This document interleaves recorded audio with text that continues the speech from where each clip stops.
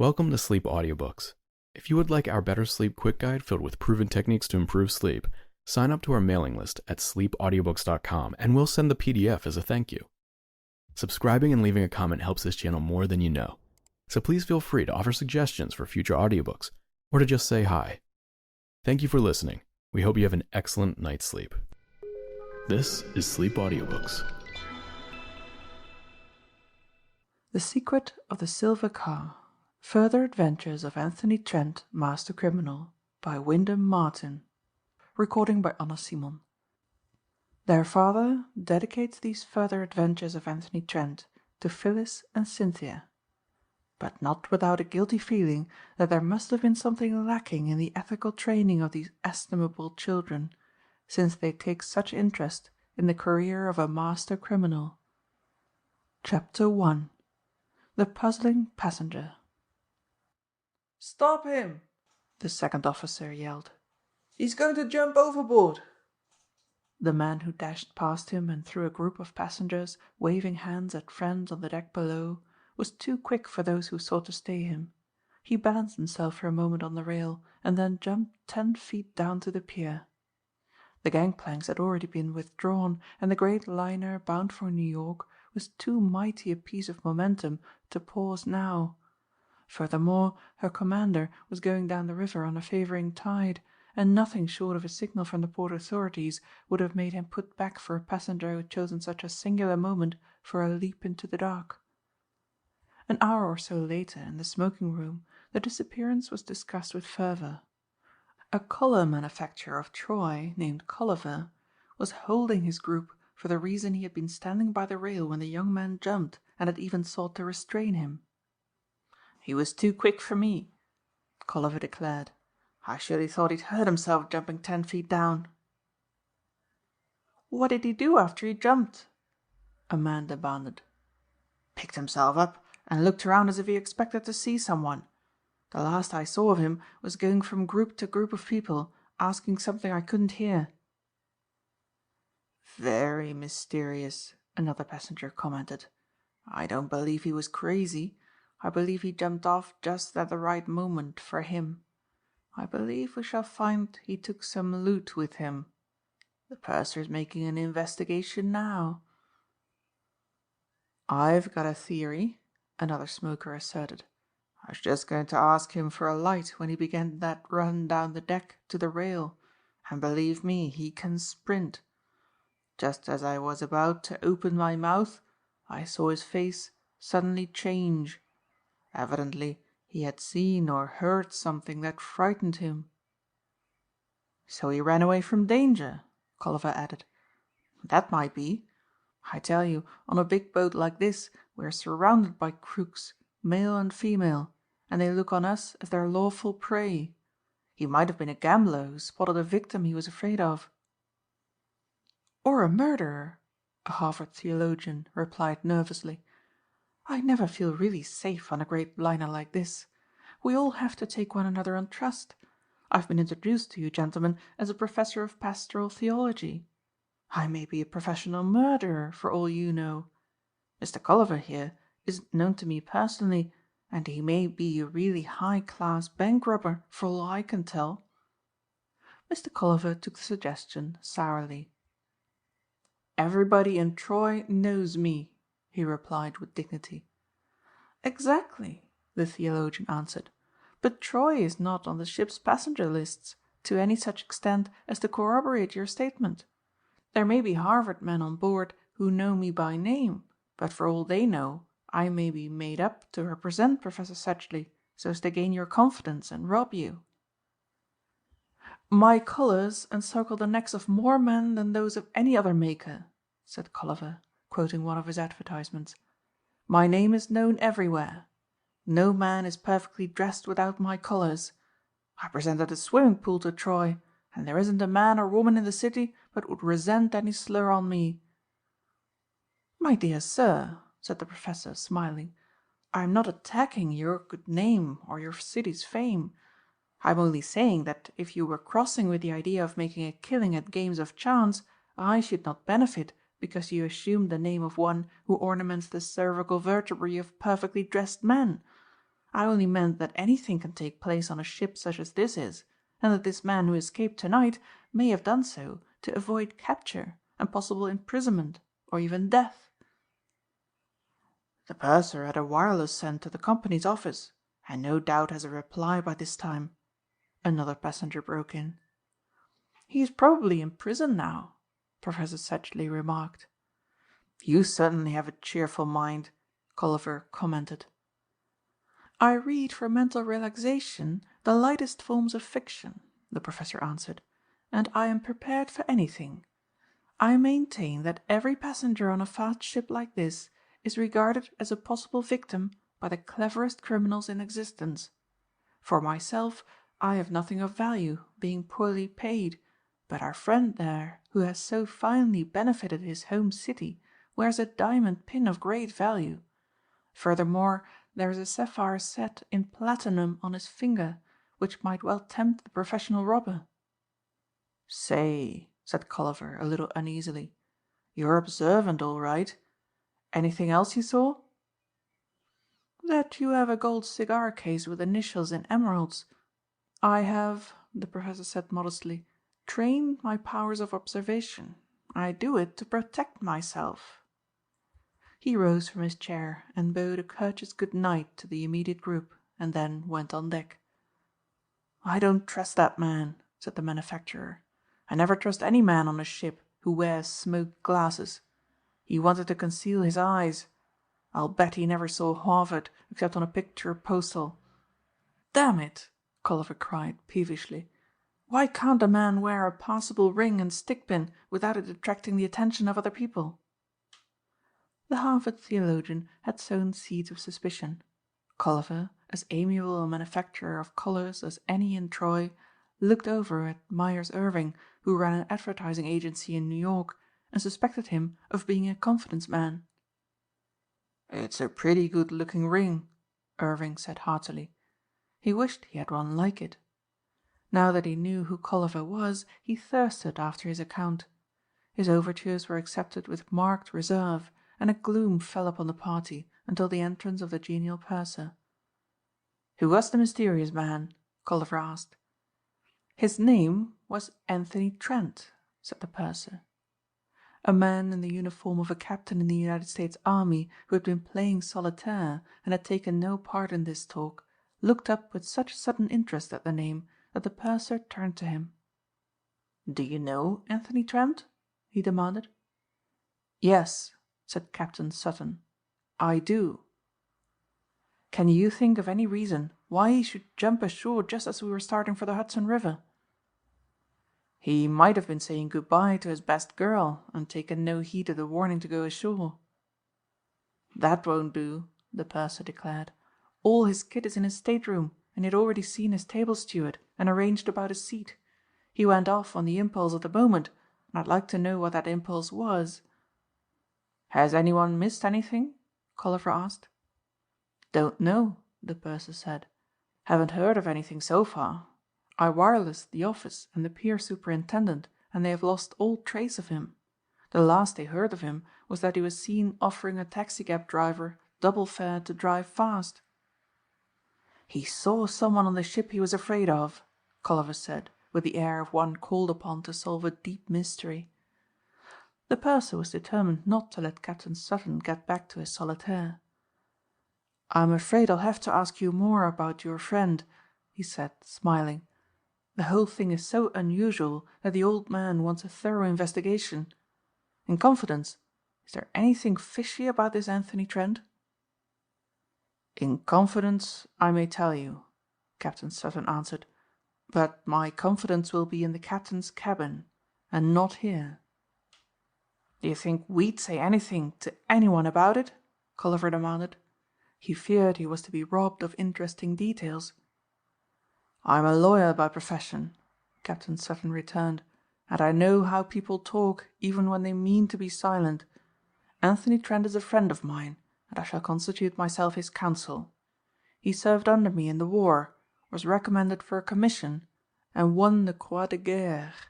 He's an American with enough money to play golf and fly fish for trout all he wants to.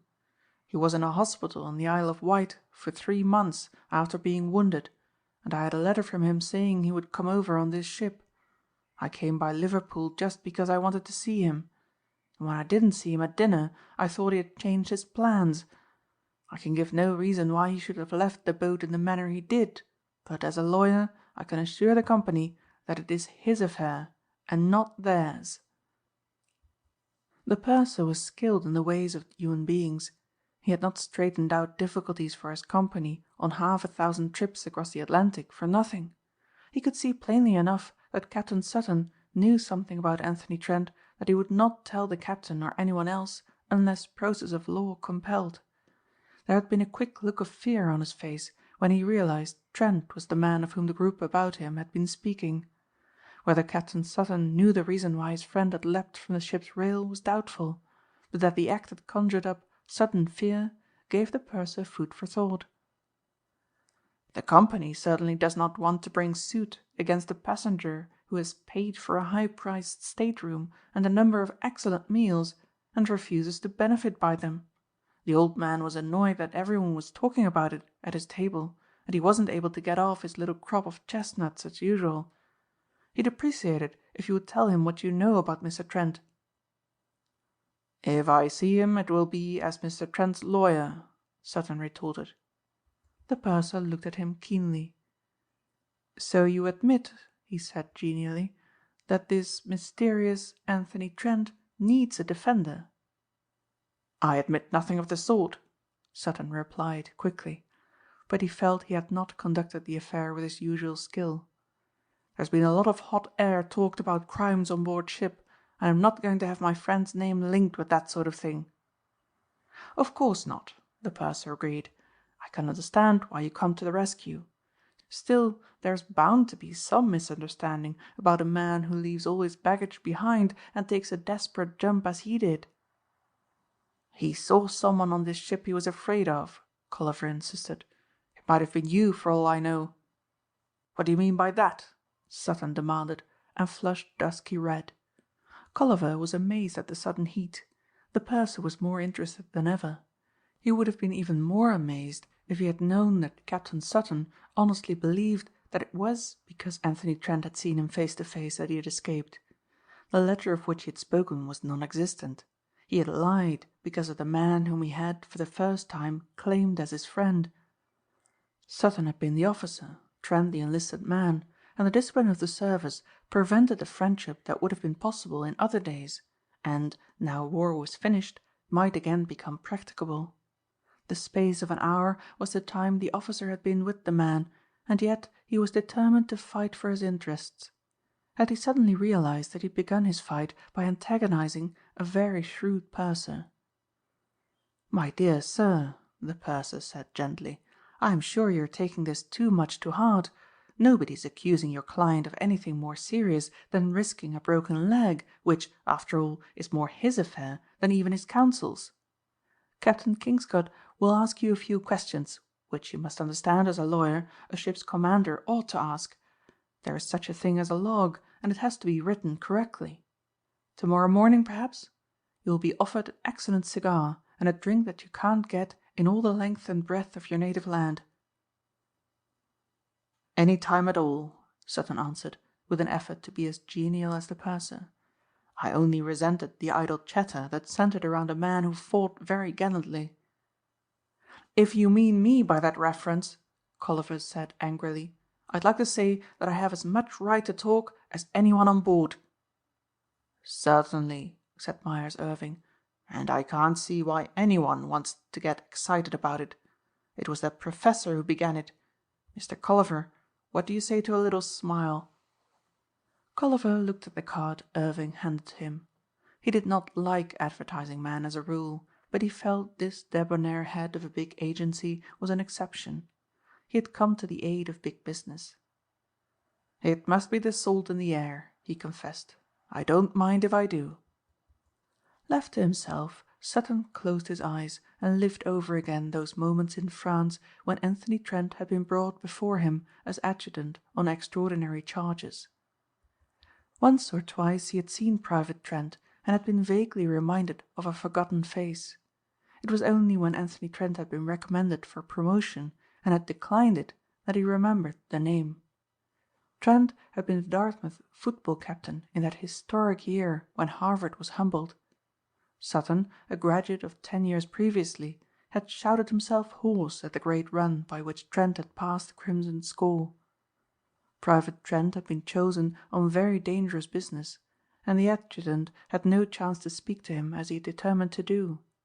Anthony Trent was one of those who volunteered to clean up machine-gun nests left behind to harass the advancing troops of the Allies.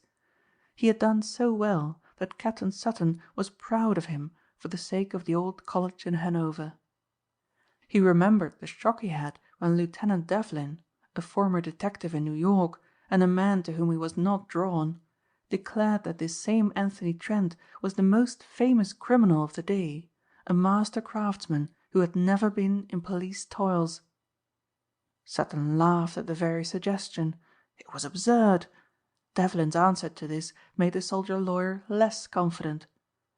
Devlin said that Dr. Trent had left his son but a few $100 and a rambling mortgaged home among New Hampshire hills. Young Trent had come to New York and settled down to writing detective and criminal stories for the lesser magazines. Then, suddenly, an Australian relative had died and left him a fortune. This was a lie, Devlin declared. There was no such relation. It was done to explain his sudden giving up of writing and living in a far better style. Trent owned, so the detective asserted, a beautiful camp on Kennebago Lake in Maine, 2 automobiles, and sundry other aids to a comfortable existence which his writings would never have gained for him. Still disbelieving, Captain Sutton was shown the dying depositions of an English soldier who had been butler to a New York millionaire whose house had been robbed. Austin, the butler, had seen Trent and assumed him to be a friend of his employer. He had recognized him when British and American troops were brigaded side by side, and had told only Devlin, a detective who had worked on the case. Evidence at last seemed conclusive. Devlin, dying in hospital, wished for the downfall of a man who had beaten him in 3 big cases. The adjutant remembered well one case when the Dangerfield ruby, worth almost $200,000, was taken. Private Trent seemed quite calm. He assured his officer that these charges were preposterous. What else could they be? He had asked. They might be the truth, Sutton had said gravely. He remembered the visit to the hospital, where Devlin lay dying, but eager to sign the testimony he had woven about his enemy. The ending of the incident was very curious. It made him like Devlin after all. When Devlin knew his end was come and the last rites of his church had been administered, he had given up his plans for revenge. He had looked into the fearless eyes of the master criminal and he had seen there an unconquerable spirit which he admired. And so, with his last effort, he had torn up the written evidence and declared that Anthony Trent was not the man, that it was all a mistake. Sutton remembered the relief with which he had put his hand on the shoulder of the younger man, and that he had said, "Trent, you were in luck this time. Don't take a chance again." After the signing of peace, he had determined to look up the old athlete and see if he could not offer him such opportunities that he could go straight. Sutton was a man of immense wealth and had mining properties in South America which needed supervision. And now to find that Trent was aboard the ship and at the last moment had risked a broken limb in order to escape. It was not likely that a man who feared detection so much dare rely on the generosity of a man who knew his secret. There were probably rewards for his capture which, in the aggregate, offered immense inducement to deliver Anthony Trent to justice. How was Trent to know that Sutton, the adjutant, was financially secure enough to make the sacrifice? Undoubtedly he had seen Sutton and made the desperate leap. Sutton determined to safeguard his interests. The baggage, for instance, that should not be searched. There might be in it evidence as damaging as that which the brothers of Joseph put into the younger sack. It would be far better to see the captain and make a friend of him. Why had not Trent been a better reader of character and recognized that in Captain Sutton he had a friend? Sutton did not know that long ago Trent had seen that in the rich lawyer there was one whom he need not fear. Few were more skilled than the master criminal in the reading of those signs by which men reveal for a second or so the depths of their natures. Anthony Trent had not jumped from the rails of the big ship because he had seen Sutton. He had no idea his old adjutant was on board. He had not jumped ashore because of any person on the liner. He took his reckless leap because among those who waited on the pier he heard the voice of the one man he feared, the man he had been trying to find since that day in France when death seemed at last to have claimed him. Chapter 2. The Man in the Dark. One day, late in October, when the Allies were moving with such speed against the enemy, Private Trent had been struck with a piece of shrapnel. There was the recognized noise of the flying fragments, and then a sudden flaming pain in his left arm, followed by black unconsciousness. He came back very slowly to the realization that he was not seriously hurt. His wounded arm was bandaged. He was still rather weak and lay back for some moments before opening his eyes. Then he opened them to meet only a wall of unrelieved night. "I'm blind," he thought. Groping about him, he felt dank earth, the earth he had been accustomed to in the trenches, slimy, sweating clay. With his undamaged hand he felt the bandages that were about his head. There was no wound near his eyes, but that would not be necessary, for he had seen so many cases of blindness due to the bursting of high explosives. It might be temporary blindness, or it might be permanent. There was a great silence about him. Gone were the myriad sounds of war that had enveloped him before his injury. Perhaps he was deaf too. "My God!" he groaned, thinking of this new infliction, and then grew a little less miserable when he recognized the sound of his own voice. Well, blindness was enough. Never again to see the green earth or the morning sun stealing down the lake where his home was. At a little past 30 to see only through the eyes of others. No more golf, no more hunting and fishing trips, and of course no more of those taut-nerved nights when he, a single human being, pitted his strength and intelligence against the forces of organized society and won.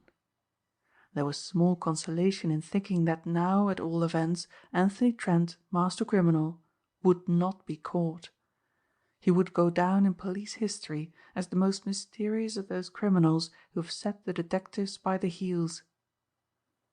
A little later he told himself he would rather be caught, sentenced to a term of life imprisonment, if only he might see a tiny ribbon of blue sky from his cell window, than condemned to this eternal blackness.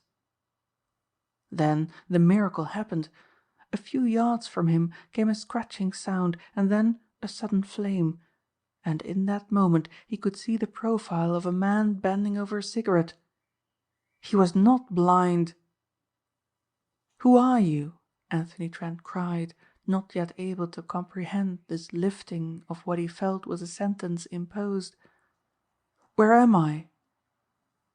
The man who answered spoke with one of those cultivated English voices which Trent had once believed to be the mark of decadence or effeminacy, a belief the bloody fields of France had swept from him. "Well," said the man slowly, "I really don't see that it matters much now to anyone what my name may be." "The only thing that matters to me," Trent cried with almost hysterical fervor, "is that I'm not blind as I thought I was." The answer of the unknown man was singular. But Trent, who was not far from hysteria on account of bodily pain and the mental anguish through which he had been, did not take notice of it. "I don't think that matters much either," the voice of the man in the dark commented. "Then where are we?" Trent demanded. "There again I can't help you much," the unknown answered. "This was a common or garden dugout." "Was?" Trent repeated. "What is it now?" "A tomb," the stranger told him, puffing at his cigarette. "I found you bleeding to death, and I bandaged your arm. I was knocked out myself, and your man and mine had gone on, and there was never a Red Cross man or anyone else in sight, so I carried you into this dugout. All of a sudden some damned H.E. blocked up the opening. When the dust settled I explored with my few matches. Our tomb is sealed up, absolutely. I often heard of it happening before. It looks as if a house had been lifted up and planted right on this dugout." "So that's why you said it didn't matter much if I could see or not." "Does it?" the man asked shortly. "Have you another match?" Trent asked presently. "I'd like to explore." "No good," the other retorted. "I've been all round the damned place, and there isn't a chance, except that the thing may collapse and bury us." "Then we are to starve to death without an effort?" "We shall asphyxiate. We shan't starve. Don't you notice how heavy the air is? Presently we shall get drowsy. Already I feel light-headed and inclined to talk." "Then talk," Trent said. "Anything is better than sitting here and waiting. The air is heavy. I notice it now. I suppose I'm going to be delirious. Talk, damn you, talk. Why not tell me your name? What difference can it make to you now? Are you afraid? Have you done things you're ashamed of? Why let that worry you, since it only proves you're human?" "I'm not ashamed of what I've done," the other drawled. "It's my family which persists in saying I've disgraced it." Anthony Trent was in a strange mood. Ordinarily secretive to a degree and fearful always of dropping a hint that might draw suspicion to his ways of life, he found himself laughing in a good-humoured way that this English soldier should imagine he must conceal his name for fear of disgrace. Why, the man was a child, a pygmy compared with Anthony Trent. He had perhaps disobeyed an autocrat father, or possibly married a chorus girl instead of a blue-blooded maiden. "You've probably done nothing," said Trent. "It may be you were expelled from school or university, and that makes you think you're a desperate character." There was silence for a moment or so. "As it happens," the unknown said, "I was expelled from Harrow and kicked out of Trinity. But it isn't for that. I'm known in the army as Private William Smith of the 78th Battalion, City of London Regiment." "I thought you were an officer," Trent said. Private Smith had the kind of voice which Trent associated with the aristocracy. "I'm just a plain private like you," Smith said, "although the lowly rank is mine for probably far different reasons." "I'm not so sure of that," Trent said, a trifle nettled. "I could have had a commission if I wanted it."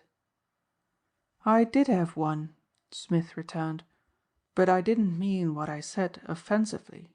I meant only that I dare not accept a commission." Anthony Trent waited a moment before he answered. "I'm not so sure of that," he said again.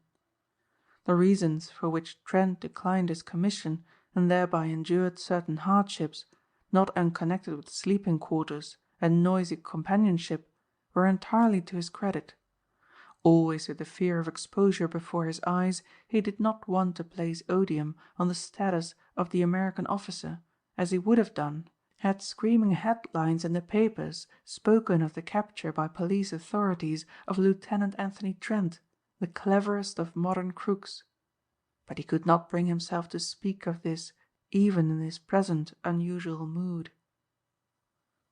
"It doesn't matter now very much," Smith said, laughing a little. "We shall both be called missing, and the prison camps will be searched for us. In the end my family may revere my memory, and yours call you its chief glory." "I haven't a family," Trent said. "I used to be sorry for it. I'm glad now." He stopped suddenly. "Do you know," he said later, "you were laughing just now. You're either crazy, or else you must have your nerve with you still." "I may be crazy," returned Private Smith, "but I usually make my living by having my nerve with me, as you call it. It has been my downfall. If I'd been a good, moral child, amenable to discipline, I might have commanded a regiment instead of being a Tommy, and I might be repenting now. By the way, you don't seem as depressed as one might expect. Why?" "After a year of this war, one doesn't easily lose the habit of laughing at death." "I've had 4 years of it," Smith said.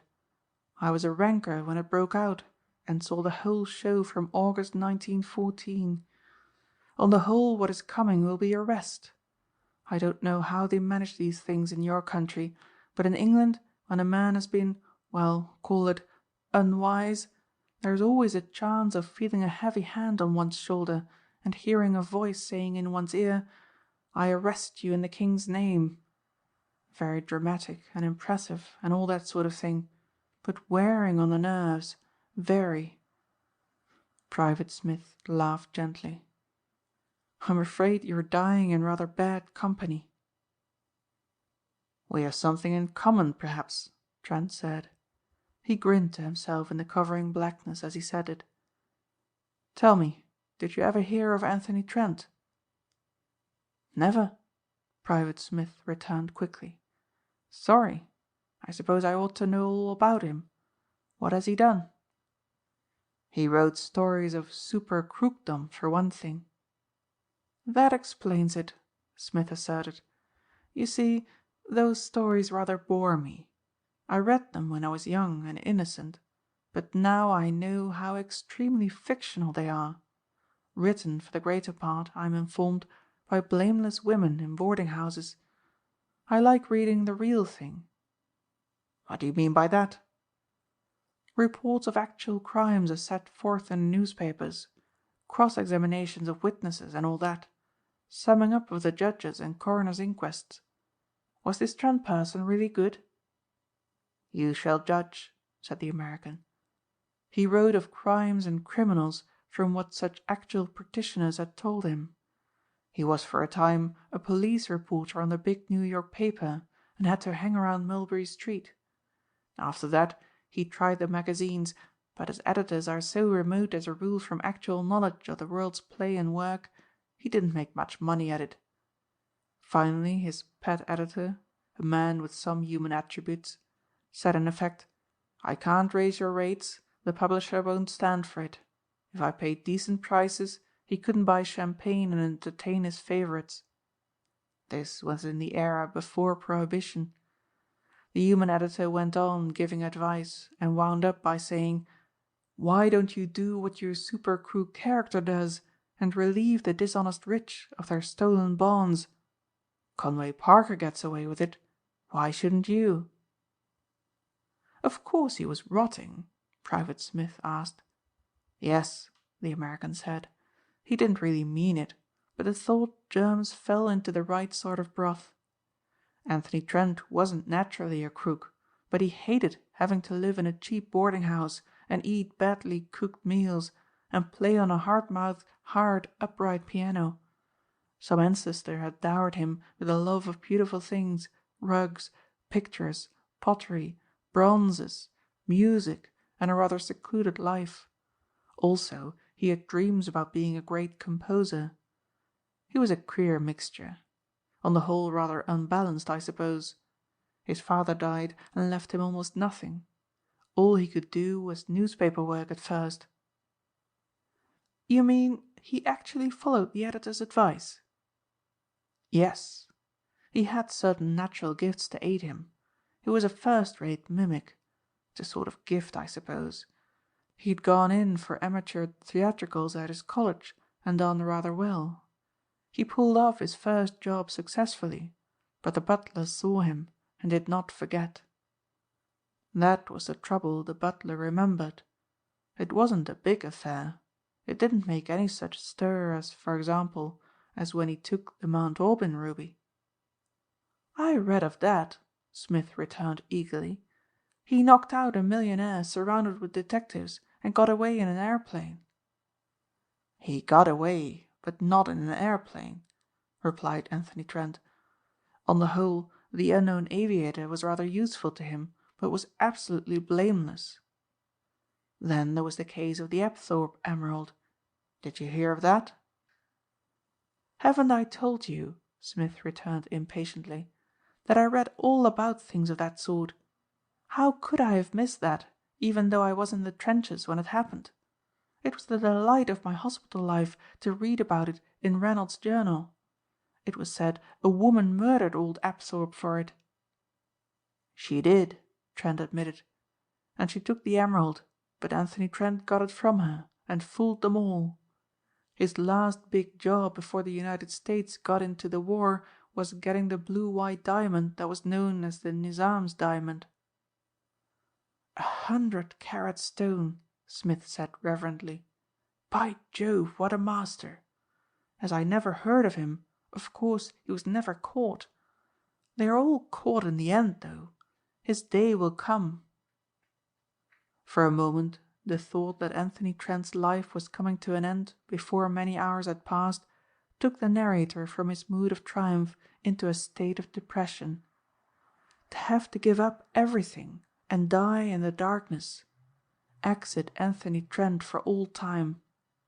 And as he thought of his enemies the police toiling for the rich rewards that they would never get for apprehending him, his black mood passed and Smith heard him chuckle.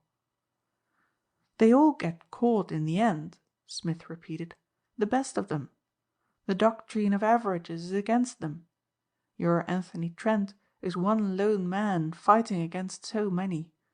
He may have the luck with him so far, but there's only one end to it. They got Captain Despard, and he was a top-hole marauder. They got our estimable Charles Peace, and they electrocuted Regan in your own country only last month, and he was clever, God knows.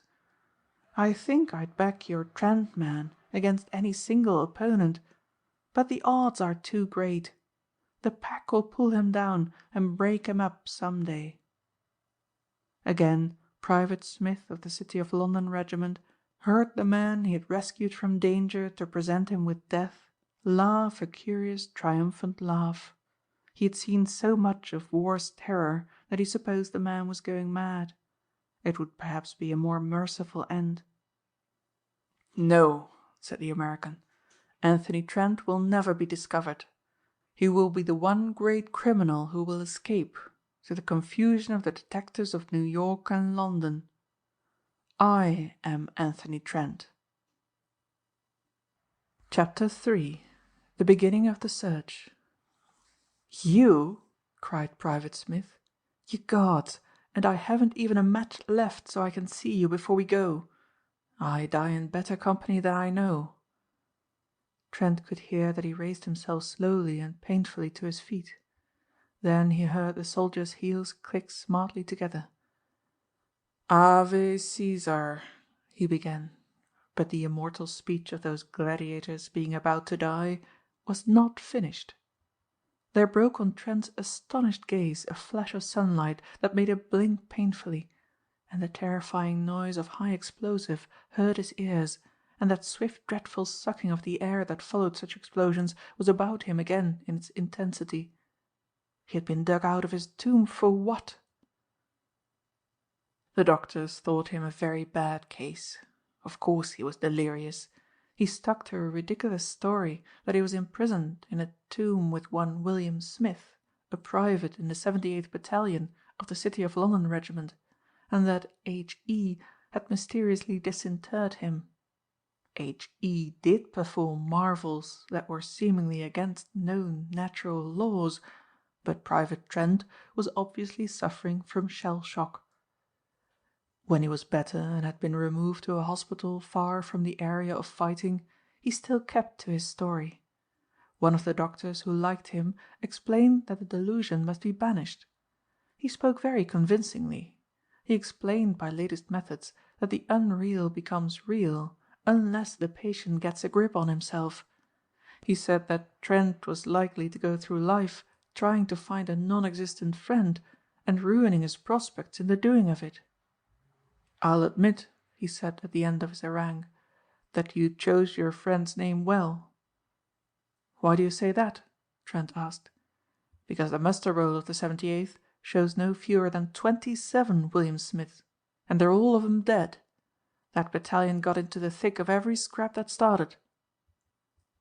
Trent said no more, but made investigations on his own behalf.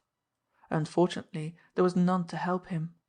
The ambulance that picked him up was shelled, and he'd been taken from its bloody interior, the only living soul of the crew and passengers. None lived who could tell him what became of his companion, the man to whom he had revealed his identity, the man who possessed his secret to the full. When he was discharged from the service and was convalescing in Bournemouth, he satisfied himself that the unknown Smith had died. Again luck was with Anthony Trent. The one man, with the exception of Sutton, whose lips he was sure were sealed, who could make a clear $100,000 reward for his capture, was removed from the chance of doing it even as the knowledge was offered him. The words that he would have spoken, "Hail Caesar, I, being about to die, salute thee," had come true in that blinding flash that had brought Anthony Trent back to the world. But even with this last narrow escape to sober him, Trent was not certain whether the old excitement would call and send him out to pit himself against society. He had no grievance against wealthy men as such. What he had wanted of theirs he had taken. He was now well enough off to indulge in the life as a writer he had wanted. He had taken his part in the great war as a patriot should, and was returning to his native land decorated by 2 governments. Again and again, as he sat at the balcony of his room at the Royal Bath Hotel and looked over the bay to the cliffs of Swanage, he asked himself this question. Was he through with the old life or not? He could not answer. But he noticed that when he boarded the giant Cunarder, he looked about him with the old keenness, the professional scrutiny, the eagerness of other days. He tipped the head steward heavily and then consulted the passenger list and elected to sit next to a Mrs. Colliver, wife of a Troy millionaire. She was a dull lady and one who lived to eat, but he had heard her boasting to a friend on the boat train that her husband had purchased a diamond tiara in Bond Street which would eclipse anything Troy had to offer. Mrs. Colliver dreaded to think of the duty that would have to be paid, especially as during the war less colours were used than in normal times. It was with a feeling of content that Anthony Trent paced the deck as the liner began her voyage home. 2 years was a long time to be away, and he felt that a long lazy month in his main camp would be the nearest thing to the perfect state that he could dream of, when he heard, distinctly, without a chance of being mistaken, the voice of Private William Smith shouting a good-bye from the pier. Trent had a curiously sensitive ear. He had never, for example, failed to recognize a voice even distorted over telephone wires. William Smith had one of those distinctive voices of the same timbre and inflection of those of his caste, but with a certain quality that Trent could not now stop to analyze, which stamped it as different. Old Trent's old caution returned to him. It was possible that the man whom he had supposed dead had come to see the Cunarder off without knowing Anthony Trent was aboard, but the passenger lists could be inspected, and even now the law might have been set in motion that would take him handcuffed from the vessel at quarantine to be locked up in a prison. He was worth $100,000 to any informant, and he could not doubt that the so-called Smith had gone wrong because of the lust for money to pay his extravagances. It was inevitably the reason in men of the class of Smith and Despard. He was obsessed with the determination to find out. He would track the man he had known as Smith, and find out without letting him be any the wiser. 100 ideas of disguise flashed across the quick-working brain. He tried to tell himself that it was likely that the voice might have proceeded from an utter stranger. But this was false comfort, he knew. It was Smith of the 78th City of London Regiment who was on the pier already growing inch by inch farther away. The second officer tried to stop him, and the passenger grasped him by the arm as he climbed the rails, but they tried vainly. He dropped as lightly as he could and picked himself up a little dazed and looked around. He could see 100 faces peering down at him from the moving decks overhead. He could see a crowd of people streaming down the pier to the city, and among them was the man he sought. "One moment, sir," said a policeman, restraining him. "What's the meaning of this?" "Just come ashore," Trent smiled. The policeman loomed over him, huge, stolid, ominous. The man looked from Trent in evening dress and without hat or overcoat to the shadowy ship now on her 1,000-league voyage, and he shook his head. It was an irregular procedure, he told himself, and as such open to grave suspicion. But he was courteous. Trent was a gentleman, and no look of fear came to his face when the officer spoke. The man remained close to Trent when he approached the few groups of people still on the pier. To every man in the groups the stranger contrived to ask a question. Of one he asked the time, of another the best hotel in Liverpool. "It may seem very strange," said Trent pleasantly to the perplexed policeman, "but I did an unaccountable thing. I thought I saw a man who was in the trenches with me in France during the war and saved my life, and I sprang over the side to find him, and now he's gone." The policeman waved a white-gloved hand to the people who had already left the landing stage. "Your friend may be there, sir," he said. "You don't want to detain me, then?" Trent cried. "It's dark, sir," said the policeman, "and I could hardly be expected to remember which way you went." At the end of the short pier was a taxicab stand and a space where private machines might park. Anthony Trent arrived in time to see a huge limousine driven by a liveried chauffeur with a footman by his side begin to climb the steep grade to the street.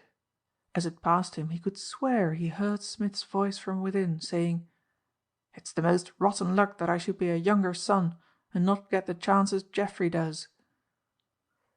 Trent could not see the number plate of the big machine. He could note only a coat of arms on the door surmounted by a coronet. He had no time to ask if any of the dock labourers knew the occupants. He sprang into the sole taxi that occupied the stand and commanded the driver to overtake the larger car. So eager was the man to earn the double fare that he was halted by a policeman outside the Atlantic Riverside station. The time taken up by explanations permitted the coroneted limousine to escape. In so big a city as Liverpool a car could be lost easily, but the sanguine taxi driver, certain at least of getting his fare, persisted in driving all over the city and its suburbs until he landed his passenger tired and disappointed at the Midland Hotel. On the whole, Anthony Trent had rarely spent such unprofitable hours. He had paid a premium for his state room on a fast boat and was now stranded in a strange city without baggage. And of course he was worried. He had believed himself alone to have been rescued when the high explosive had taken the roof from his tomb. Now it seemed probable that the British soldier, Smith, had also made his escape. Although it was quite possible Trent was following a stranger whose voice was like that of Private Smith, he had yet to find that stranger and make sure of it.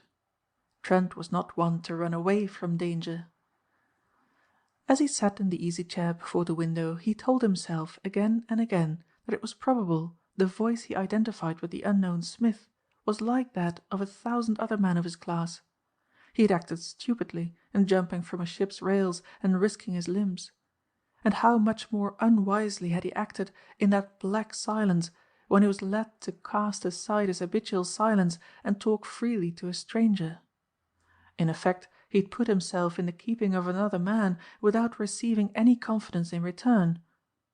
He blamed the wound, the shock, and 1,000 physical causes for it, but the fact was not to be banished by that. Smith knew Anthony Trent as a master criminal, while Anthony Trent only knew that Smith has enlisted under another name because he had disgraced his own. It might easily be that this unknown Smith was like 100 other gentlemen rankers who could only be accused of idleness and instability. But Anthony Trent stirred uneasily when he recalled the eagerness with which Smith spoke of some of those crimes Anthony Trent had committed. Smith knew about them, admired the man who planned them. Trent, on thinking it over for the 100th time, believed Smith was indeed a crook and as such dangerous to him. Few men believe in intuition, guesswork or hunches as do those who work outside the law. Again and again Anthony Trent had found his hunches were correct. Once or twice he had saved himself by implicitly acting on them in apparent defiance of reason. At the end of many hours during which he tried to tell himself he was mistaken and this voice owned by someone else, he gave it up. He knew it was Smith. To find out by what name the Smith of the dugout went by in his own country must be the first step. The second would be to shadow him, observe his way of life, and go through his papers.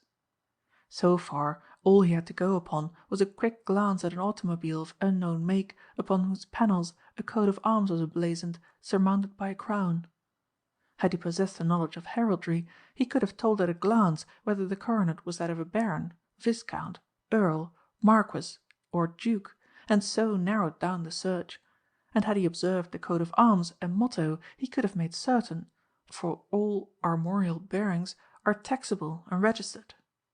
To try to comb the counties of Lancashire and Cheshire for the occupants of an unknown car would take time and might lead to police interest in his activities. Before he retired to his bed, a courteous agent of the Cunard Company had called upon him to inquire at what he was dissatisfied that he left the ship so suddenly. To this agent he told the same story, the true one, that he had told the policeman. The purser was able to inform the group in the smoking room ere it retired. "I don't believe that for a moment," Colliver declared. "Why not?" asked the Harvard professor. "Don't you know that truth in the mouth of an habitual liar is often a potent and confounding weapon?" "Maybe," Colliver said dryly, "but I'm an honest man, and I'd like to know why you think that man Trent was an habitual liar." "I don't know," the professor answered amiably. "I always think in terms of crime on board ship." "There's no need to on this ship," the purser said testily. "I hope not," said the professor. "But coming back from the Far East last year on another line, I made friends with a man much of the build of Mr. Colliver here. I did not like him very much. He had only prejudices and no opinions. A typical successful man of business, I presume." "Thank you," said Mr. Colliver, finding one of his own neck adornments growing tight. "He was murdered," the theologian went on, "because he carried some diamonds for his wife in a pocket. Some thieves found it out." "What thieves?" Colliver demanded. "It is one of the undiscovered murders on the high seas," the professor said placidly. "Mighty awkward for you," Colliver said, still angry. "Fortunately, I had an alibi," said the other. "I was violently ill of mal de mer." "Mighty convenient," Colliver commented. Later he asked the purser's private opinion of the professor. Myers Irving joined with Colliver in resenting the professor's attack on business men. "Ordinarily," Colliver said, "I don't like advertising men, but you're different. They are like vultures after my account as a rule." "You'd have to force your account on me," said Myers Irving seriously. "I'm not an ordinary business or advertising man. Primarily I'm a business builder. I leave nothing to underlings. I direct everything personally. I take few accounts. If my clients don't make good on their end of it, I give them up. I make money for my clients. I have no other ambition. I believe in advertising. It might be that fellow Trent jumped ashore for some publicity stunt. Supposing he said he did it because he forgot to order some special dish at the Adelphi or Midland.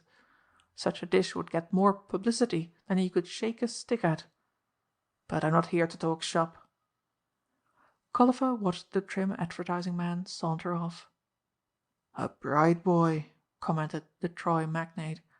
"Maybe he'll be surprised before this trip is over. Maybe he'll have to talk shop."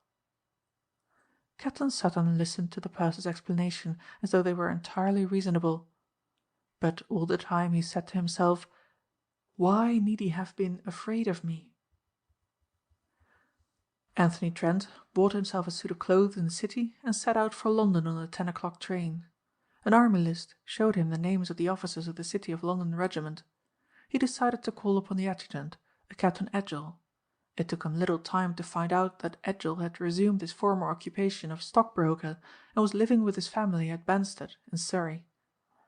Edgell was a golfer of distinction, and before the war had been a scratch man at a club on the Downs.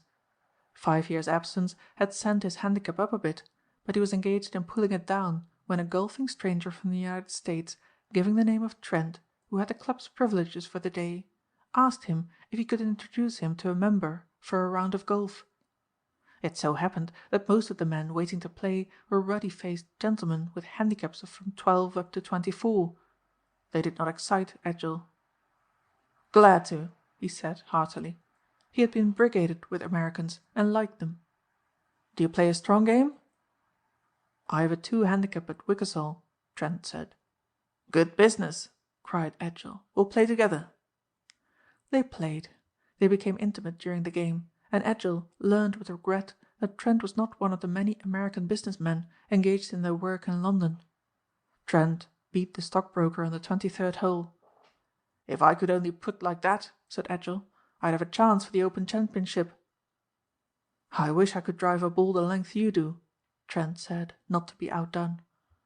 "Of course you'll have dinner with us," the stockbroker said.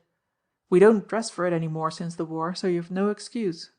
I learned to make cocktails from some of your fellows in France, so you ought to feel at home." "As home used to be," Trent corrected. "I'd love to come if I'm not putting you out." Edgell's home was a half-timbered house standing in an acre of lawn and flower garden. It was thoroughly comfortable.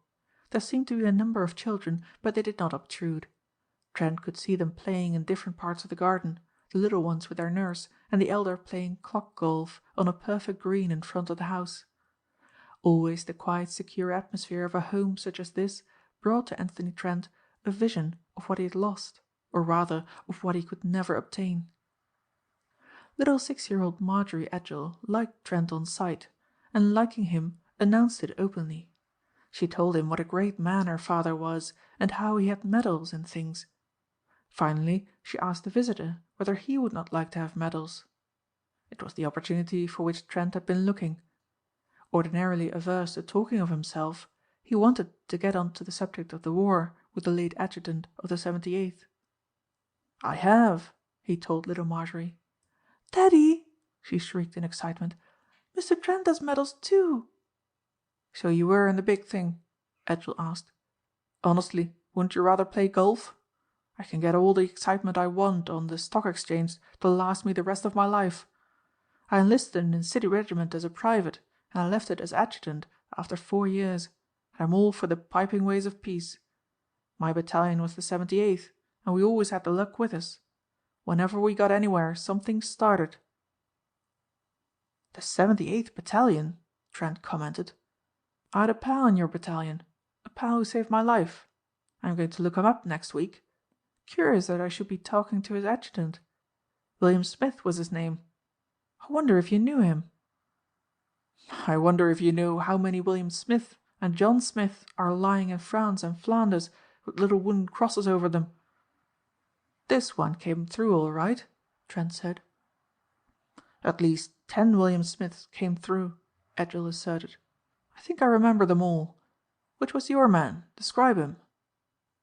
Trent lighted his cigarette very deliberately.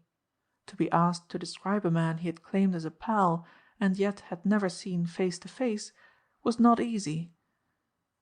"I think you would recognize my William Smith," Trent answered, "if I told you he was not really William Smith at all, but a man who had assumed that name as a disguise." "I understand," Edgell exclaimed. "A slight blond man, very erect and rather supercilious, with what the other man called a la-di-da voice. I remember him well. I had him up before me for punishment many times. Little infractions of discipline which he constantly committed. Used to rile me by his superior airs. Quite a mysterious person. Saved your life, did he? Well, he had all the pluck a man need have." "I want to thank him for it," Trent said, "but I've only known him as William Smith. The War Office people tell me he was demobilized 3 months back, and they have no address. If you'll tell me in confidence his real name, I can find him out." "But my dear chap," said Captain Edgell, "I don't know it. None of us knew it. My sergeant major swore he'd been a regular and an officer, but that's mere conjecture. He was a regular, now I come to think of it, and sent to us when his own regiment was wiped out in the autumn of 1914. "Who would be able to tell me?" Trent asked eagerly. "The colonel knew," Edgell declared. "I sent him up to the old man for punishment once. The colonel looked at him as if he could not believe his eyes. 'You're down here as William Smith,' he said. 'That's my name, sir,' said Smith." "Then the colonel knew him?" Trent asked. "Undoubtedly. I was told to leave them alone. I should like to have asked Colonel Langley, but he's one of those men it's hard to approach. Doesn't mean to be standoffish, but gives that impression. One of those very tall men who seem to be looking through you and taking no interest whatsoever in the proceeding." "I want to find out," Trent said. "Could you give me a letter of introduction?" "Glad to," Edgell replied. "But he's like that native songbird of yours, the clam. He's a silent fighter. The men respected him and went to their deaths for him, but they would have felt it disrespectful to love him. He lives at a place called Dereham Old Hall in Norfolk. A great county, swell with magnificent shooting. One of those places royalty stays every year for a week at the partridges. Always thought it a funny thing he was given the command of a lot of cockneys, considering he was Sandhurst and 10th Hussars, till he married and chucked the service, but he made good, as you fellows say." While Captain Edgell was writing the letter, Trent had leisure to reflect that the identity of Private William Smith might remain permanently veiled in obscurity if Colonel Langley refused to talk.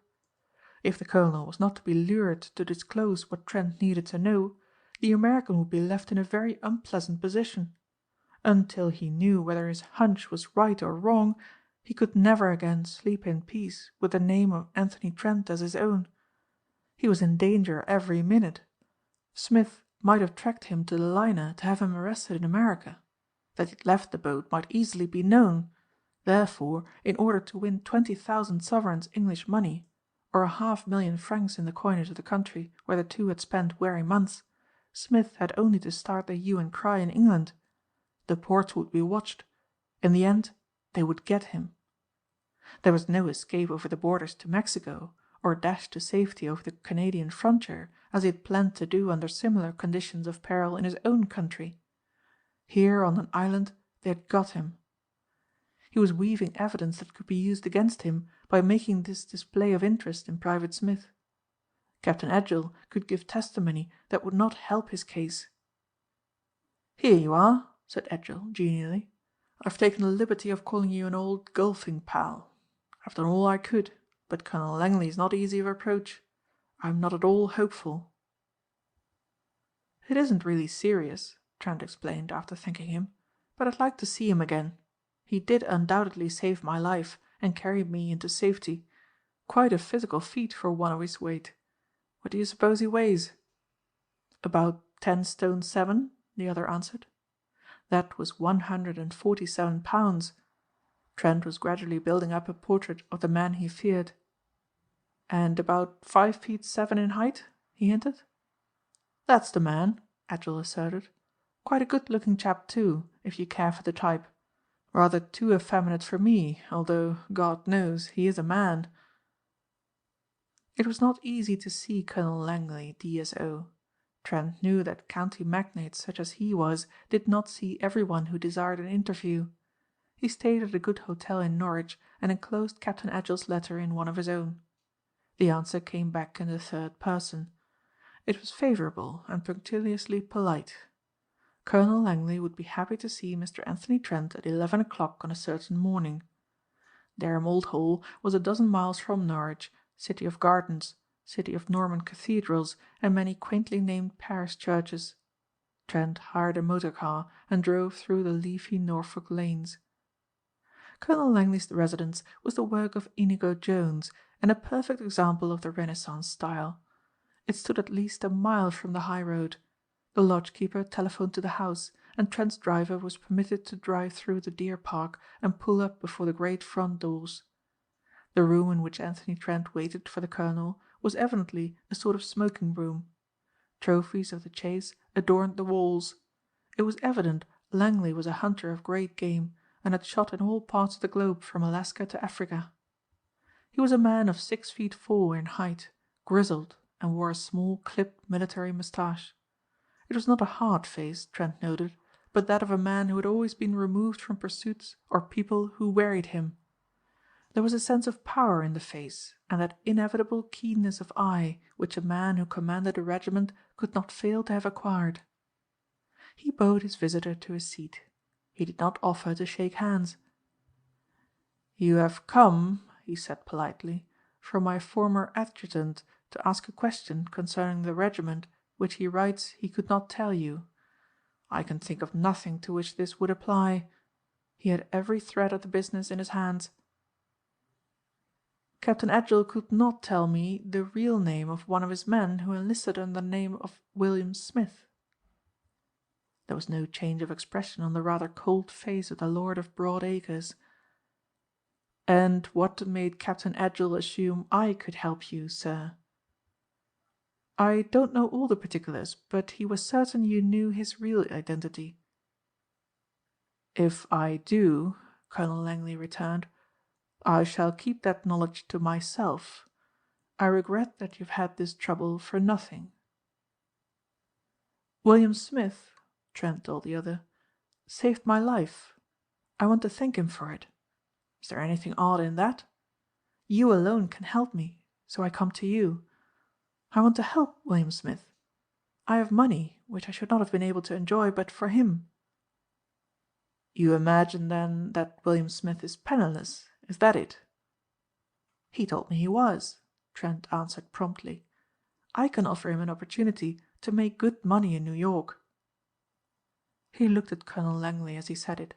If Smith was indeed of a great family, the idea of being offered money and a job must amuse the one who knew his real name and estate. Sure enough, a flicker of a smile passed over the landowner's face. "I am happy to inform you," he said, "that Mr. Smith is living at home with his family, financially secure enough not to need your aid." "That," said Trent deliberately, "is more than you can say." "I am not in the habit of hearing my word doubted," the older man said acidly. "I am not doubting it," Trent said suavely. "I mean merely to remind you that he may need my aid, although it may not be monetary aid. You will remember that there have been passages in Mr. Smith's life which have not been entirely creditable." "Are you claiming to be friend or accomplice?" Langley snapped. "Let us say friend and confidant," Trent smiled. "Perhaps he made certain confessions to me." "To you also?" Langley cried. In that moment he had said too much. During that hour when Edgell left the private alone with his commanding officer, the officer had obtained his confidence and very likely a confession. He saw the soldier throw a quick glance at one of those old safes which disguised themselves as necessary articles of furniture. Trent's eyes dwelt on it no longer than the owner's did, but he saw enough. Colonel Langley had told him plainly that the confession was locked in the safe, which looked like a black oak sideboard on which decanters and a humidor were arranged. "To me also," Trent repeated, "and it is because of it that I knew he did what he did for the reason he needed more money than a younger son could expect. Colonel Langley, I only want his real name. I want to help him. That's why I spoke of offering him money." "He'll be glad to know," the colonel answered, "that Mr. Smith is at present in no need of money." "You mean," Trent said sharply, "that you will not give me his real name and address?" "I cannot tell you," Colonel Langley answered. "If you like, I will write and say you have called and give him the opportunity to do as he pleases." Trent reflected for a moment. If Smith were not already aware of his presence in England, it would be very unwise to advertise it. He was beginning to see he had been less than cautious in calling upon Edgell and Colonel Langley under his own name. "I need not trouble you to do that," he said. "If you wish to conceal his name, it is no doubt your privilege. and he will do well enough without my thanks." He made his chauffeur drive home at a temperate speed. The man knew all about the Langleys and was glad to tell the affable stranger. As they passed through the gates, several carriages laden with men and some station carts filled with baggage passed into the gravelled drive. "Gentlemen come for the shooting," the chauffeur volunteered. "Tomorrow is September the 1st, when partridge shooting commences. The colonel is a great shot, and the king comes here often, and the German emperor has shot over those turnips in the old days. This is supposed to be the best partridge shoot in the kingdom, and the birds are fine and strong this year. Not too much rain in the spring." "I suppose there'll be a regular banquet tonight," said Trent. "Tomorrow night's the night," said the chauffeur, grinning. "Tonight they all go to bed early, so as to be up to an early breakfast and have their shooting eyes. The colonel's a terrible man if any of the guns only wound their birds. They've got to shoot well tomorrow if they want to come here again. I know, because my uncle is one of the keepers." The man was surprised at the tip his American passenger handed him when they reached the Maid's Head Hotel, and charmed with his affability. He told his fellows that Trent was a real gentleman. He did not know that his unsolicited confidence had given the American a hint upon which he would be quick to act. As Trent had been driven along the Dereham Road approach to Norwich, he had seen a little cycle shop where gasoline was sold and repairs made. The war had sent English people of moderate circumstances back to the bicycle again, and only the wealthy could keep cars or buy petrol at 75 cents a gallon. In his drive he had seen several people of seemingly good position pedalling cheerfully through the lanes. The chauffeur had touched his hat to one and spoken of him as rector of a nearby parish. Cycles were to be hired everywhere, and the prevailing rate seemed to be 6d. an hour, or 3 and 6 for the day. After dinner Anthony Trent found his way back to the little shop in the Dereham Road.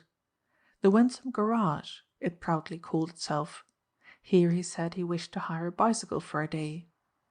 As dusk fell he was pedalling along to Dereham Old Hall. Few people were about, and those he passed evinced no curiosity.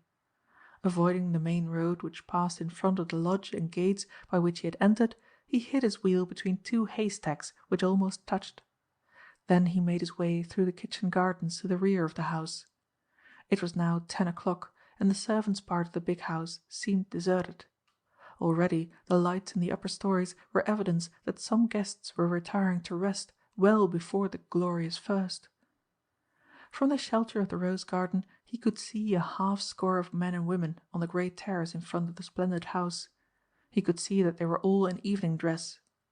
In a mosquito-less country this habit of walking up and down the long stone terraces was a common practice after dinner. Trent came so near to the guests that he could hear them talking. The conversation was mainly about tomorrow's prospects. He learned there was little disease among the birds, that they were phenomenally strong on the wing and hadn't been shot over to any extent since 1914. Some guests deplored the fact that dancing was taboo on this night of nights, but it was the Langley tradition, and they must bend to it. "Think of it," he heard a woman say, laughing. "Lights out at 12. How primitive and delightful." She yawned a little. "I'm looking forward to it. We all stay up too late." "Good night, Duchess," he heard the man say. "Sleep well, and pray I may be in form." Duchess! In the old days Anthony Trent would have thrilled at the title, for it meant invariably jewels of price and the gathering of the very rich. But he was waiting outside the masterpiece of Inigo Jones, not for any of those precious glittering stones for which he had sacrificed all his prospects of fame and honour, but for the documents which he believed were hidden in the iron box, that ridiculous peat covered with black English oak. It was another of the hunches which had come to him. He had never been more excited about any of the many jobs he had undertaken. As he sat among the roses, waiting for time to pass, he reflected that the few failures that had been his had not been attended by any danger. He had lost the pearls that were wont to encircle the throat of a great opera singer because her maid had chosen an awkward hour to prosecute her amour with a chauffeur. The diamonds of the Mexican millionaire's lady were lost to him because the house took fire while he was examining the combination of the safe. But they would wait. He would yet have them both. The booty for which he had come tonight was more precious than anything he had ever tried for. It was probably the key to safety that he sought. Trent did not doubt that there was a document in the safe which would enable him to hold something over the head of Private William Smith. He waited until 12 had struck from the stable clock and the terrace had been deserted a half hour. To open the doors leading from the terrace was simple. Anthony Trent always carried with him on business bent 2 strips of tool steel with a key blade at each end. With these 2 T and V patterns he could open the world's locks. A 9-inch jimmy was easy to secrete.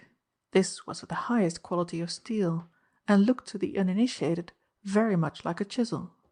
But it differed from a chisel by having at its other end 2 brass plates set at right angles to one another. These could be adjusted to what angles were needed by turning countersunk screw bolts. It was the ideal tool for Yale spring locks. He did not need it here. The doors opened at will with the V-pattern skeleton key. Great oriental rugs deadened sound, and the boards of the house were old, seasoned and silent. He found his way to the room in which the colonel had received him with little difficulty. First of all he opened the window, and saw that he could spring clear out of it at a bound and land in a bed of flowers only 3 feet below. Then he came to the antiquated safe. The combinations were ridiculously easy. His trained ear caught the faint sounds as he turned the lever easily. These told him exactly the secret of the combination. It was not 2 minutes' work to open the doors. An inner sheeting of steel confronted him, but was opened by his jimmy. It was not safe to turn on the electric lights. In so big an establishment, with so many outdoor servants, there might be many to remark an unexpected illumination. His little torch showed him all he wanted to know. Colonel Langley had the soldier's neatness. There were few valuables in the safe. They would be presumably in his banker's strong boxes. There were packets of letters tied up and 1 long envelope. On it was inscribed, "Not to be opened. In case of my death, this must be destroyed by my heir, Reginald Langley." On the envelope was the date, July 27, 1918, and the single word, Ladigny. Ladigny was a little village in France forever memorable by the heroic stand of the City of London regiment when it lost so terribly and refused to retreat. Trent opened the envelope in such a way that no trace of the operation was seen. Then, for 10 minutes, he read steadily. Almost a half hour was expended in copying part of it in a notebook. Then the envelope was resealed and the safe closed. As he had worn gloves, there was no fear of incriminating fingerprints. He did not think anyone would notice that a jimmy had been used. Then he closed the safe and its outer doors of black oak. He permitted himself the luxury of a cigarette. He had done a good night's work. If Private William Smith had sufficient evidence to place Anthony Trent behind the bars, the master criminal had sufficient certain knowledge now to shut the mouth of the man he was tracking. Who would have thought a man reared in such a family would have fallen so low? It is a human failure to make comparisons whereby others invariably shine with a very weak light, but Anthony Trent was saying no more than the truth when he told himself that with Smith's opportunities he would never have taken to his present calling. With Smith's opportunities he would be sitting in a big room like this, and sitting in it without fear of interruption. The strain of the last few days had not been agreeable, and this strain must grow in intensity as he grew older. It was always in such peaceful surroundings as these that Trent felt the bitterness of crime, even when successful. He stopped suddenly short in his musing and crushed the bright tip of his cigarette into blackness beneath his foot. Someone was fumbling with a door handle, very quietly, as though anxious not to disturb him. He cursed the carelessness that had allowed him to leave it unlocked. He had not behaved in a professional way at all. Very cautiously he rose to his feet, meaning to leave by the open window when the door opened. Trent sank back into the shadow of the big chair. To make a dash for the window would mean certain detection. To stay motionless might mean he could escape later. Similar immobility had saved him ere this. The intruder closed the door, and his sharp ears told him it was locked. Then a soft treading form moved slowly through the dim light and closed the window, shut off his avenue of escape, and pulled across it 2 curtains which shut out all light. There were 2 other high windows in the room, and across each one was pulled the light-excluding curtains. Then there was a click, and the room sprang into brilliance. Anthony Trent saw the intruder at the same moment the intruder stared into his face. It was a girl in evening dress, a beautiful girl with chestnut hair and a delicious profile. She wore an elaborate evening gown of a delicate blue, and carried in her hand a fan made of a single long ostrich plume. Her hair was elaborately coiffured. She was, in fine, a woman of the beau monde, a fitting guest in such a house as this. But what was she doing in this room at 1 o'clock at night, when the rest of the household had long been abed? The girl saw a slender but strongly built man of something over 30, with a pale, clean-shaven face, shrewd, almost hard eyes, and a masterful nose. He looked like a rising English barrister, certain at some time to be a judge, or at least a King's Counsel. He was dressed in a well-cut suit of dark blue with a pinstripe. He wore brown shoes and silk socks. She noted he had long, slender hands, perfectly kept. He rose to his feet and smiled at her a little quizzically. "Really," he said, "you almost frightened me. I was sitting in the dark making plans for the glorious first, which has been here almost an hour, when I heard you trying to open the door." There was no doubt in her mind but that he was one of the guests who had arrived from London on the late train and had not changed to evening dress. There was a train due at Thorpe Station at 10:30, and the motor trip would take 40 minutes more. "I had no idea anyone was here," she said truthfully, "or I shouldn't have come. You see, one can't sleep early, even if one is sent to bed as we all were tonight." She glanced at the clock. "I'm not shooting tomorrow, but if you are, why don't you turn in? You know Colonel Langley is a fearful martinet where the shooting is concerned, and insists that every bird is killed cleanly." It was plain that she wished to get rid of him. Trent was frankly puzzled. The girl had shown no fear or nervousness. Ordinarily, the conventions would have had their innings, and she would have hesitated at the possibility of being found alone with a good-looking man at such an hour. She would have excused herself and left him in the belief that he was a guest she would meet tomorrow at dinner and dance with after. But she showed no such intention. He knew enough about women to see that she had no intention of waiting for the pleasure of a friendly chat. She had rather a haughty type of face, and spoke with that quick, imperious manner which he had observed in British women of rank or social importance. "I have neuralgia," he said amiably, "and I prefer to sit here than go to bed. Perhaps you left something here. Can I help you to find it?" "I came for a book. Colonel Langley was talking about some African hunting story your Mr. Roosevelt wrote." So she knew him for an American. Well, she would find the American not easily to be gulled. There came to him the memory of another night in Fifth Avenue, when a woman who seemed to be of fashion and position had so completely fooled him and had been left in possession of a large sum of currency. He moved towards a bookcase in which were a collection of books on fishing and shooting. "African Game Trails," he said. "Here it is." There was no doubt in his mind that the look she threw at him was not one of complete amiability. She wanted him to go. He asked himself why. It would have been easy for her to go and leave him, and the best way out of the difficulty, unless she had come for one specific purpose. If she had come for something concealed in the room and needed it badly enough, she would try and wait until he went. Trent was certain she had no suspicion as to his own mission. In so big a house as Dereham Old Hall, 50 guests could be entertained easily, and it was unlikely she should know even half of them. He had observed that it was not the fashion in England to introduce indiscriminately as in his own country. Guests were introduced to their immediate neighbours, but that appalling custom whereby one unfortunate is expected to memorize the names of all present at a gulp was not popular. Because she did not know him would not lead to suspicion. He was in no danger. Even a servant coming in would see in him only a friend of his employer. "Thank you," she said, taking the book with an appearance of interest. "Do you know, I never thought to see Americans at Dereham Old Hall, with the single exception of Reginald's old friend Conington Warren. Colonel Langley is so conservative, but the war has broadened everyone, hasn't it? And stupid national prejudices are breaking down." "Conington Warren here?" he asked. "He lives in England now," she told him. "His physicians warned him that prohibition would kill him, so they simply prescribed a country where he could still take this cocktail. You know him, of course?" "A little," he said.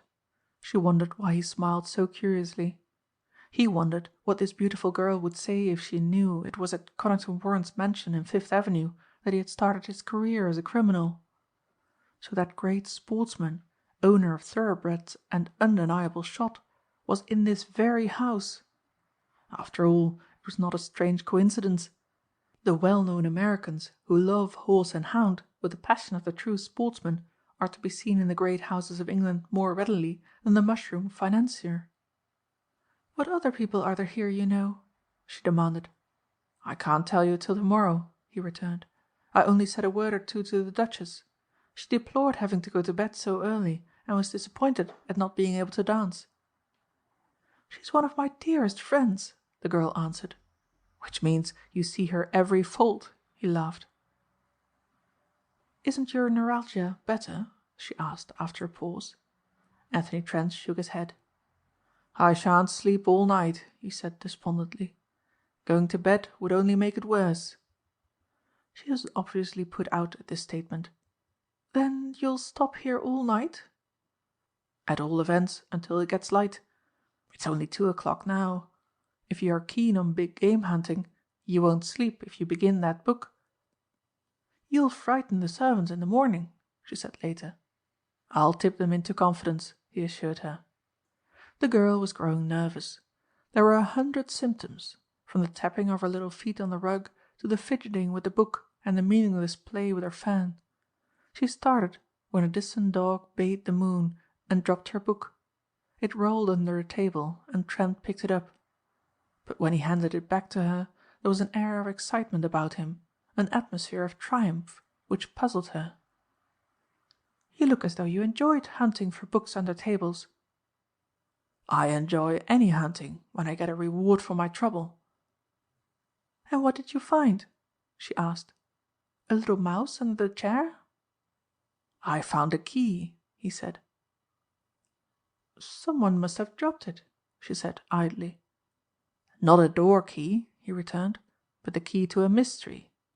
Being a woman, you're interested in mysteries that have a beautiful society girl as their heroine, of course." "I really must disappoint you," she said rather coldly. "And I don't quite understand why you are not quick to take the many hints I've dropped. Can't you see I want to sit here alone and think? Your own room will be just as comfortably furnished. In a sense this is a sort of second home to me. Mrs. Langley and I are related, and this room is an old and favourite haunt when I'm depressed. Is it asking very much that you leave me here alone?" "Under ordinary conditions, no," he said suavely. "These are ordinary conditions," she persisted. "I'm not sure," he retorted. "Tell me this, if you dare. Why have you the combination to a safe written on a little piece of mauve paper and concealed in the book on your lap?" She turned very pale, and the look she gave him turned his suspicion into a desire to protect her. The woman of the world air dropped from her, and she looked a frightened, pathetic, and extraordinarily lovely child. "What shall I do?" she cried helplessly. "You are a detective?" "Not yet," he said, smiling, "although later I intend to be. But I'm not here even as a great amateur. Consider me merely a notoriously good shot, suffering equally from neuralgia and curiosity. You have the combination of a safe concealed in this room, and you want me to go to bed so that you may take out wads of banknotes and pay your bridge debts. Is that right so far?" "You are absolutely wrong," she cried with spirit. "I need no money and have no debts. There are no jewels in the safe." "Letters, of course," he said easily. She did not speak for a moment. He could see she was wondering what she dare tell him. She could not guess that he knew of the 3 packages of letters each tied with green ribbon. It was, he supposed, the old story of compromising letters. Innocent enough, but letters that would spell evil tidings to the jealous fiancée. They might have been written to Colonel Langley. Men of that heroic stamp often appealed to sentimental schoolgirls, and the Colonel was undeniably handsome in his cold, superior way. His heart ached for her. She was suffering. What had seemed so easy was now become a task of the greatest difficulty. "Yes," she said deliberately. "Letters. Letters I must have." "Do you suppose I can stand by and see my host robbed?" "If you have any generosity about you, you can in this instance. I only want to destroy one letter, because if it should ever be discovered, it will hurt the man I love most in the world." Anthony Trent groaned. He had guessed aright. There was some man of her own class and station who did not love her well enough to overlook some little silly affectionate note sent to the Beau Sabreur Langley perhaps a half-dozen years before. It was a rotten thing to keep such letters. He looked at the girl again and cursed his luck that she was already engaged. Then he sighed and remembered that even were she free, it could never be his lot to marry unless he confessed all. And he knew that to a woman of the type he wanted to marry, this confession would mean the end of confidence, the beginning of despair. "I shall not stop you," he said. She looked at him eagerly. "And you'll never tell?" "Not if they put me through the 3rd degree." "But oughtn't you to tell?" she asked. "Of course," he admitted. "But I won't. I can see you're wondering why. I'll tell you. I've been in just such a position, and I did what you are going to do." Without another word she went swiftly to the concealed safe and began to manipulate the lock. For 5 minutes she tried and then turned to him miserably. "It won't open," she wailed. "I'll have a shot at it," he said gaily, and went down on his knees by her side. He soon found out why it remained immovable. It was an old combination. She did not understand his moves as he went through the same procedure which had opened it before. She only saw that the doors swung back. She did not see him pry the iron sheathing back with a jimmy. It was miraculously easy. Then he crossed the room to his chair and lighted another cigarette. "Help yourself," he cried, and picked up the book which had held the combination. The girl's back was to him, and he could not see what she was doing. He heard the scratch of a match being lighted, and saw her stooping over the stone fireplace. She was burning her past. Then he heard her sigh with relief. "I shall never forget what you have done for me," she said, holding out her hand. "It was little enough," he said earnestly. "You don't know just how much it was," the girl returned, "or how grateful I shall always be to you. If I hadn't got that letter, I shouldn't have got it but for you. And to think that tomorrow we shall be introduced as one stranger to another. I'm rather glad I don't know your name or you mine. It will be rather fun, won't it, being introduced and pretending we've never met before? If you're not very careful, the Duchess will suspect we share some dreadful secret." "The Duchess is rather that way inclined, isn't she?" he said. He held the hand she offered him almost uncomfortably long a time. She would look for him tomorrow in vain. He supposed she would begin by asking if there were any other Americans there except Conington Warren. After a time she would find he was not a guest of the Langleys. She would come at last to know what he was. And with this knowledge there would come contempt and the deliberate wiping his image from her mind. Anthony Trent had no sentimental excuses to offer. He had chosen his own line of country. He looked at her again. It would be the last time.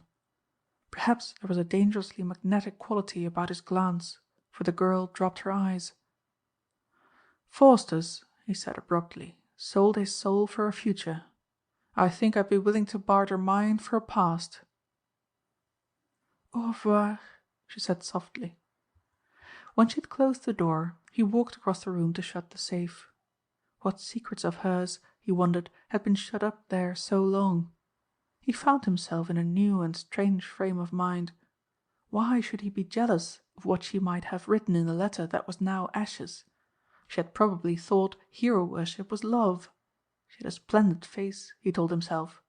High courage, loyalty, and breeding were mirrored in it. He wondered what sort of a man it was who had won her. He looked at the neatly tied bundle of letters. It seemed as though they had hardly been touched. Suddenly he turned to the compartment where the long letter had lain, the letter from which he had made so many extracts, the letter it was imperative Colonel Langley should believe to be intact. It was gone. In the hearth there were still some burned pages. He could recognize the watermark. Anthony Trent had amiably assisted an unknown girl to destroy a letter whose safety meant a great deal to him. If Colonel Langley were to discover the loss, it would be easy enough to put the blame upon the bicycle-riding American who had pretended to be a friend of Private William Smith. As he thought it over, Anthony Trent saw that the girl in blue had not lied to him, had not sought to entrap him by gaining his sympathy, as the Countess had succeeded in doing before another open safe in New York. He had assumed one thing, and she had meant another. What was William Smith to this unknown beauty? Trent gritted his teeth. He was going to find out. At all events he now knew the real name of the private soldier who had shared the dugout with him.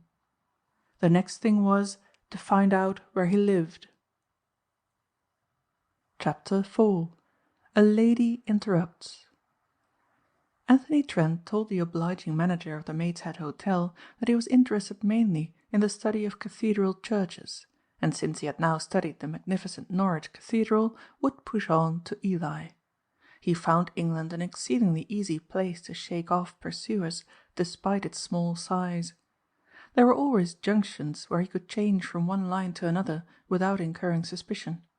He started for Ely, but was soon lost among the summer crowds which thronged the university city of Cambridge. The convenient system of merely claiming one's baggage and ordering a porter to take it to car or taxi rendered the tracking of it by baggage checks almost impossible. While it was true he was not pursued, so far as he knew, he wanted to be careful. It was not likely Langley would charge him with the theft of the Ladigny confession, but it was quite probable that the colonel might suspect the writer of the confession. He might think that Smith had hired a clever American safe-breaker to win for him what was very necessary for his freedom of action. And Smith, if he did not already know it, would find the man over whom he held many years in American prisons almost within his clutches. It was necessary that Anthony Trent should see Smith first and make a bargain with him. It was imperative that he meet the man alone and where he could place the cards on the table and talk freely. In a room of the quaint half-timbered hostelry in Norwich, Trent had come across some useful books of reference. There were, for example, such guides to knowledge as Crockford's Clerical Directory, Hart's Army List, the Court Directory of London, and Lodge's Peerage and Baronetage. The name for which Trent sought diligently was that of Arthur Spencer Jerningham Grenville. By these names Private William Smith had the legal right to be known. By these names he had signed a confession. A.S.J. Grenville had admitted forging a cheque for £200. The signature he had skilfully imitated was that of Reginald Langley of Dereham Old Hall in the county of Norfolk. There was a copy of a letter written by Colonel Langley to Grenville, dated 6 years before. On the whole, it was a letter which impressed Trent favourably. It was written from rather a lofty altitude by a man to whom family honour and the motto Noblesse oblige meant a whole code of chivalry. Until you went to Sandhurst, you were a credit to your name and the great family from which you spring, he read. Suddenly, without any warning, your habits altered and you became a gambler. Well, many of your race have gambled, but at least they played fair and paid what they owed. You did not even do that. It was with great difficulty that your father was able to get you your commission in my old regiment. We hoped you would feel that in the presence of so many men of birth and breeding that you must alter your habits and wear with credit your sovereign's uniform. Now you are a common forger. Of course the signature you forged will be honoured, but I require this of you, that you will confess to me your guilt, that you will leave the regiment, that you will do some honest work and re-establish yourself in my eyes. I will see to it that work of a not unpleasing kind is found for you in Australia. On my part, I will undertake to keep your secret so long as you keep away from England. Remember, Arthur, there are other discreditable things I could bring to your notice if I chose. I am anxious that my kinsman, your father, should not suffer any more from your escapades. On receipt of this letter, proceed to my lawyers, whose address you know. They have instructions what to do." It was plain that the father of the man he had known as William Smith was of rank. The fact that he was a kinsman of Colonel Langley might be explained by reference to the 5th book on the shelf at the maid's head, Debrett's Landed Gentry of Great Britain. He turned to Langley of Dereham Old Hall. Langley's mother, it seemed, was the Lady Dorothea Grenville, daughter of the 9th and sister of the present Earl of Rosecarrel. Grenville, therefore, was the family name of the Earls of Rosecarrel. In the peerage, all the particulars concerning the Grenvilles were laid bare. The 10th Earl, who had been British ambassador to Turkey, was a Knight of the Garter, etc., etc., had married Elizabeth, only daughter of Admiral Lord Arthur Jerningham, and had issue, first, the heir, Viscount St. Just, Major in the Royal Horse Guards, V.C.G.C.B. Second and third, 2 sons killed in the Great War. Fourth, Arthur Spencer Jerningham Grenville, of whom no particulars were given. Fifth came the Lady Rona Elizabeth Onslow, married to the Duke of Pontarlier in the peerage of France, and last the Lady Daphne Villiers Grenville, unmarried. Trent reckoned out that she would be a girl of 21. Private Smith would be 26.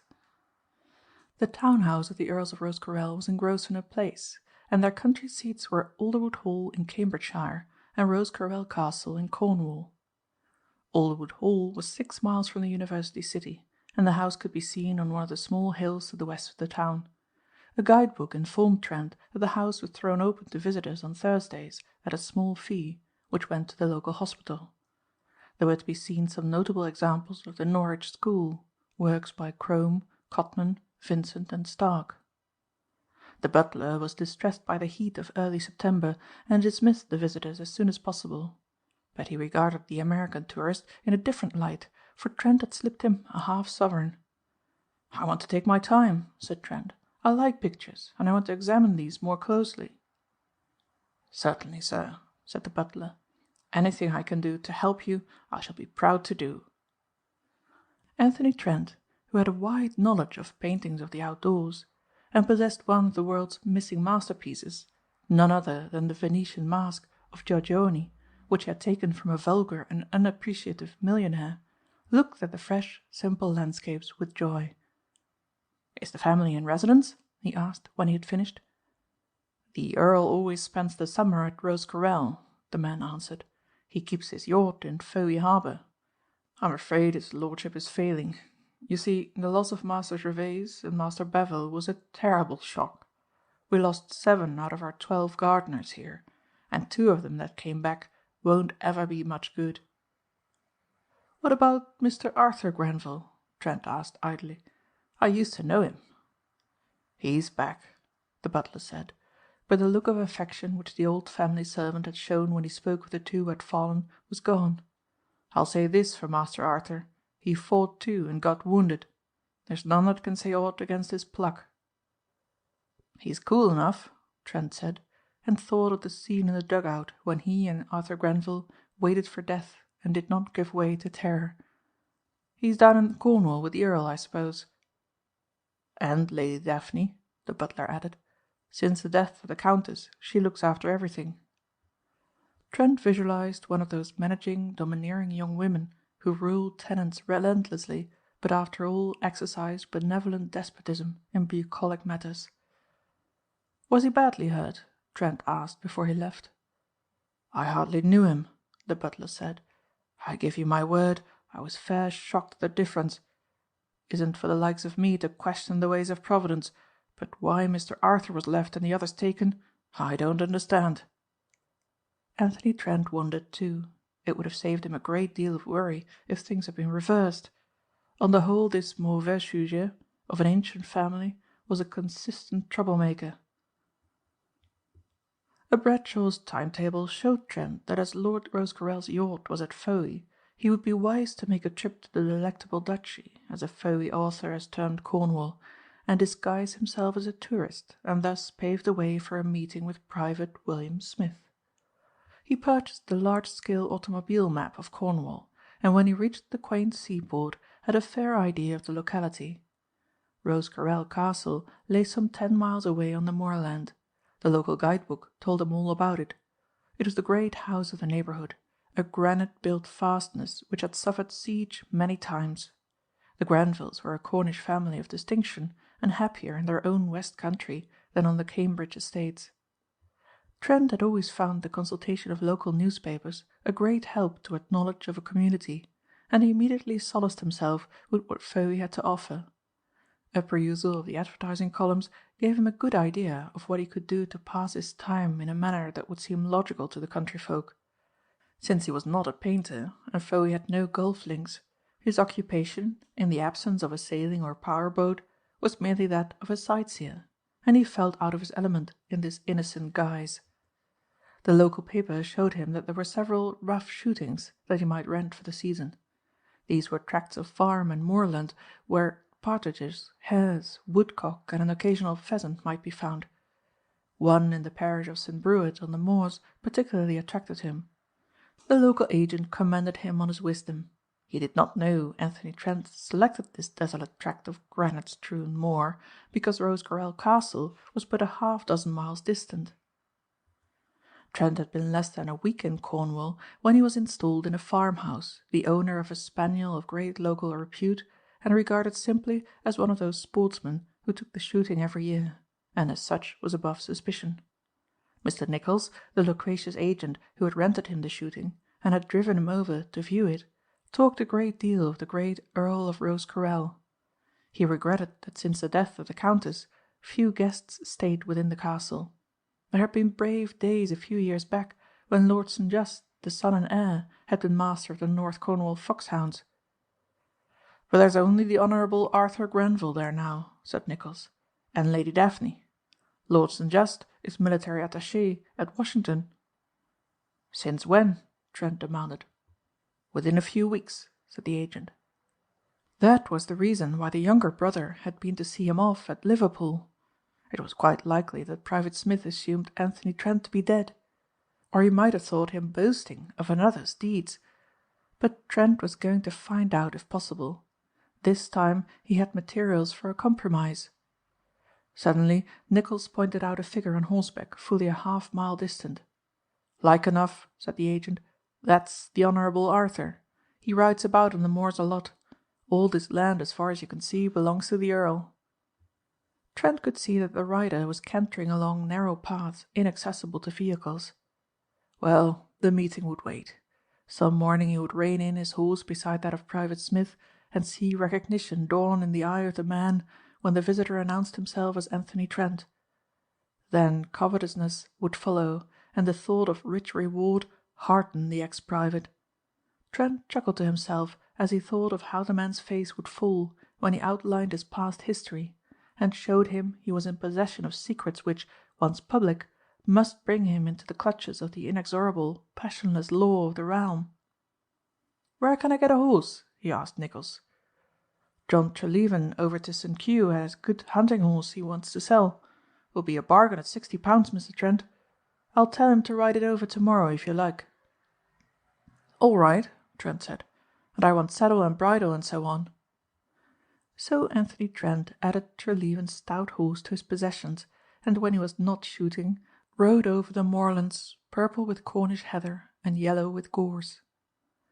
Nearly always he rode near the castle of Rosecarrel, and was often annoyed to find his pilgrimage shared by archaeologists and other visitors. Rosecarrel Castle had begun as a fortress. When cannon rendered masonry useless, it had become a castellated mansion, and now it showed the slow changes of the long centuries and was a delightful residence. The moat was a flower garden, and the keeps were now green with grass and bright with roses. Admission was by presentation of a visiting card on a certain day. It was no part of Trent's purpose to send the name in which might remind Arthur Grenville of that memorable talk in the dark. When he disclosed himself it would be man to man, and he was not able yet to satisfy his curiosity about the great building. He was gratified to find that the river Camel, running through part of the shooting he rented, was a notable salmon and trout stream. The trout were small, but the sea-run salmon went as high as £30.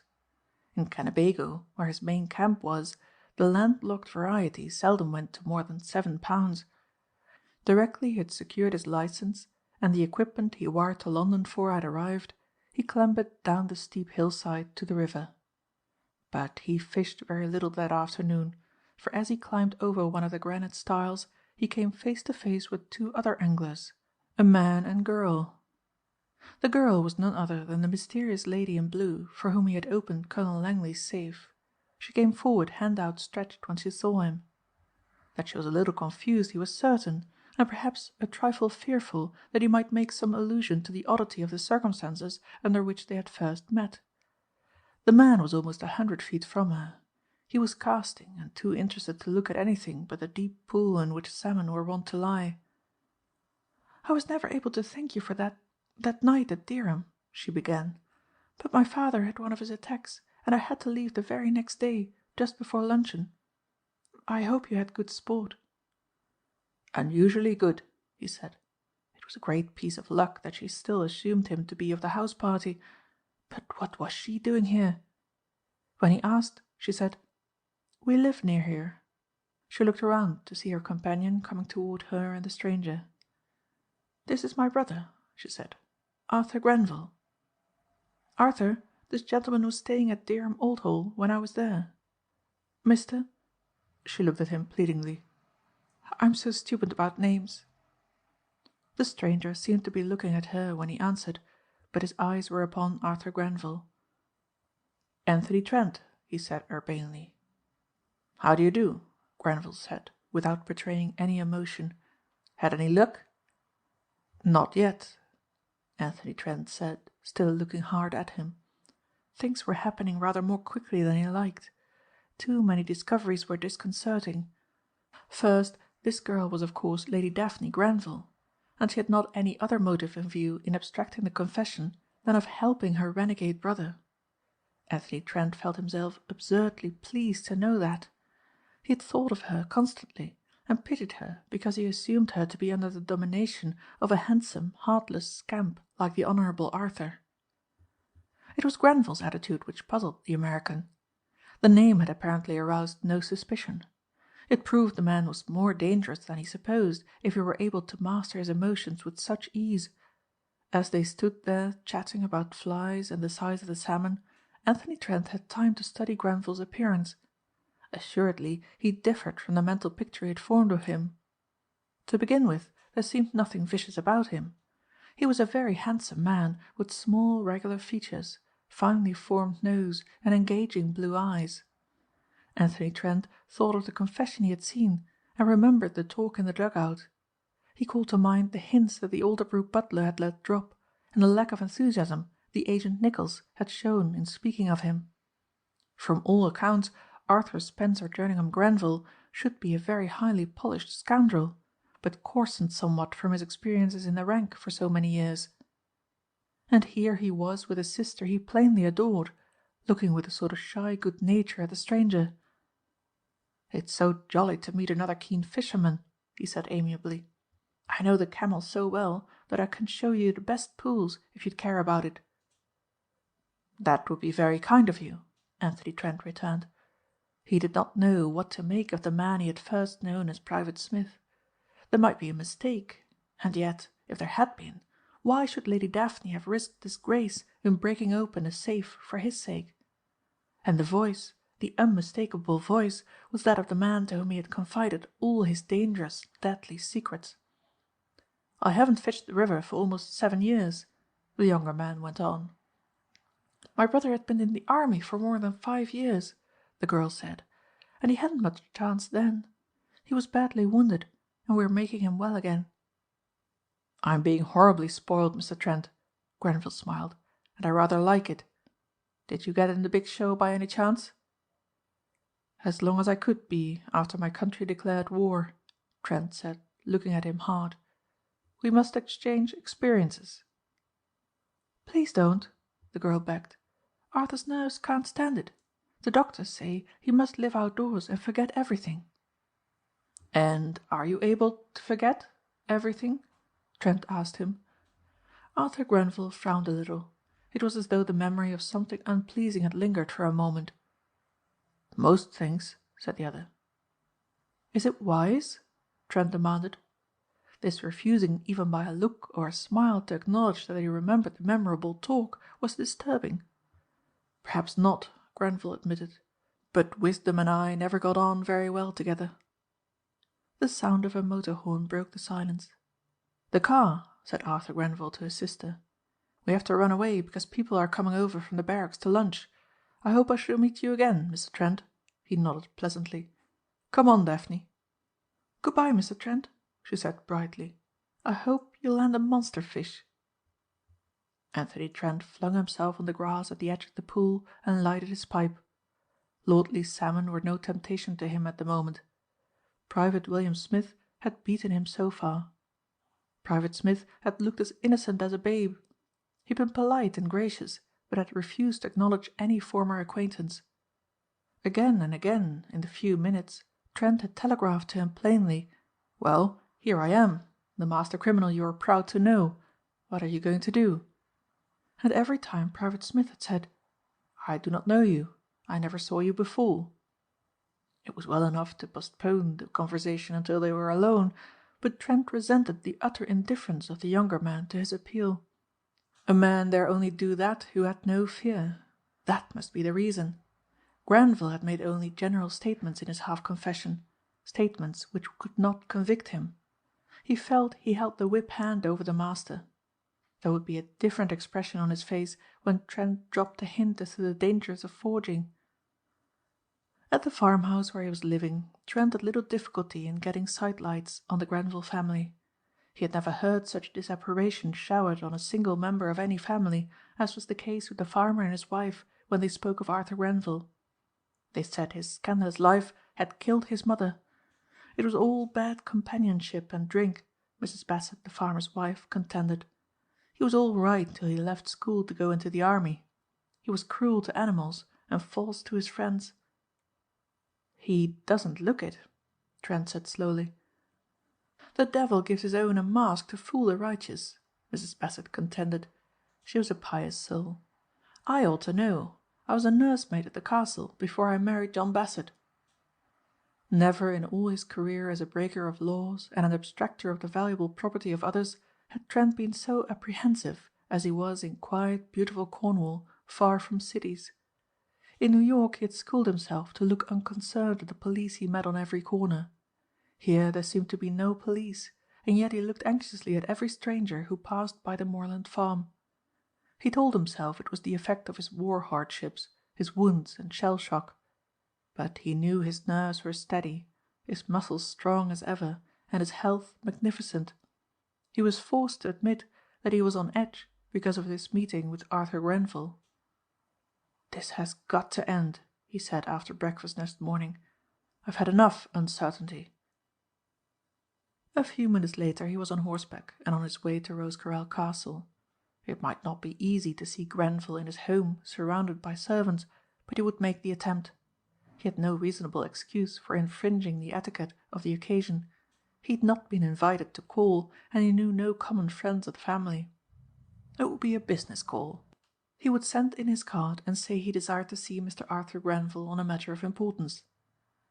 He was within 2 miles of the castle when he saw the man he had come to see mounted on a chestnut polo pony, cantering along and driving a white polo ball over the stretch of firm turf. Grenville pulled up as he saw the American. "Trying to get my eye back," he said, smiling. "Corking game, polo. Ever play it, Mr. Trent?" "I've had to work too hard," Trent snapped. "Much better for you, I've no doubt," said Grenville idly. "If one may ask it, what sort of work did you do?" "You've no idea, I suppose." Grenville looked at him mildly. "How can I have any idea?" he asked. Anthony Trent, from his bigger horse, looked down at the man on the polo pony sourly. There was that bland look of irritating innocence that would have convinced any judge and jury. But it did not sway him. In just such a pleasantly modulated voice, and with no doubt just such an ingratiating smile, Private Smith had feared Anthony Trent was dying in very bad company. "You said you were not able to forget everything. I suppose that my work might be one of the things you still remembered." At length Trent was able to observe that Arthur Grenville looked less confident. "I'm afraid I don't quite understand what you mean, Mr. Trent." "The name Anthony Trent calls nothing to mind?" "Sorry," Grenville retorted. "I suppose I ought to know all about you." "That's what you said before," Trent exclaimed. "Before?" There was no doubt now as to Grenville's perturbation. "Cut that out," Trent commanded angrily. "You did it very well, but I'm sick and tired of fencing. What are you going to do about it?" He was sure now that the other was frightened. That the emotion of fear did not bring anger in its train amazed Trent. "Leave you to realize your mistake," Grenville said after a pause. Then with a sharp stroke he sent the willow root ball spinning in the direction of the castle and followed it on his swift mount. The horse that Trent had bought from John Treleaven the farmer was a half-bred, a good weight-carrying nag, a fine jumper, but not equal to the task of overtaking the chestnut thoroughbred. There was nothing to do but pursue Grenville into the castle grounds, or give up the chase. Angry because he could not judge in what degree of peril, if any, he stood, Anthony Trent rode back to the farm. Chapter 5. The Man Who Denied. Thinking things over that night as he walked along the Camel banks and disturbed the otters at play, Anthony Trent determined to call upon Arthur Grenville and force him to acknowledge that he had not forgotten the conversation, the confidence that was so fully given, in the dugout. Footman and a butler barred his ingress. They were polite and filled with regrets, but the facts remained that Mr. Arthur Grenville, by doctor's orders, saw none. The Lady Daphne was engaged. The menservants could offer him no hope. He was able to see at close range some advantages of the many servants the rich were able to employ to hedge them about with privacy. The Rosecarrel butler was less urbane than his brother at Alderwood, and the opportunity for private conversation was lacking. Trent saw in this rebuff another move in the subtle game Private Arthur Smith was playing. The next 2 days were spent in riding over the moors, but not a glimpse of Lady Daphne or her brother did he get. He was certain they were avoiding him deliberately. The idea possessed Trent that Arthur Grenville was not satisfied to obtain merely the rewards that were offered for his apprehension. If he followed the great thefts of the world, he would know that 4 of its most famous stones were still missing, and from Trent's confession he would guess the master criminal still held them. They were even now in Trent's main camp, ornamenting a brass Benares lamp as though they were merely the original pieces of glass that had occupied the spaces when Trent purchased it. Trent could sell through discreet sources the loot that was hidden in Kennebago for not less than $500,000. If Arthur Grenville chose to command him to do so and share the proceeds, what could he do? The hold he had on the other man was slight. Langley might have extorted the confession more as a warning than an instrument to use against a relative. In the 2 other cases to which Arthur Grenville had confessed, his creditors were those who had been his friends. He had embezzled the mess funds of his regiment. It was unlikely that a cavalry regiment which had fought from Dettingen to Mons would like a story of that sort to get abroad. On the morning of the 3rd day after his rebuff at the hands of the footman, Trent made up his mind. He would see Arthur Grenville and see him at once. "If he thinks he can keep me out," said Trent, his mouth tightening to a narrow line, "he holds me too cheap." It happened that Arthur Grenville knew nothing of the attempt of Anthony Trent to see him. The doctors had indeed ordered him rest. Lady Daphne, when she heard of Trent's insistence, said nothing, but wondered why it was that he should make the attempt. She still thought uneasily of that night at Dereham when he had discovered her with the combination to her host's safe. There was such a thing as blackmail, and, after all, what did she know of the American except that he had been a guest of the Langleys? In itself this should have been enough to vouch for his position in life. She found herself more interested in Anthony Trent than in any man she had ever met. And it was because of this concern that in a letter to Alicia Langley she asked about him. Alicia's letter was astonishing. "I can't imagine, my dear Daphne, to whom you refer. There was no Anthony Trent here on the first. The only American was Mr. Conington Warren, who was wafted to our shores permanently on the waves of prohibition. I think you knew personally every other man, except the Duke of Valladolida. He is, of course, a grandee of Spain, short, slight and bold, but a first-rate shot, Reginald says, and plays polo for the Madrid team. Certainly there was no tall, clean-shaven, good-looking man here whom you don't know quite well." Alicia Langley invariably added postscripts. This time it interested the reader more than the letter. "I showed your letter to Reginald and he was almost excited. He said an Anthony Trent had motored over from Norwich and wanted to learn particulars of a private in his regiment. As the private in question was Arthur, you may draw your own inferences if you can. Reginald refused to speak, so this Trent man of yours doesn't know Arthur's nom de guerre from anything he has learned here. Reginald wants you to tell him where you met the man. Please do, as he seems to think it very serious." While Lady Daphne read this communication, not without agitation, her brother was dressing for dinner. Some people were coming over from Pencarrow. He occupied 2 splendid rooms facing west, and was looking over the moorland to the sea when the handle of the room leading to a large upper hall was opened noiselessly and admitted Anthony Trent. When Grenville remembered he had not long to make the change from flannels into evening dress, he turned about to see the American sitting in a comfortable chair. "Please don't try and ring for the servants," Trent advised smoothly, "because I am nearest to the bell, and I shall not permit it." If he expected an outbreak of anger he was disappointed. Instead there was that puzzled expression which could only arise from innocence of Trent's identity, or the most finished art. "Don't think I am a housebreaker," Trent went on equably. "I am not. This is Visitors' Day, if you remember, and after paying my shilling I looked at the state-rooms, pictures and autograph letters and fell asleep. When I woke up I entered this room by mistake." "And you want to find your way out," Grenville returned. "If you will ring the bell I will have you shown." "Not until I have had the opportunity of talking a little to you. In our first conversation I was indiscreet. You will admit that, won't you?" "Were you?" Grenville answered vaguely. "I really don't remember, Mr. Trent." "Then you deny ever having seen me until we met by the salmon pool a few days ago?"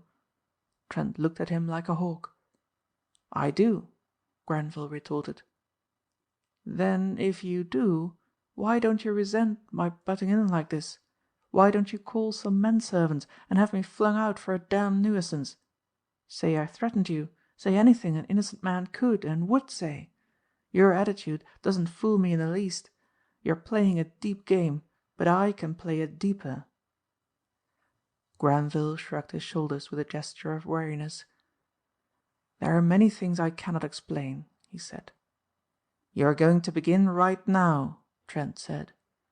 He was not in a mood to be trifled with. He firmly believed that this man was planning to send him to jail for a period of years, so long that he would come out a white-haired broken man. He looked round frowning as steps sounded along the corridor and a tap came on the door. "Let me in, Arthur," he heard Lady Daphne say. "I've had a most extraordinary letter from Aunt Alicia. I must see you about it."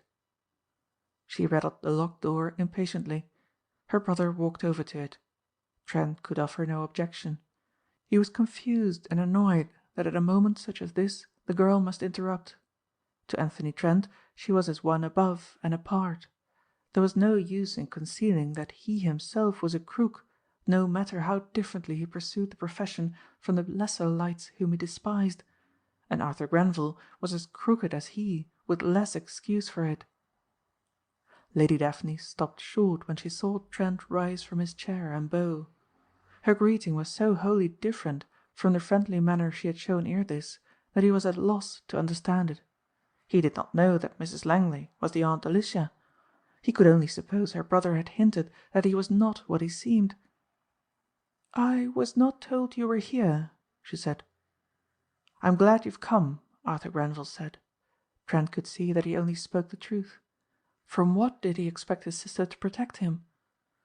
"Mr. Trent here has an idea I'm deliberately pretending not to know who he is." "I assure Mr. Trent," she said haughtily, "that at all events I know what he is."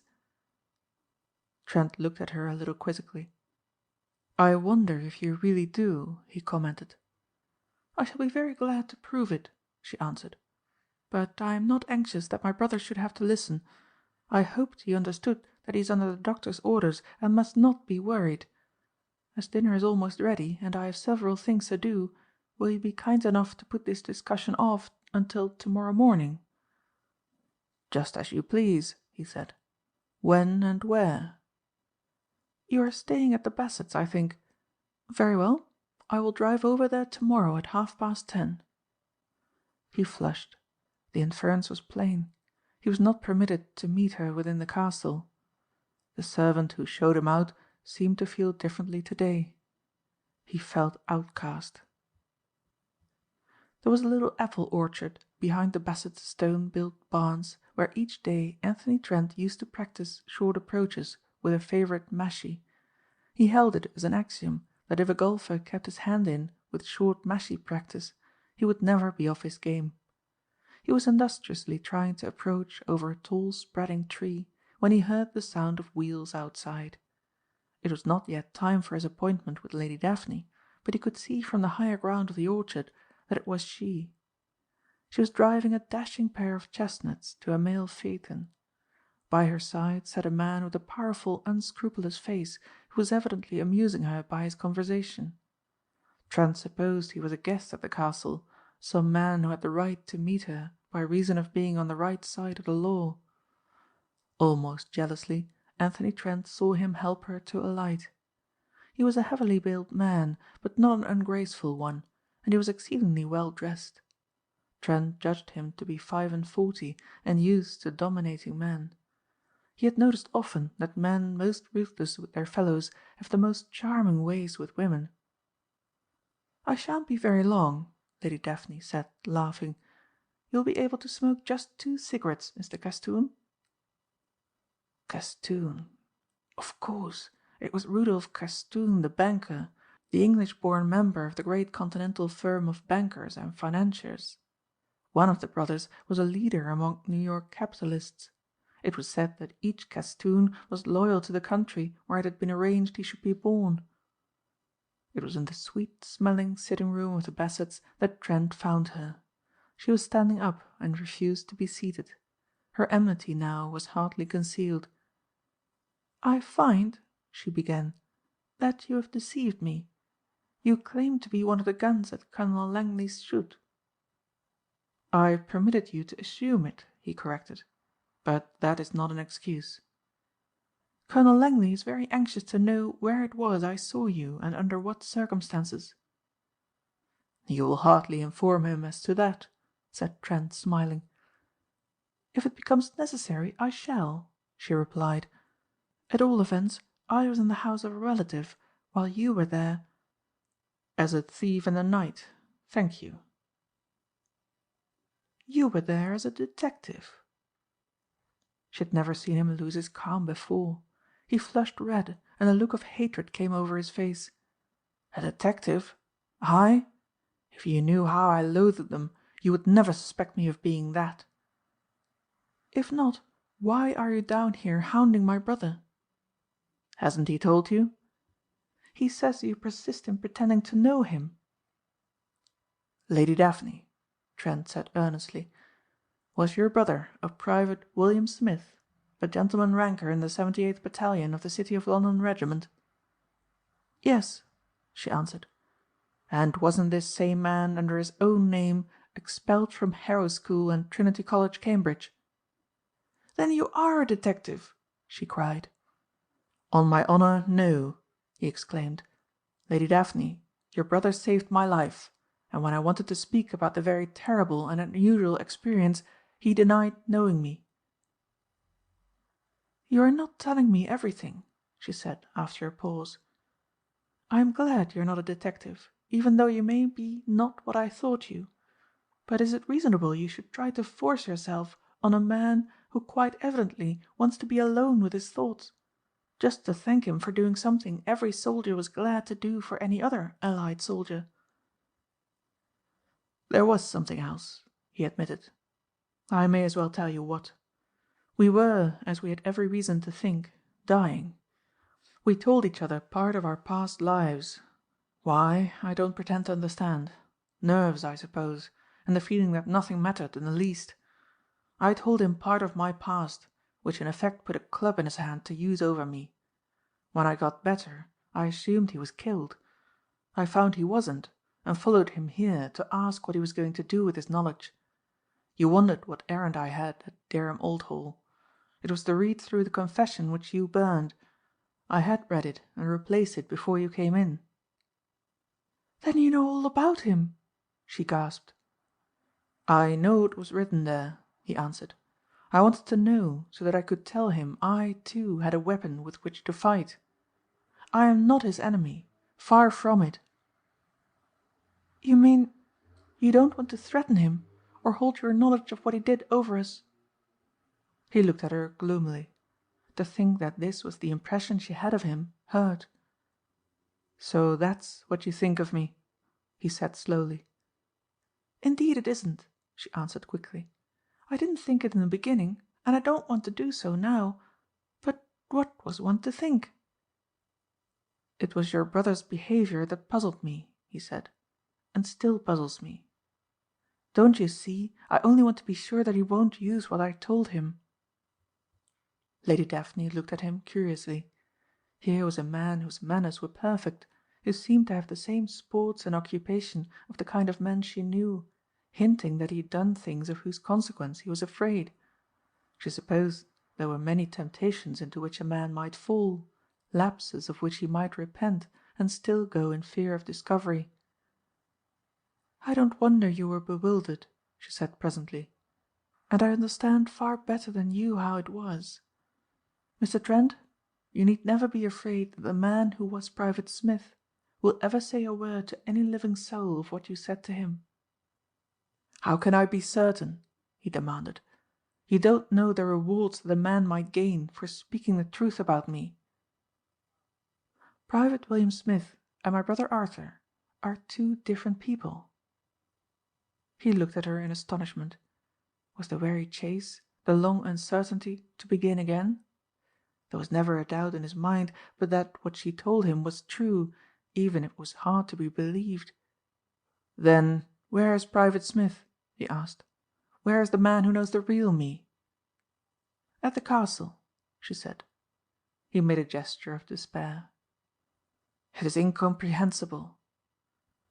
"I am going to tell you about them, about the two utterly different men." She said nothing for a full minute. Then she went to the door and called Mrs. Bassett into the room. "Please tell Mr. Castoon I shall have to keep him waiting rather longer than I thought." "Certainly, my lady," Mrs. Bassett said. Later she told her husband that Mr. Castoon looked very black at the news. "He's not the kind to like being kept waiting," she explained. "Princes of the blood ought to be glad to wait for Lady Daphne," the tenant farmer cried. "You learned somehow that Arthur was expelled from Harrow. It is true. He managed to get into Trinity, but lasted only a term. Then came Sandhurst and a commission finally, and black disgrace. Mr. Rudolph Castoon, who is a friend of my eldest brother, took pity on him and made him one of his secretaries. He's in Parliament, you know. But even he couldn't do anything. Then a little while in Australia, and failure there. The last thing he did was to enlist just before the war broke out. Colonel Langley was given the command of a London regiment and found Arthur under the name you knew." "But you said he wasn't Private Smith." Trent broke in eagerly. "You will see later what I mean. How did you meet him?" Trent explained in a few words, but what confessions or boasts he had been betrayed into making he said nothing about.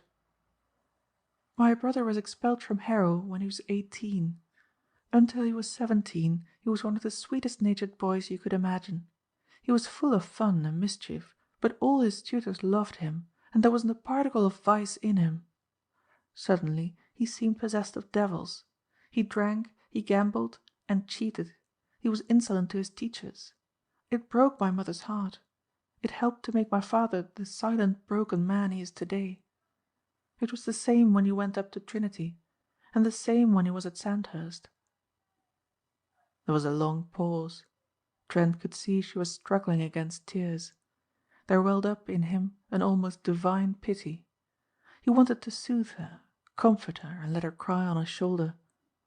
It was in this moment that Anthony Trent knew he loved her, and would always love her.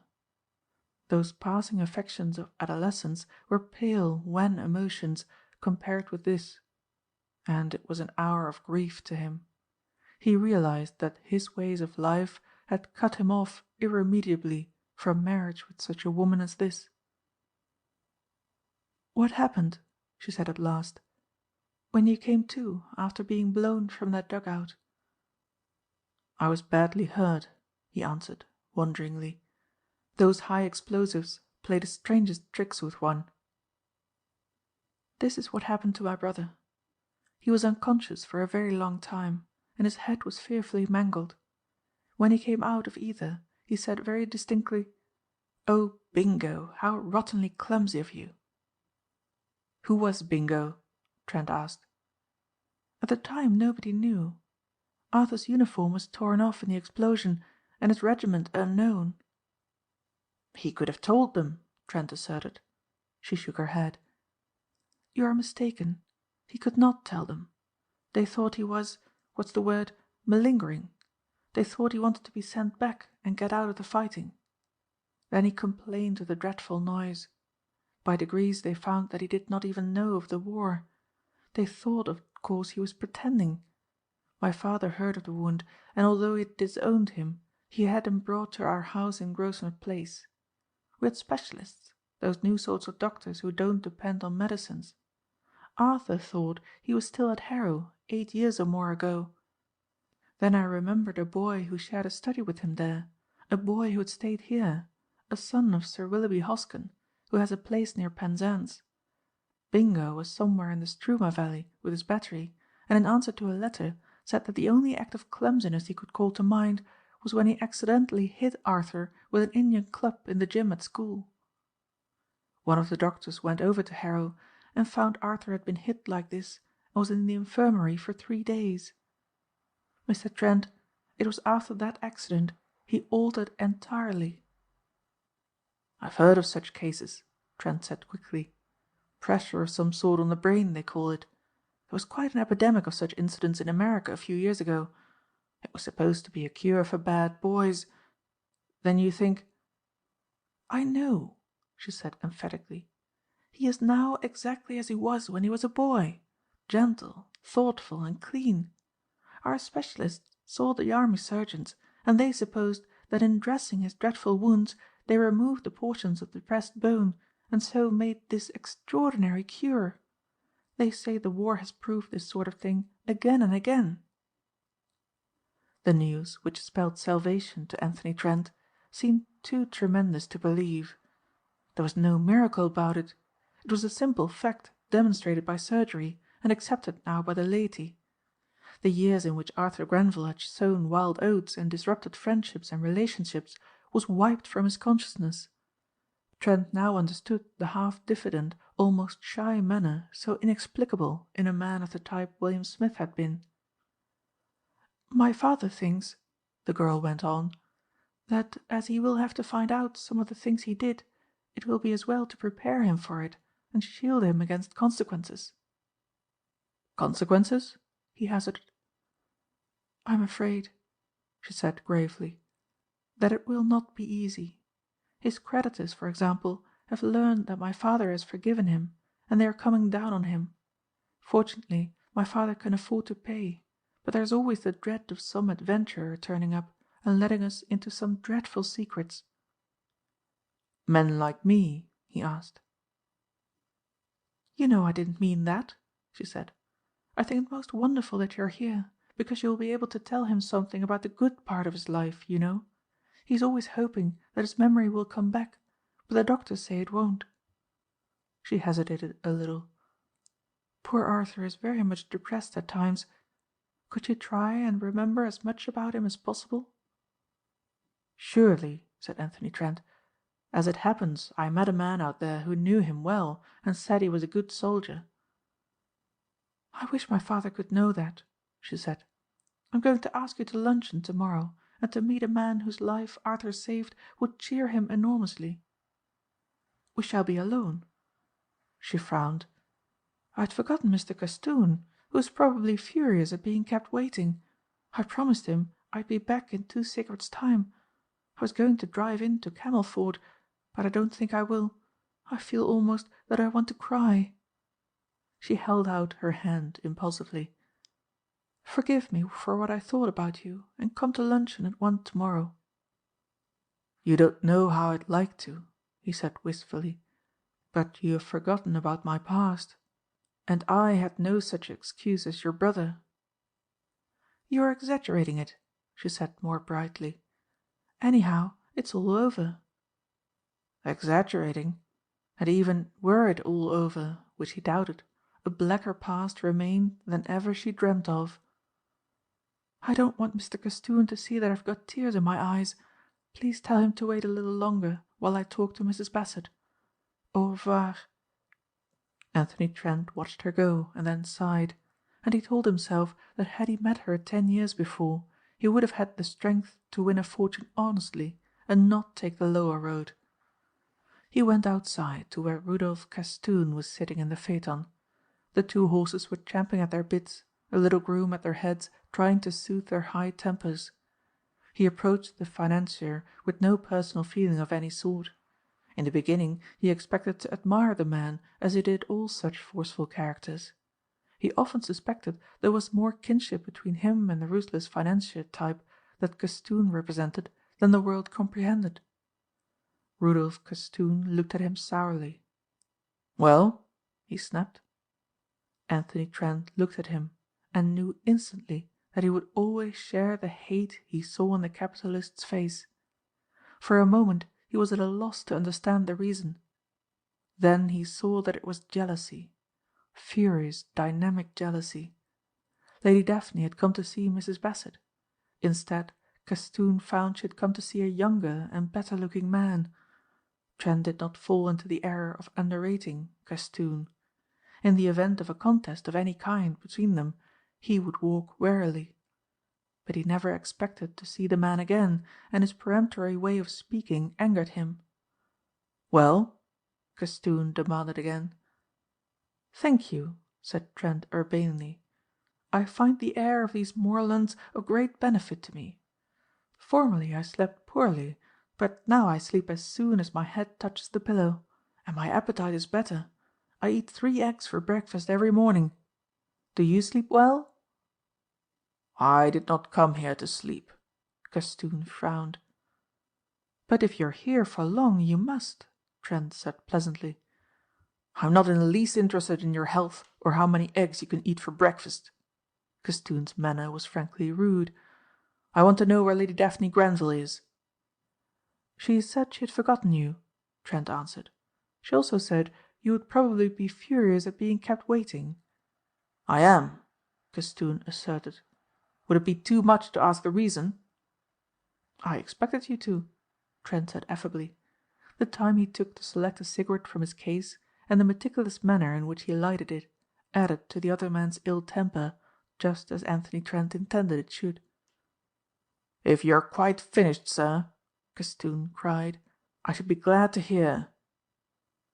"As an American," Trent began airily, "I like the old family servant tradition.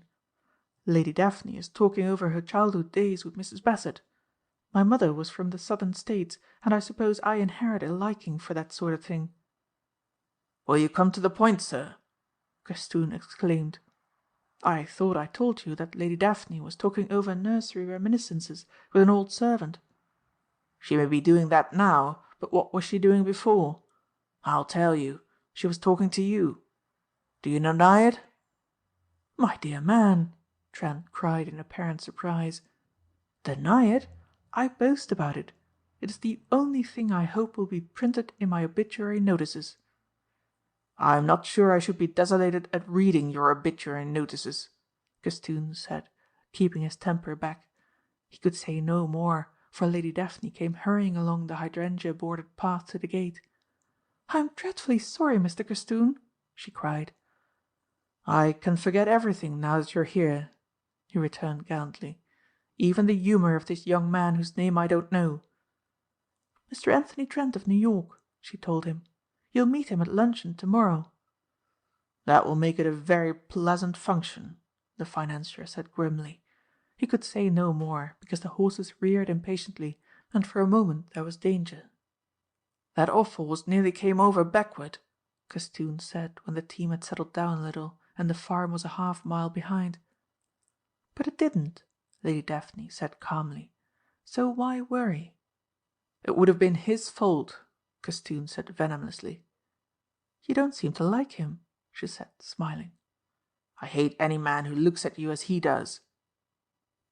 "How does he look?" she asked with an air of innocence. "He looks at you as if he was in love with you, and I hate any man to do that." "You have no right to resent it, Mr. Castoon," she said coldly. "I have told you 100 times that you concern yourself far too much with my affairs." "I'm going to marry you," he said doggedly. "I never fail.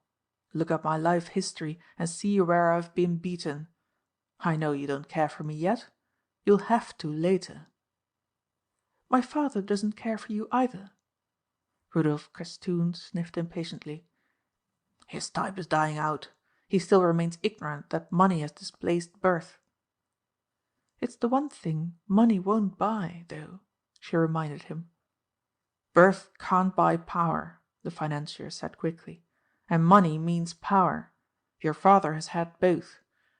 It would have been easier for me to marry Daphne, daughter of the Earl of Rosecarrel, Viscount St. Just, Baron Wadebridge, Knight of the Garter and Ambassador to Turkey, and all the rest of it, than it will be to marry you now your father has abandoned his career."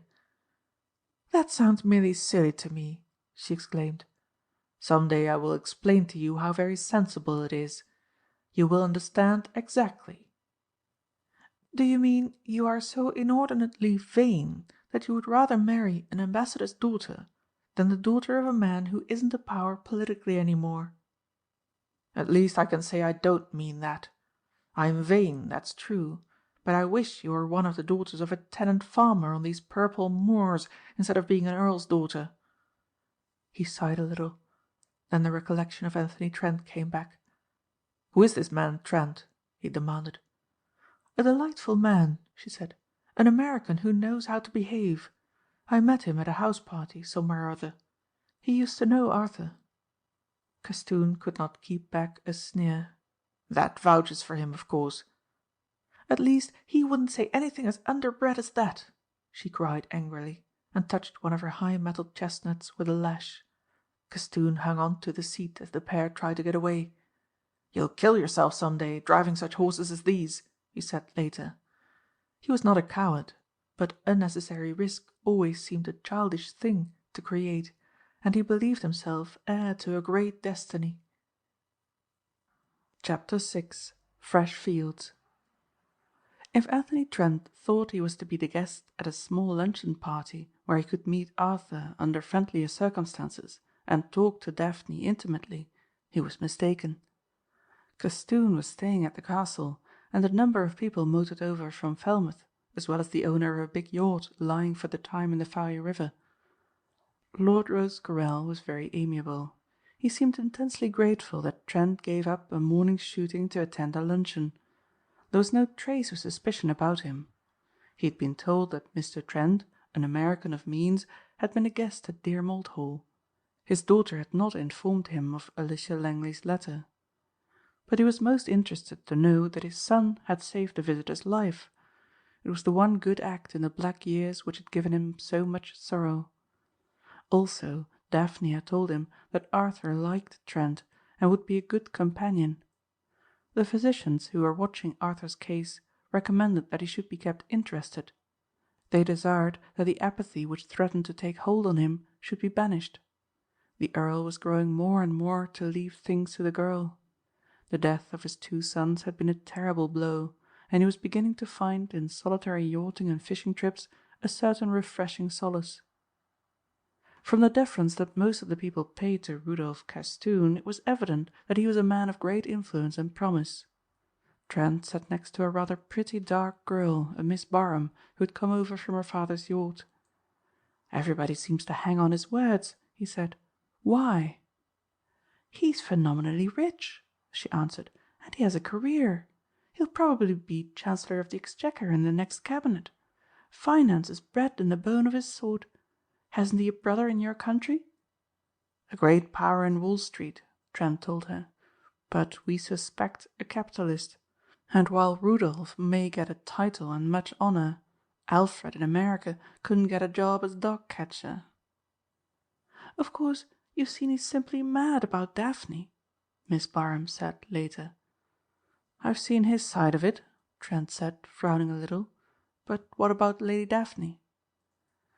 "Power is always attractive," Miss Barham said wisely. "And we Englishwomen love politics. One can never tell. I think the Earl would be furious, but Daphne always gets her way. And after all, Mr. Castoon is a great catch, whichever way you look at it. There's nothing financially shady about him, and if Daphne should ever get bitten with the idea of making a salon, he's the man to marry." "What a brutal way to look at it," he said gloomily. "Are you young enough to believe in those delightful love matches, Mr. Trent?" the girl asked. "I did, till I was almost 15." Anthony Trent should have been amused to find himself on the side of the angels. As a rule, life had provoked cynicism in him, and here he was fighting for ideals. "I talked like that until I was 15, he smiled, "and I meant it." Ada Barham turned her dark, brilliant eyes on him. She rather envied the girl who had captured him. She felt it was a lover talking. "Of course you're in love," she retorted. "I always meet the really nice men too late. Dare you confess it?" "I admit it," he said a little confused. "American girls are very charming," Miss Barham declared. "I stayed at Newport a month last year. Of course you know Newport?" "Fairly well," he admitted. Oddly enough, a recollection of his Newport triumphs was not as pleasing as usual. He had made some of his richest hauls in the Rhode Island city. What an amazing thing, he reflected, that he was here as a guest among people on whom as a class he had looked as his lawful prey. Castoon with his millions was the sort of man he would like to measure his wit against. When Castoon looked across the table at him with a kind of innocent stare, he decided that it would be a delightful duel. He knew Englishwomen wore little jewelry during the day, so he could not estimate the value of what they owned at a luncheon, but he was certain Miss Barham's mother, who was addressed as Lady Harriet, had family jewels worth the risk of seeking to get. A woman whose husband owned a 200-feet steam yacht was distinctly among those whom in former days he had been professionally eager to meet. Before the luncheon, Lady Daphne had explained that her brother would not be at the table. The family was anxious that he should not be subjected to the confusion of professing ignorance of some man or event which he ought to know. By degrees he was getting his bearings and reading through files of old newspapers the main events of the years that had been wiped from his mind. Anthony Trent was taken to the big room by a footman, the same room he had entered unannounced. "You must have thought me awfully rude," Arthur Grenville said cordially, "but my sister had told you the reason. She says I used to know you." Grenville looked at him wistfully. "I think she said I had saved your life." "You did," Trent answered promptly, and then, because he was sorry for the ex-Tommy, but more because he loved the other's sister, he plunged into a stirring account of the incident, omitting the part of the exchange of confidences. "Apparently," said Grenville, "it was the only decent thing I did during those dreadful forgotten years. If you knew the agony of not knowing what I did and dreading every day to learn something more of my career, you'd pity me. I couldn't meet Castoon. They say I was a sort of secretary to him for 6 months, and he had to send me away. All I remember of him is that he was my father's private secretary when I was a small boy of 10, and my father ambassador at Constantinople. I'm afraid to see any of the people who come here." "That will pass," Trent said reassuringly. "You'll get a grip on yourself as your health improves." "That's what Daphne says," Arthur answered. "Isn't she splendid?" "Indeed she is," Trent said, not daring to put the fervour in his voice that he felt. There was almost an uncanny feeling in talking with this new Arthur Grenville. As a judge of men, and as a man who had met a great number of criminals and could estimate them accurately, Trent had known even in the darkness of the dugout that Private William Smith was bad. Despite the absence of coarseness from the speech of the unseen man, Trent had felt that he was evil and dangerous, a man to watch carefully. And this same man, stripped of his mantle of black deeds, was now sitting talking to him with the deferential air of the junior listening with respect to his superior in years and his superior in knowledge. What a role for Anthony Trent, master criminal! But he played it as well as any of the parts he had set himself to enact. He became the elder brother, the sage counselor, the arbiter, the physical trainer and the constant companion. In the beginning he cheerfully set out to play the part in order to win Daphne's approval. Later he really liked Arthur. He taught him to drive the high-powered Lion car that was seldom used by the Earl's chauffeurs, and discovered in him an aptitude for mechanics which delighted his father. "You've done more for my son than I imagined could be done by anyone," Lord Rosecarrel said gratefully. "I owe him no small debt," Anthony Trent retorted, "and it's a very pleasant way of trying to pay it." It was not often that he saw the Earl. Occasionally they played a game of billiards after dinner, but the elder man was constantly occupied with reading when he was not aboard his boat. Since he had come to Cornwall, Trent had discovered what an important personage Lord Rosecarrel had been in the political life of his country until his sudden resignation a year before the war. Every now and then Trent would see regret expressed in a London paper or weekly review that he would not place his vast knowledge of the Near East at his country's disposal. There was still considerable trouble centering about the Balkans, and since the Earl had been minister or ambassador at Belgrade, Bucharest and Constantinople, he knew the country as few could hope to do without his experience. The Prime Minister himself, snatching a few days of golf at Newquay, motored over to the castle to lunch and asked his host personally to come from his retirement. It happened that Trent was lunching at the castle and heard the Earl's decision not to leave private life. There was an incident in connection with this which made a curious impression on the American. When he had declined to represent his country finally, Lord Rosecarrel looked over the table at his son, who was talking gaily, and did not observe the glance. It was a look almost of hate that the Earl flashed at him. Then it passed, and was succeeded by the melancholy which the old aristocrat's face habitually wore. Trent was certain none had seen but he, and he had never seen an evidence of it before.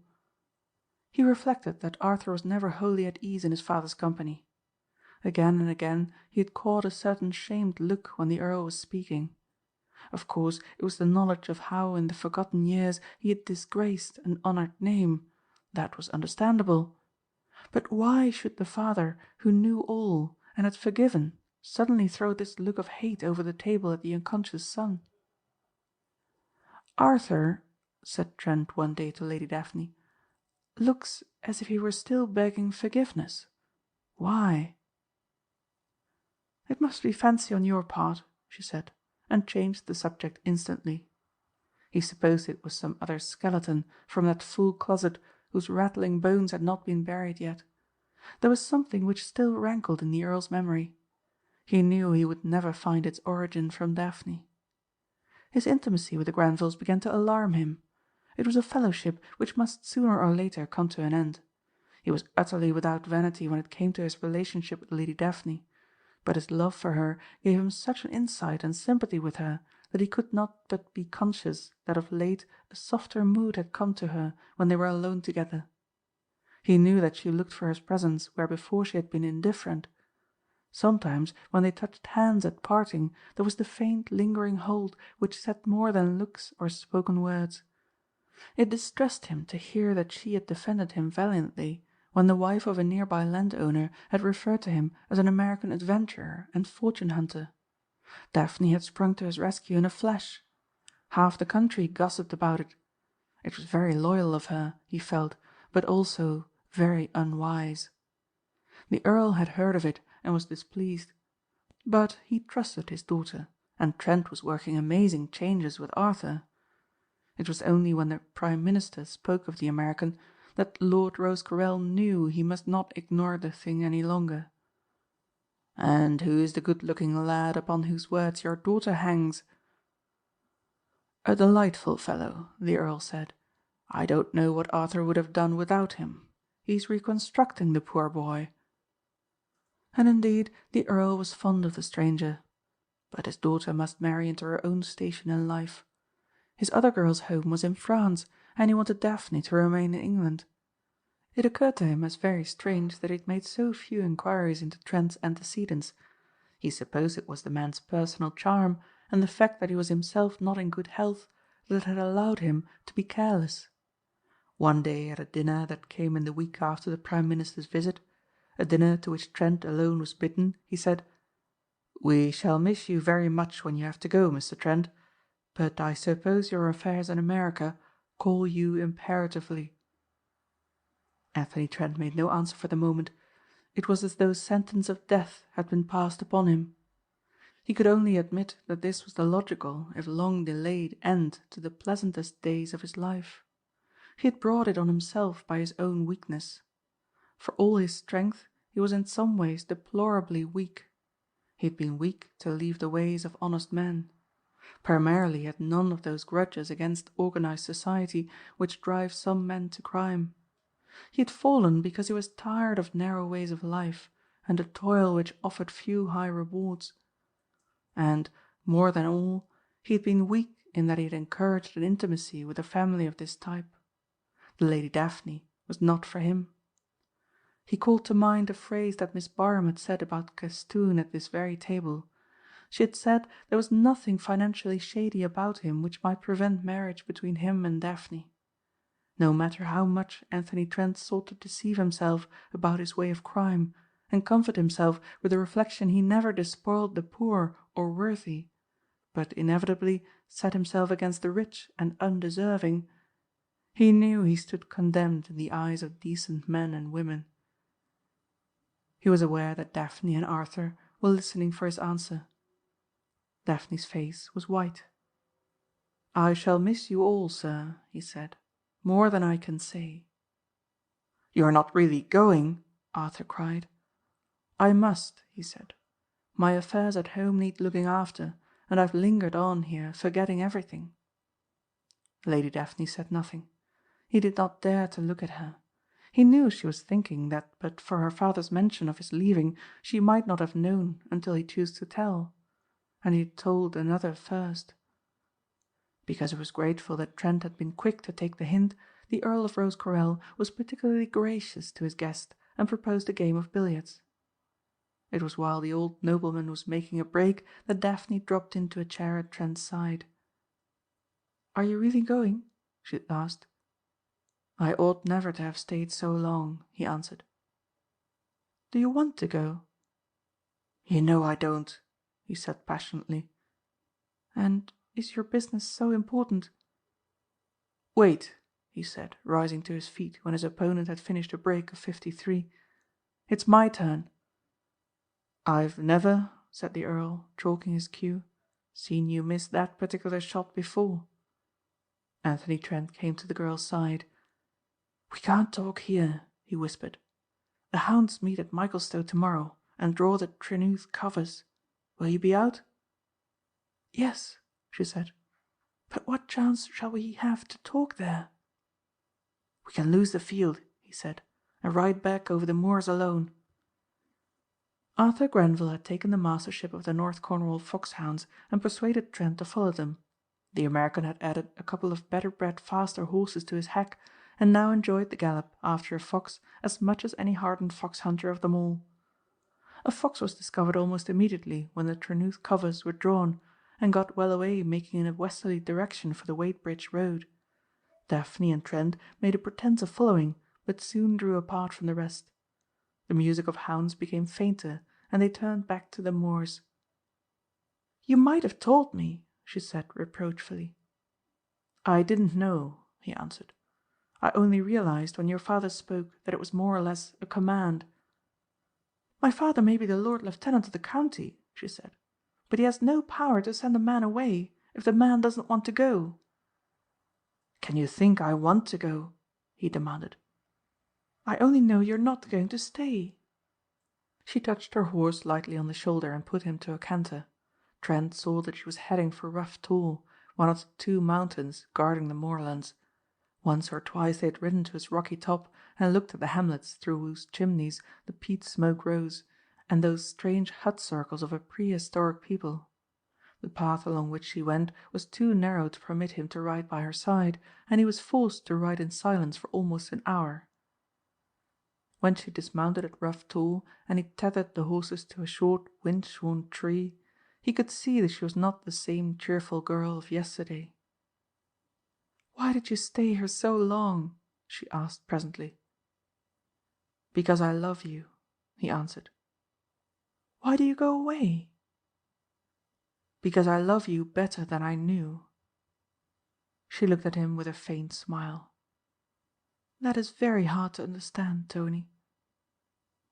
It was the first time she had ever called him by the name her brother used. He took one of her gauntleted hands and kissed it. "My dear," he said tenderly, "it is crucifixion for me." She looked at him, still with a little wistful smile on her face. "And are you the only one to suffer?" The knowledge that she cared as much as he did brought a look of misery to his face where only triumph should have reigned. "Ada Barham told me about the girl in America," she continued. "Of course, I imagined there would be a girl somewhere whom you cared for, but I think you might have confided in me. Weren't we good friends enough for that?" "There's no girl anywhere," he said.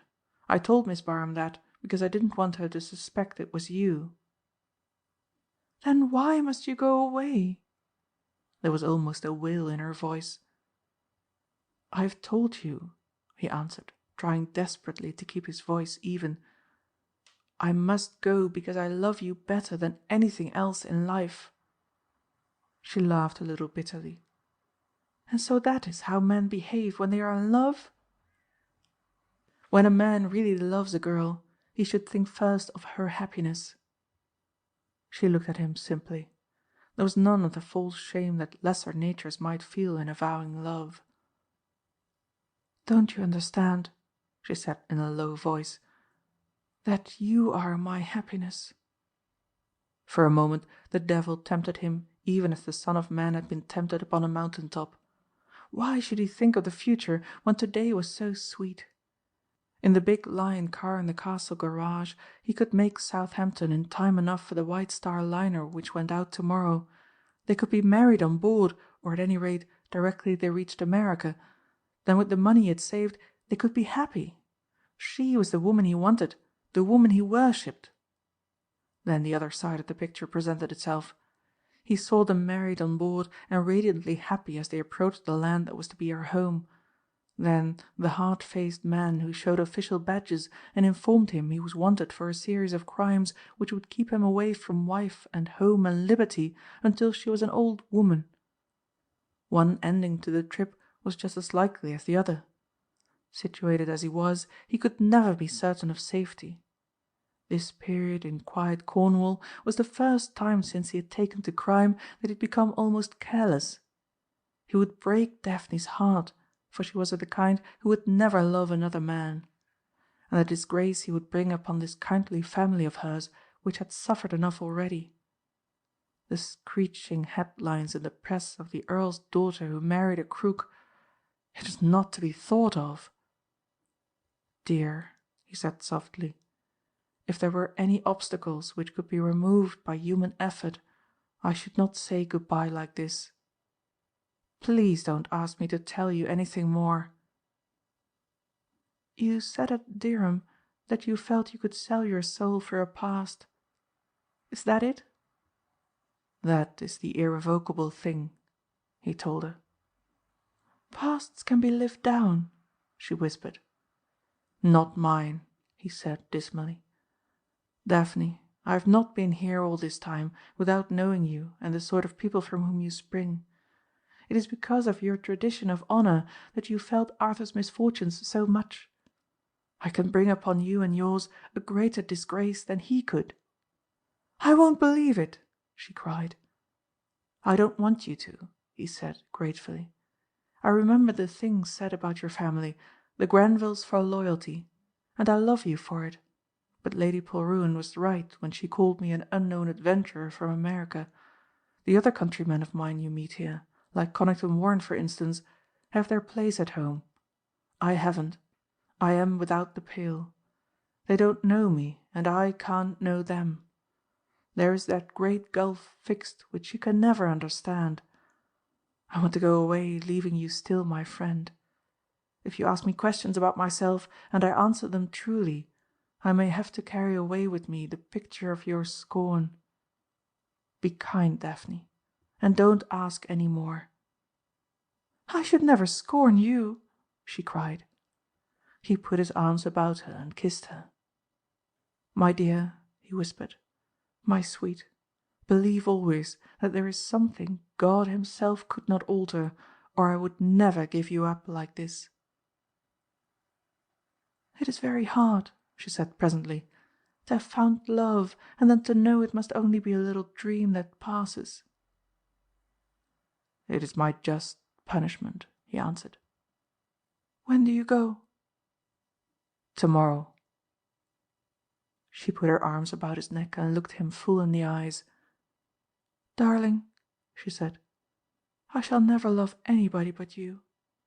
Girls always say that, I know, but I've always been a little afraid of love and its exactions and the sorrow it brings. You see, I was right in being afraid, for directly I find you I must lose you." She leaned forward, one elbow on her knee, and looked at the countryside spread out at her feet. "I shall probably live here to be an old woman and look after old women, and see they have tea and warm wraps for the bad weather, and give the old men tobacco. That's all I look forward to. Tony, Tony, why is it one can't die on the day when one is killed?" He sat in silence. Bitterly as he regretted his past, which had risen to prevent happiness, he regretted his staying here in Cornwall even more. If he alone had suffered, it were well enough, part indeed of the punishment he merited. But to have dragged this girl into it, and to have made her love a man who could never marry her, was the blackest of all. Perhaps she suspected it, for she turned to him and put her hand on his. "Poor Tony," she said caressingly, "it's no good blaming yourself. It had to be. I think I've always loved you. Before it is too late and you're gone away, are you sure this thing that stands between us cannot be banished, or atoned, or paid for in money? You know I have a large fortune of my own, and it is all yours if you need it. Don't let any little thing stand between us. Where one loves wholly, one can forgive all.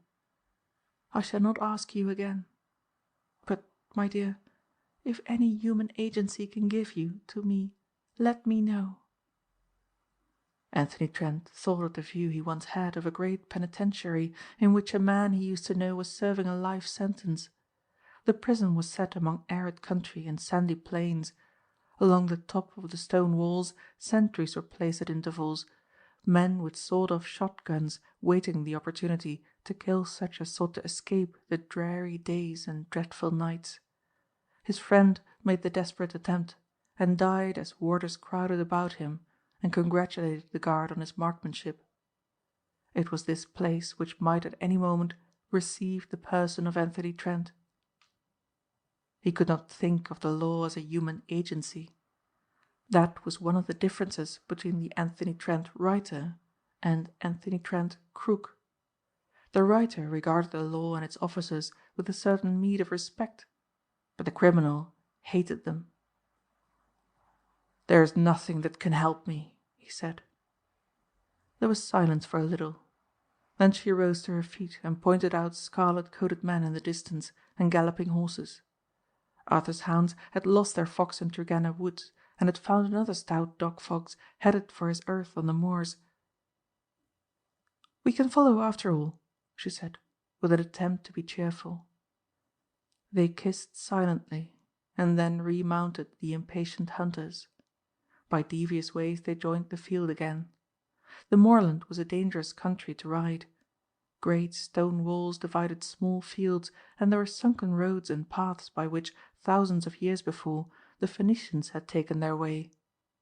It was observed with what recklessness the American rode. "He'll break his neck if he isn't careful," said a rosy-faced old hunting parson, as Trent set his horse at a great granite barrier. He was not to know that Anthony Trent would have welcomed just such an end. Chapter 7. The Sentence of Banishment. Lord Rosecarrel, who was out with the hounds that day, was riding ahead of his daughter when she and her escort joined the field. He was a finely built man, and looked exceedingly well in hunting costume. He wore a closely trimmed beard, now almost white, and seemed, so Trent thought, more than his 65 years. It was a fine, sensitive face, and the Earl had all his days until this strange retirement mixed with the great of the earth and taken part in the councils of nations. This mystery connected with his withdrawal from public affairs intrigued the American. He believed Daphne knew. He was wondering what it was when the Earl reined in his horse. "I am told you leave no later than tomorrow, Mr. Trent. I hope you will dine with us tonight." Anthony Trent hesitated a moment before answering. "Thank you," he said. "I should like to." He knew it would only reopen old wounds, but the temptation to see Daphne again was not to be resisted. It would have been a dull dinner but for the Earl. Whether or not he saw Daphne's depression, the disappointment of his son, and the disinclination of the visitor to talk, he was entertaining and witty. He asked a number of questions about the United States, where his son and heir was. While he played billiards with Arthur, Trent and the girl watched them. In truth, they paid little attention to the scores or strokes. It was not easy to get back to the intimacy of the morning. There was a certain reserve in the girl's manner, and a look of sadness that immeasurably distressed Trent. "Ours is a tragic family," she said, when he tried to bring her to a brighter mood. "We used to be so happy. My mother was wonderful. She's gone. My 2 brothers are dead. St. Just is away, and my father simply pining away of a dreadful thing that wasn't his fault."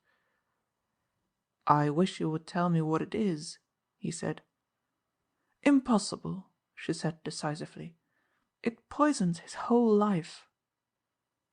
"It was Arthur's fault, wasn't it?" he demanded. "What makes you say that?" she returned. "I know it," he said emphatically. "And whatever he did can be undone, and if it's humanly possible I can do it. Is someone blackmailing him?" He could see she was startled. He must have hit on something not far removed from the truth. "Not that," she said, looking at where her father was standing apprehensively. "And I am sure you could do nothing." "I can try," he said earnestly. "Listen to me, Daphne. I feel that there is nothing in life for me but the memory of you. I want more than anything else to do something for you to prove my love. I have nothing in all life to lose. I have no relations, no friends to speak of. My life has been made up of—" he hesitated, "of adventures where I pitted myself against the world and won." She thought of that night in Dereham. Was that one of his adventures? Certainly he had given her the impression of great strength and resolution. Of all the men she met, Rudolph Castoon and Anthony Trent most radiated this uncommon quality. She looked across the big room to her father. Arthur was making a big break, and the Earl was not watching him. She knew he was not thinking of the game. He was thinking of that insuperable obstacle which barred him from the work he loved, the work in which he was needed. He looked a sad, broken man, and reminded Trent of the portrait of Julius II by Raphael, which he had seen in Florence. "I dare not tell," she said. "It touches big things, and would involve many names, and would lead you into great peril." "It would not be the peril for me that you think," he insisted. "I shall know when my hour is to strike. Darling, let me try to do something for the woman I love, for the family where I found such happiness and such sorrow. I've brought so much trouble on you that I want to feel I did something to atone." He felt for a fleeting moment the warm clasp of her hand. "You have often been in danger?" she asked. "It has been my life," he said simply. "I am afraid to tell my father," she confessed. "Must he know?" Trent asked. "Yes. I know the whole hideous thing only in the barest outline." "I shall broach the subject," he said confidently. "After all, I've nothing to lose. I go tomorrow anyway." She hesitated a moment. "My father may think you are doing it at a price." "Instead of which I am offering to help you as atonement." The light died from her eyes and the hope left her heart. Nothing could alter his decision, nothing apparently blot out the past that held them asunder. The Earl of Rosecarrel heard Anthony Trent's request for a private interview with a rather troubled mind. He had no doubt it had to do with his daughter. He told himself he had been very careless. "By all means, my dear fellow," he said cordially. "Come to my library, where we shall be quite alone." Never had Trent been bidden to this great book-lined chamber. It was open neither to those who came on Visitors' Day nor to the casual guest. It was here the Earl and the Prime Minister were closeted for several hours. "My lord," Trent began, "I am going to say something that will first of all astonish you, and then probably make you angry at what seems presumption." "I hardly think you will do that," the other said urbanely. He was sure now it had to do with Lady Daphne. "You have said," Trent went on, "that you are grateful to me for my help to your son Arthur." "I am profoundly grateful," the Earl said quickly. "You have made a new man of him." "Then promise me you will not interrupt me by ringing for a servant to show me out." "I will promise that blindly," smiled the nobleman. "I owe a debt to your family. Arthur saved my life and I am still a debtor. Since I have been here I have found out a great deal about your life work. I found out also that at a moment when the Empire most needed you, you retired. I know at the present moment your name is being mentioned everywhere as the most suitable for one of the highest offices under the Crown. I know the Prime Minister made a golfing trip to Newquay the excuse to call on you personally. I know that in this very room you refused a request from your sovereign." There was no doubting the agitation this statement produced in the ex-ambassador, but he was mindful of his promise. "I know," the inexorable Trent went on, "that your refusal has something to do with what your son did when he was irresponsible. I saw you throw a terrible glance at him during the Prime Minister's talk over the luncheon table. It told me plainly that, remotely or not, it was because of something he did that you remain here eating your heart out. Afterwards you were especially kind to him. It was as though you repented your momentary anger. My lord, am I right so far?" "I do not pretend to understand how you have learned these facts," the Earl said slowly, "but you have made no error. What happened is over, dead and done with." "I am not so sure," Trent cried. "Perhaps because there was a day when I wrote stories of a rather lurid type I can think of 100 things that might seem final to you but which would yield to my type of mind. Nothing is final to us Americans." Lord Rosecarrel looked at him shrewdly. What you say is preposterous, Mr. Trent, but nevertheless it interests me. What causes could this fertile mind of yours suggest?" "Blackmail, first of all," Trent said. Lord Rosecarrel did not give any indication whether the shot told or not. Blackmail can be subdivided into many heads. "And is there a remedy for blackmail, then?" the Earl asked blandly. "A remedy can always be found for things," Trent said confidently. "It amounts to this," the diplomat continued calmly, as though he were discussing an interesting phase in another man's life, "that you suppose I am held inactive here because of the hold some man or government has on me. Admitting for a moment that this is true, do you not suppose that I should have strained every nerve, called upon my every resource to remove the obstacle which you admit has a remedy?" "I think you have tried and failed," Trent said. "It is curious," said the Earl still impersonally, "how fiction of the type you used to write has taken possession of the public mind." "I should not fail," Trent said steadily. "You still persist in making the imaginary real," the Earl said good-humouredly. "Why do you fence with me at a time like this?" Trent said, making a gesture of despair. "Can't you see I'm in earnest?" "You rate your powers so highly, then?" "You employed amateurs, my lord. I am a professional adventurer." "What are you doing in my house?" "Living honest hours and learning that a past can't be undone. I know very well that you thought I wanted to see you because I love your daughter. It is true. I do love her, and it is because I love her that I am going. And it is because I want to prove that I am only truthful when I say that I offer to undertake anything that may help you." "But the reward?" "To have done something for her is the reward." The Earl was silent for a minute. Then he paced the room. Trent watched his tall, bent form, wondering what was to be the outcome.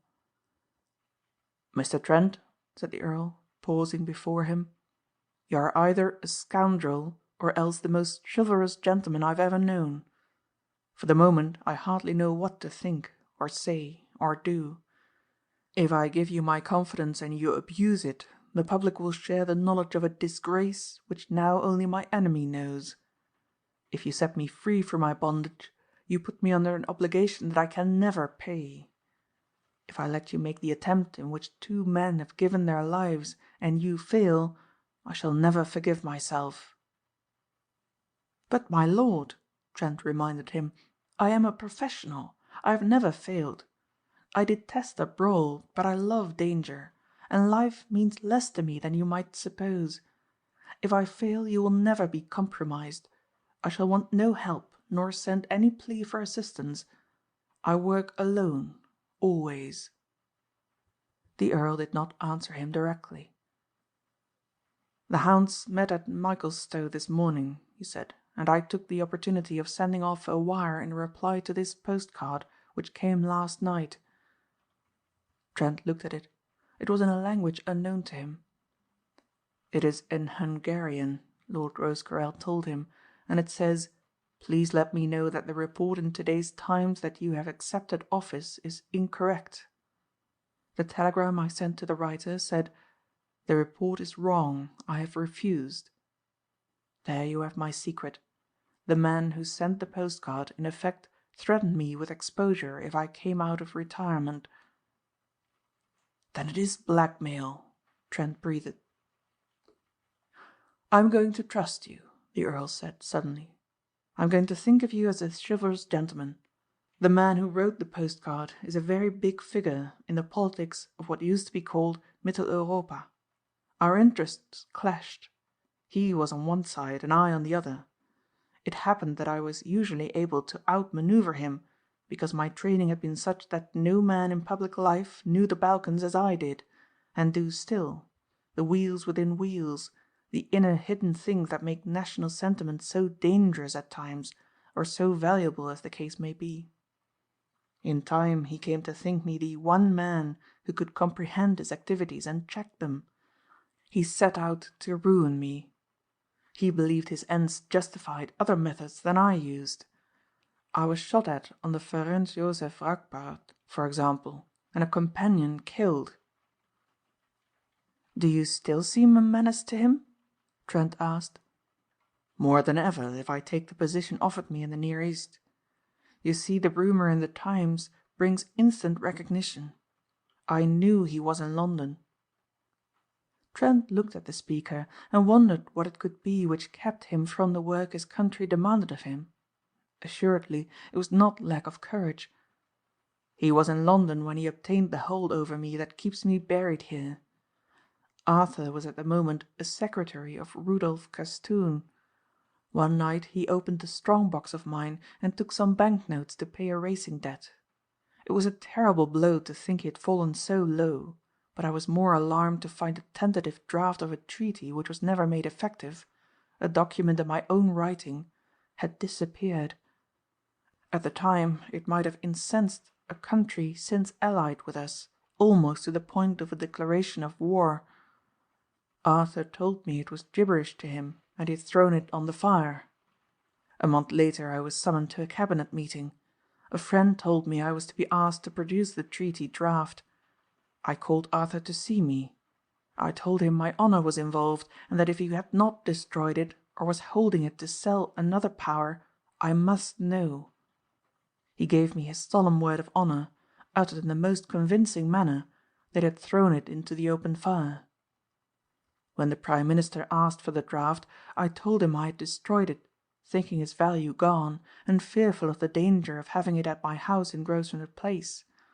At the moment I was absolutely convinced that my son had been honest with me. It was obvious I could not tell the Cabinet I'd caught him stealing money, or that he had torn up the draft. I gave the Cabinet my word of honour that it was destroyed, and I allowed them to assume that I did it. It was a lie, and I do not justify its use, but first and foremost my son's protection seemed necessary. It was less than 3 months later that I received a visit from the man who wrote that postcard. It was in Paris, where I was staying with my daughter. He said that at last he had a weapon which would wound me. Arthur had sold him the draft. He had it concealed where none could get it. Unless I retired from public life and activities, he would show it to the same Cabinet which had heard me swear I had destroyed it with my own hands. The inference would be that I had sold it. It was known that I had lost money through the failure of a London bank. No matter what the Cabinet thought, my honour was smirched, and I should rightly be considered unfit for high office. There, Mr. Trent, is the real reason. Do you know where the draft of the treaty is hidden? In his almost inaccessible castle in Croatia. You are certain? 2 men have died so that the knowledge might be mine. I should imagine he would keep it in the deposit box of a bank where he could get at it quickly. Banks can be broken into easier far than his strong room. He lives, despite the changes wrought by the war, in a style almost feudal. He owns and controls 20 square miles of the country where his home is. What chance, I ask you, has a stranger of getting near without incurring suspicion? There are many men who can speak German or French like natives, but Hungarian is a different matter, a non-Aryan tongue. It should be done from the inside, Trent mused. One of them was, the Earl told him. The man who tried was skilful, adroit and courageous. He'd flirted with death 100 times, just as you have done, Mr. Trent. But they set a trap for him there which a fool would have passed by. A trap so skilfully baited that only a clever man would have tried to use it to further his cause. Yet he failed. You have no idea of the household at that fantastic castle in the mountains. You have no idea of the imperious temper and power of the man who owns it, the multitude of servitors who would kill did he but suggest it, the motley company he entertains there. This mention of many visitors interested Trent. He entertains a great deal, then? Only those he knows, men and women. The life there, as reported to me, reads like a chronicle of medieval days. The other man who failed, what did he go as? A steeplechase jockey, The Count kept a great stud, and raced all over continental Europe. He owned Daliborka, the great horse which won the Grand Prix." "The horse that was stolen?" "Exactly. Daliborka and 3 other thoroughbreds were missing from the stables. The man who pretended to be a jockey and was instead a man of lineage and wealth, secreted the horses at intervals along the forest road that runs from the castle to the coast. It was his idea, when he had obtained the draft, to make his way by relays to the nearest harbour. The poor fellows never had the opportunity to throw a leg across any of them. You see, Mr. Trent, there is no chance at all." "I will make one," the American said confidently. "I am going to enjoy this." "After what I've said you still persist?" "Because of it," laughed Anthony Trent. He had forgotten everything but the prospect of coming danger, the duel that was to be fought between him and this fabulous magnate.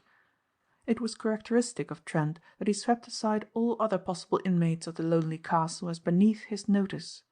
His business was with the superior. "How do you know he's still in London?" Trent demanded. "I keep myself informed," the Earl said. "A newspaper clipping concern sends me every notice of him." "I want them," the younger man observed. "I want everything that will help me." He read through the brief notices eagerly, and wished English papers discussed personality with the detail American periodicals employed. The only item that interested him deeply was a notice that Count Michæl Temesvar had visited the automobile show at the Crystal Palace and seemed interested in the new 12-cylinder Lion car. "Rather humorous in its way," the Earl said smiling, "since I own a great deal of stock in that company. That's why I have that inordinately high-powered car in the garage which you and Arthur seem to like." "Humorous?" Trent repeated. "I don't know that it isn't more humorous than you know. Do you think he has any idea you are interested in the company?" "Few know it," the Earl said, "and I don't see why he should, when even my friends are ignorant." "How much of it do you own?" Trent asked eagerly. "More, probably, than any one stockholder." "And a letter from you to the manager would make me solid." He explained the slang. "I mean, if you wrote a letter to the manager asking that I be given certain powers, would he honor it?" "Most certainly," the Earl answered. "There can be no doubt about it." Chapter 8. Count Michæl Temesvar. Count Michæl Temesvar, when he left behind him the great estate where he ruled as absolute and tyrannical master, and came to the fashionable, pleasure-loving London, was a different man. In London he paid due regard to the conventions and was entertained at great houses, and in return offered very splendid receptions to his hosts. Meanwhile he kept a skilled finger on the hardening arteries of new international affairs. He knew very well that he was suspected of intriguing for monarchical restoration, and the confusion of the country where he was so pleasantly entertained by such men as the Earl of Rosecarrel. But for the main part England still clung to her habit of disbelieving that a man who could be so charming in society would commit the bêtise of plotting where he had played. He was particularly interested in the spring automobile show at the Crystal Palace. He had heard a great deal of late of the Lion motor, and he wanted one. On his first visit to the show he told the manager that the silver model there exhibited was the one that he would buy. He was annoyed that the firm's representative would not allow it to be taken away until the show finished. On his second visit he was irritated to find that the manager raised objections about selling it at all. "You see, sir," said the manager, "a car like this demands careful driving and constant attention. Our ordinary model would suit you better." "I want this because it is said to be the fastest car in the world," Count Michæl returned. "To me the price is nothing." "It isn't that at all, sir," the manager said. "In confidence, it wouldn't do us any good if your own mechanics got it in such a condition it couldn't do its best work. Bad advertisement, you understand." "You think I should have a special chauffeur, then? Good. Send me one. Send 3 if necessary. but send me a man who has the nerve to drive along my mountain roads by day or night at any speed I choose." "That's a tall order, sir," the manager returned. "But I pay. I always pay better than others because I want better work." Count Michæl Temesvar beheld a blue-clad mechanic working under a car. He struck him a sharp blow on the leg with his cane. A grimy-faced man emerged, rubbing the bruised limb. "You," said the Count peremptorily. "Can you drive a car like this Lion?" The man grinned. The idea seemed to tickle him. He spoke with the Cockney accent of his kind. "Me drive a Lion?" he said. "Ask Mr. King here what I can do." "I couldn't let him go," said Mr. King quickly. "He's my best demonstrator and a wonder at tuning up an engine." Count Michæl ignored the protesting manager. "What is your wage?" "I get £5 a week." "I give you 10. You are my man. You leave for my place in Croatia when the show is over. My secretary will see you are looked after. Serve me well and you will never regret it. I am generous when I am pleased." He turned to his companion. "See that all arrangements are made. If he has a wife and children, bring them, if he desires it. If he will be happier without them, let them remain here. I must have him. He has intelligence and industry. Look you, he's gone back to his work. He loves his engine as a good groom does his horse." The mechanic had indeed crawled again under the huge car. The Count could have added that he was cautious, for he drew his legs well into cover. The Count and the secretary went off. The secretary was to call at the office next day and arrange things. The manager was deferential, but when they had left the glass-roofed hall, he permitted himself to laugh. Then he crossed to the car and bent down. "It's all right, Mr. Trent," he said. "They've gone now. You can come out." Anthony Trent looked up at him and grinned. "You can always get a job as an actor," he said. "Your accent is a bit of all right," the manager returned, gratified. "If it's etiquette for a manager to have a drink with a mere oil-stained mechanic as I am, lead on to the nearest place." "Well," said the manager later, "what do you think of him?" Anthony Trent rubbed his leg. "He struck me," said Trent in a curious, musing way. There was something in his tone which made the manager look at him quickly. Anthony Trent's face was grim and set. "I don't think he meant it that way," Mr. King replied. He had visions of assault and battery. "Some day I shall give him the opportunity to apologize," said the American. Mr. King had received personal instructions from the chairman of the Lion Motor Limited to obey Mr. Anthony Trent in every particular. Mr. Trent was to be allowed to have the run of the shops, and the most expert mechanics in the firm were to put all they knew at his disposal. Anthony Trent started by giving the manager the best dinner he had ever eaten. Then he coached him in the role of a manager anxious not to lose his best demonstrator. King was delighted that Count Michæl walked into the trap set for him eagerly.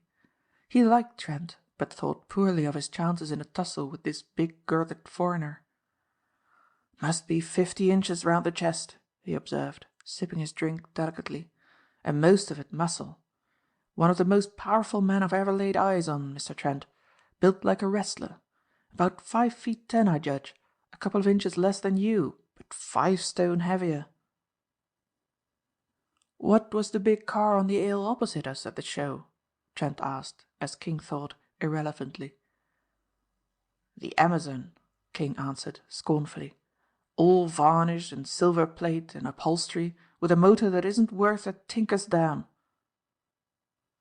"That's like the Count," Trent smiled.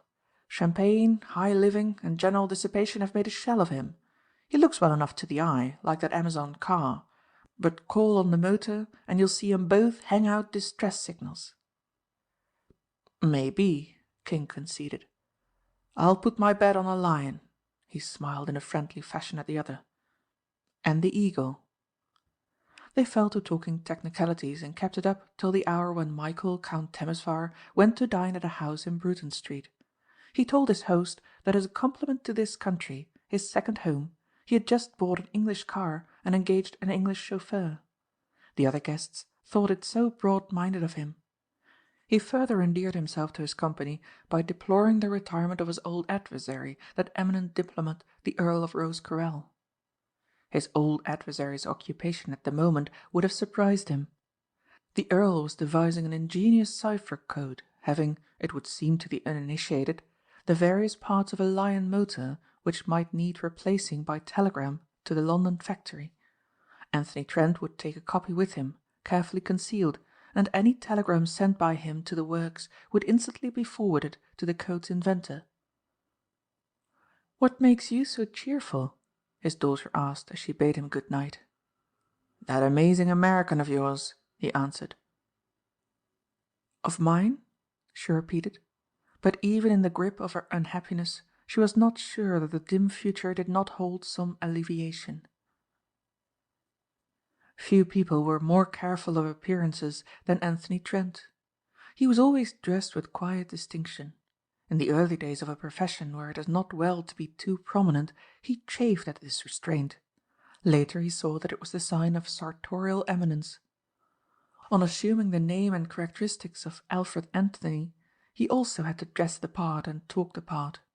From the men in the lion shop he had, with his mimic's cleverness, taken on their peculiar intonations and slang until he certainly could deceive a foreigner. And since he was thorough, he forced himself to smoke the part. He accompanied his great silver car across the Channel to Ostend, dressed as the men in the shop dressed, and he moved with their brisk, perky quickness, and he alternated between shag in a bulldog pipe and Woodbine cigarettes. He was glad that Mr. Hentzi, the Count's secretary, observed his altercation at the Belgian port with a customs official who made him pay duty on an excess number of cigarettes. "Ah," said Mr. Hentzi with condescension, "the cigarette of the British Tommy." At Ostend, Trent superintended the dispatch of his charge by fast freight, and then took the transcontinental express to Budapest. He was to wait for the car and drive it to its new home. During the few days he was forced to idle in the Hungarian capital, he deplored the fact that new status prevented him from going to the Bristol or the Grand Hotel Royal. He stayed, instead, at an hotel of the second class and encountered little friendliness. English or Americans, it seemed, were still regarded as enemies. He was saved from any violence by Hentzi's announcement that he must be fitted for the Temesvar livery. It was no use to rebel. With incredible swiftness the tailor turned it out. Trent looked at himself in the glass with the utmost distaste. The colour scheme was maroon and canary yellow. He likened himself to those who stood before the fashionable stores on Fifth Avenue and opened limousine doors. "With that livery," Hentzi said impressively, "you will be safe, you will be respected." Anthony Trent was too much overwhelmed to answer him. Certainly the Anthony Trent who stared back at him from the mirror was a stranger. He was wearing his hair longer than usual, and a small moustache was already sprouting. The hawk-like look was not evident. He wore instead an air of innocence that was Chaplinesque. Hentzi took this look of scrutiny to be one of pride. "You must have your photograph taken and send it to your best girl," he laughed. "She will make all the other ones jealous." "Yes," said the man, who suddenly remembered he was Alfred Anthony of Vauxhall Bridge Road. "She'll be fair crazy about it. Just like me." But he did not wear it much. He preferred the chance of a row with the populace to his unwished-for splendour. The days of delay gave him leisure to think over coming difficulties. He conceded he had been led away by emotion and enthusiasm when he was betrayed into boasting of his prowess. The two men who had failed had been good men, no doubt, and they were dead. Such a man as Temesvar must know that the brain who originated the attempt at recovery of the draft was still scheming. The Count must constantly be on the watch. And if so, why had he engaged Alfred Anthony with so little investigation? Like most high-grade criminals, Anthony Trent was apt to suspect simple actions when performed by men of the Temesvar type, and impute to them subtle motives. He wished he had been able to take a longer look at the Count instead of his momentary talk. He reminded Trent very much of the celebrated painting of Francis I, that sensual monarch who was devoted to the chase, masquerades, jewellery and the pursuit of the fair. But Francis, for all his accomplishments, was weak and frivolous, while Temesvar was ruthless and a power, if Lord Rosecarrel was to be believed. Before he left London, Trent had secured what road maps he could of Hungary, and particularly the Adriatic coast of Dalmatia and Croatia. At his hotel he spread them out on the table and spent hours poring over them. He ventured to ask Mr. Hentzi some particulars of the place, and why Count Michæl had gone to the expense of importing the chauffeur and the car when he had many machines in his garage and so many men at his command. Hentzi told him the Count needed a clear-eyed, temperate man who could make great speed and make it safely. "Most of our men," Hentzi declared, "drink Slivovitza, a brandy made of plums, and there are people who visit the Count whose lives must not be imperilled by recklessness." "What about the roads?" Trent asked, thinking of the way to the Lion and its tremendous wheelbase. "From Karlstadt to Fiume runs the Maria Louise road, which is superb. It is one over which you will pass many times. Then there is the Josefina road from Zeng, and many fine highways built not for the Croatian peasants, but for strategic purposes. You have seen in this war which is past what good roads mean, eh?" "You hit it on the head, Governor," Trent said cheerfully. "What do I go down to Fiume for?" "To meet passengers from the steamers or from the Count's yacht. It is 120 miles from Fiume to Ratna Castle. What could you do that distance in? The road down the mountain to Karlstadt is good but narrow." Alfred Anthony spat meditatively. "The old girl will do it in 3 hours," he said. "She'll shake 'em up a bit inside, but if there aren't no traffic cops or big towns, I can do it in 3 hours, or a bit more." "No, no," Hentzi cried nervously. "That is suicide. We have been satisfied to take 6 hours." "With horses?" Alfred Anthony demanded. "Pretty good time with horses, but this is a lion." Hentzi sat on the front seat during the long drive and pointed out the path. On the whole, he was a good-natured man, but he did not permit the Count's chauffeur to forget that he was talking to the Count's secretary. Hentzi had formerly been a clerk in the estate office of the Temesvar family and had been promoted to his present position because he was faithful and a good linguist. He was afraid of the Count. Trent could detect a fear of him whenever the name was mentioned. When Hentzi warned the new chauffeur to be careful if his employer was in an angry mood, the American demanded the reason. "If I do my duty," said the pseudo-mechanic, "he can't hurt me." "You talk as a child talks," Hentzi laughed. "He will do as he likes, and as the devils that are in him at the moment. He fears neither God, man, nor devil. Pauline only may mock when he rages." "Who is Pauline?" Trent asked. "The missus?" "The Countess," Hentzi said with dignity, "is in perpetual retreat with the Ursuline sisters near Vienna." "Is Pauline the daughter?" "His daughters are married," Hentzi laughed. "Castle Radna is not a place where it is wise to ask questions. You think because His Excellency was cheerful when you last saw him, he is like that always. I tell you, if Pauline has been unkind, he may visit it on you. I prefer that he does. I am tired of his humours, and you are younger and stronger." "You don't mean he might hit me?"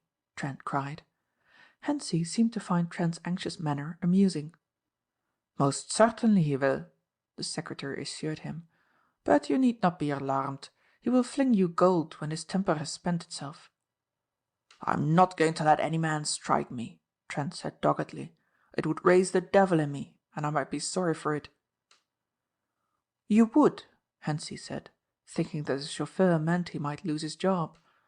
Anthony Trent, instead, was thinking that he might, in order to succeed in his venture, have to submit to indignities that would be torture to one of his temperament. It would not be wise to let the secretary know this, so he turned the subject to the woman who dare laugh when the Count was angry. "Who is Pauline?" he asked. "She was a skater from the Winter Palace in Berlin. She is beautiful, or she would not be at Castle Radna. She is clever, or she could not control Count Michæl, who has broken many women's hearts. She is bad, or she would not have driven the Countess from her home. For myself, I hate her, and the men and women with whom she fills the place." "So they keep a lot of company up there?" "Company," Hentzi replied. "There is no such castle in Europe. I have seen life in Buda and Vienna, but up there, you may be sure when the master drinks champagne, the servants will drink Slivovitze. But do not think they are all Pauline's friends. No, no, the great of the world come there too, and Pauline's friends are banished. You will drive great personages up from Fiume, and you will not know who they are or what their errand." "Is the Count a politician?" Hentzi laughed with good-natured contempt at such a naive query. Not to know Michael Count Temesvar's reputation in the field of world politics was to admit ignorance of all the troubled currents which worried kings and presidents. He was rudely brought back from his lofty attitude by the sudden stopping of the car. He was almost thrown from his seat. "Look!" Trent cried, pointing to a piece of close-cropped turf. "A golf green, as I live!" "What of it?" Hentzi snapped. "What do you know of golf?" "I used to be a caddie," Trent lied glibly. "Who plays there?" "The Count, because his doctor tells him to. I, because I hate it. And Pauline, so that her figure may remain seductive. Thank God, there are but 9 holes. It encourages our master to have one man who always plays worse than he. Look, that is the castle." Almost under the shadows of Mount Schliemme, the rugged building lay. Around it, nestling at its gates, were many other lesser stone buildings which Hentzi told him were stables, dwellings, and outhouses. It was situated in the Zagorje, or land beyond the hills, and had, despite its fine gardens and the green turf of the links, a forbidding air. When the Lion was run into its garage, Hentzi introduced the new chauffeur to the man with whom he was to live, a man who with his wife had one of the cottages outside the castle wall. Peter Sissek, the man, was unfriendly from the start. He resented the importation of a chauffeur with the new car as a slight to his own skill. But as he spoke only Croatian and Hungarian, and Trent understood neither tongue, his grievances were not voluble. Chapter 9. Pauline. Anthony Trent met Pauline in a rather a curious way. He had been a week at Castle Radna and had not been commanded to drive the Count. Then Hentzi had informed him Count Michæl was sick of a bad cold. Sissek, by virtue of being senior in the Temesvar service, tried to get the new man to help him with his own cars, but Trent absolutely declined. He had assumed a certain post in order to carry out a design, but his duties lay with the Lion car, and he left the Croatian grumbling and set out for a tour of inspection. Naturally, his steps led him to the little golf course a mile distant. There were no long holes, and the course was hardly trapped at all. It was just the kind of place elderly men, who played a weak game, would revel in. By the first tee there was a little rustic pavilion. Through the windows Trent could see 3 or 4 golf bags. The temptation was too strong to resist. He picked the locks with the blade of a pocket knife and found himself in a comfortable room. The Count's golf bag contained excellent clubs and plenty of balls. He looked at the balls and knew the Count's game instantly. They were bitten into by the irons of a strong man. Trent shuddered at the gashes, and then, selecting a new ball and a putter and driver, went out on the nearby green. It was sheltered from all observation, and he putted for a few minutes. In the distance he could see the first green. It looked to be a little under 300 yards distant, and it lay beneath, sweetly tempting to a long driver. Anthony Trent had for some years now lived a life in which he denied himself nothing. He had reached out for such treasures as only a millionaire may buy.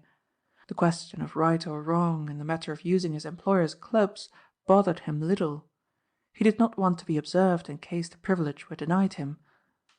He teed up his ball, made a few preliminary swings, and then struck the white sphere with perfectly timed strength. He watched it rise, fall and roll almost to the edge of the green. He would certainly make it in 3. Then he turned round to look into the astonished face of a very beautiful woman. There was something in the general effect, quickly seen, which reminded him of Lady Daphne, but as he looked he saw this girl was older. He doubted the genuineness of the golden hair, and he saw that art had aided nature in the facial make-up.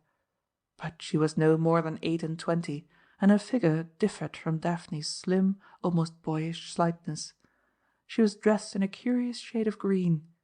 It was a tint he thought he had never seen before until he looked into her eyes and saw it there reflected.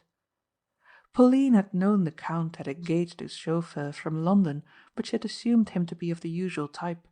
She had no idea that the man who had just made such a superb drive was he.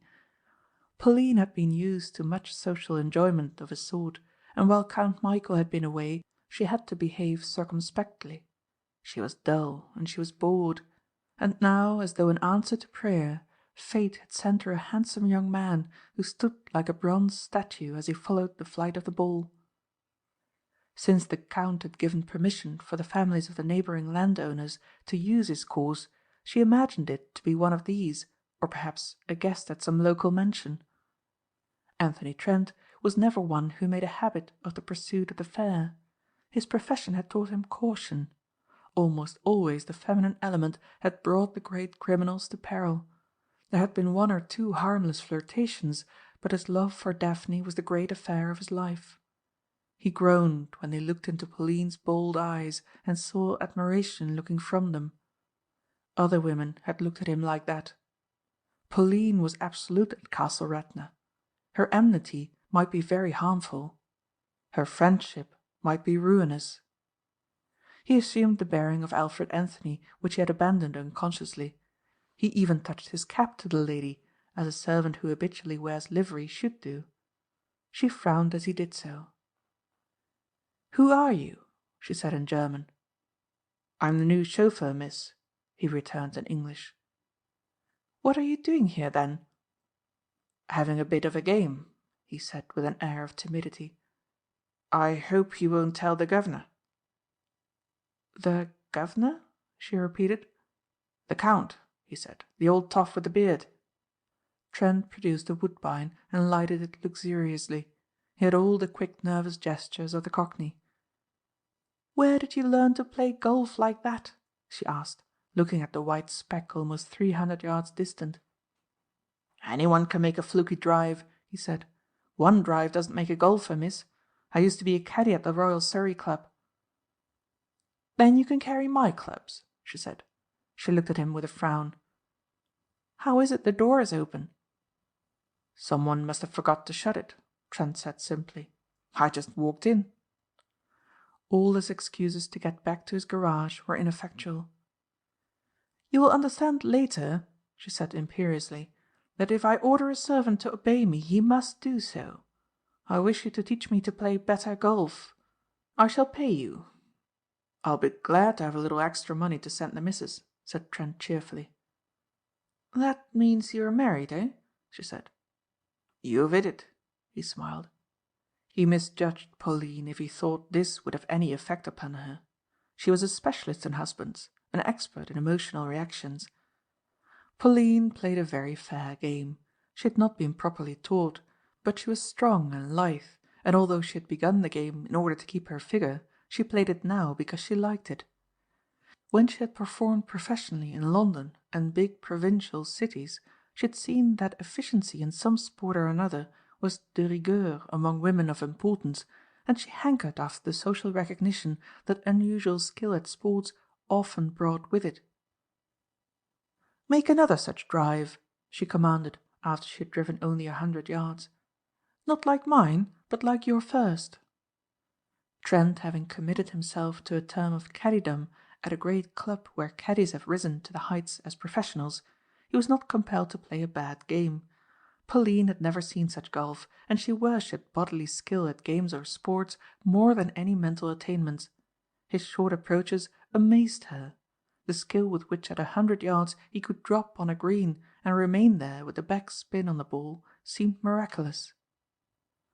"I shall play every day," she decided, "and you shall tell me how to become a great player." "What about me and my motor?" he objected. "I came to drive a car and not a golf ball." "I shall arrange it," she said. "Peter Sissek can drive." "Not my car," he cried. I'm not going to have no blooming mucker like him drive my line." Her green eyes were narrowed when she looked at him. "There are 100 men who would give all they had for such an opportunity," she said slowly. "Let 'em," he said quickly. "I'm a chauffeur and a mechanic." At the last hole she made a poor top drive, and the ball landed in a bad lie. It was an awkward stroke, and he corrected her stance and even showed her how to grip the club, when suddenly he was struck a tremendous blow on the back of the head. He was thrown off his balance, but was up like a cat, dazed a little but anxious to see what had hit him. He thought it was a golf ball. It was Count Michæl instead. He looked more like Francis I than ever. His eyes were blazing with anger.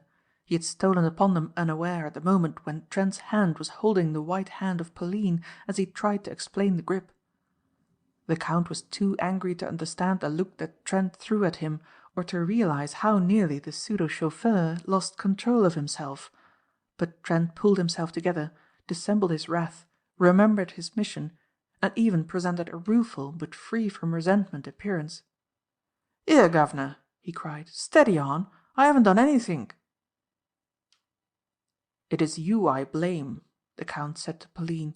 He spoke in German and ignored Alfred Anthony. "Why is it unknown to me you bring my servant to play with you?" Certainly Pauline had no fear of the magnate. "Because he has been a professional caddie and plays so well I can learn the game. Since your game is contemptible, with whom can I play here?" "I beat Hentzi every time," stormed the Count. "Hentzi?" she laughed. "He's afraid of you. I am not. This man is useful. I've told him he is to carry my clubs when I play. Do you object to that?" "By no means," the Count said, becoming more amiable. "I see no objection, but as he has 2 arms he can carry mine also. He is a beau garçon, Pauline, and I do not permit his filthy fingers to touch the hand I kiss." He turned to Trent. "How is it you are here and not at your work?" "I took a bit of a walk," Trent answered. "And finding him near the pavilion I told him to carry my clubs," Pauline added in English. "What is strange in that?" Sissek, with a Fiat car, was waiting by the pavilion. He had driven his master down and took Pauline back as well. He did not understand why the new man was carrying golf clubs. He brightened when the Count spoke to him in rapid Croatian. "I am telling him," the Count said, "that there is plenty of work for you to do. He will find it if you cannot. And as Peter is very strong and as short-tempered as his lord, I bid you be careful." Trent's temper was not sufficiently under control to keep a sneer from his face. His grin was superbly insolent. He forgot his Cockney accent and his acquired vocabulary. "I'm afraid," he said, "you're not as good a judge of men as you are of women." "What is this you say?" the Count demanded, frowning. "I mean that if your fool-faced Peter there can make me do anything against my will, he shall have my salary as well as his own. You came behind me when I wasn't looking and hit me. I can't resent that. Yet.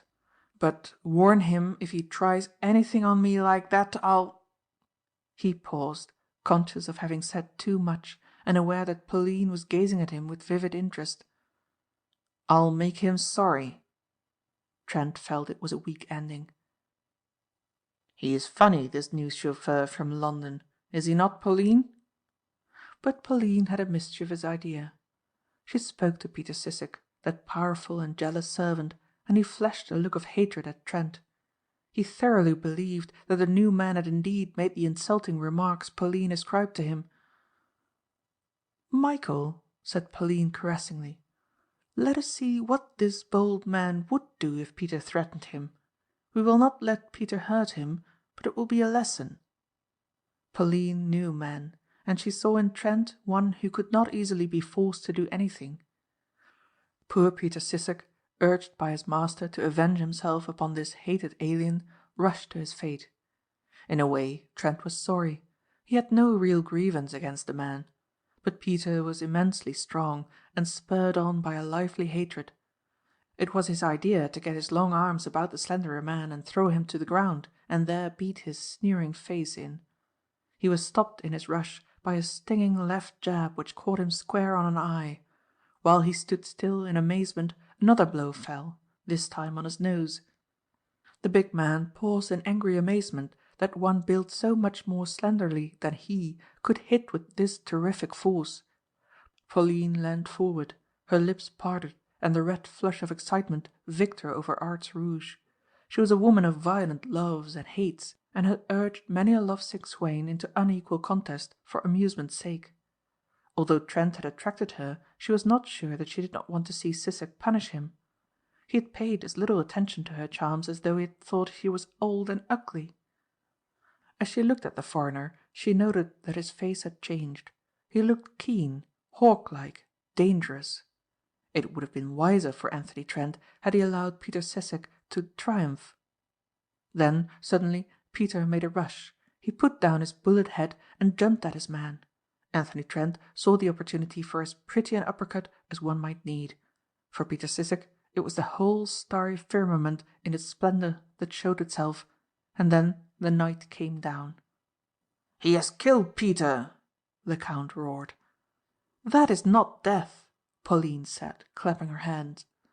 For an uneasy moment the Count remembered that not many minutes earlier he had buffeted this quiet, grim fighter, this same man who hit his opponent at will and evaded his enemy's blows with practised ease.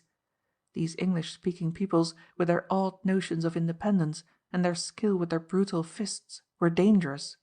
It might well be that even he, Michael Temesvar, had best remember his new chauffeur was not docile like Peter Sissek and the others. "This is murder," the Count said still angrily.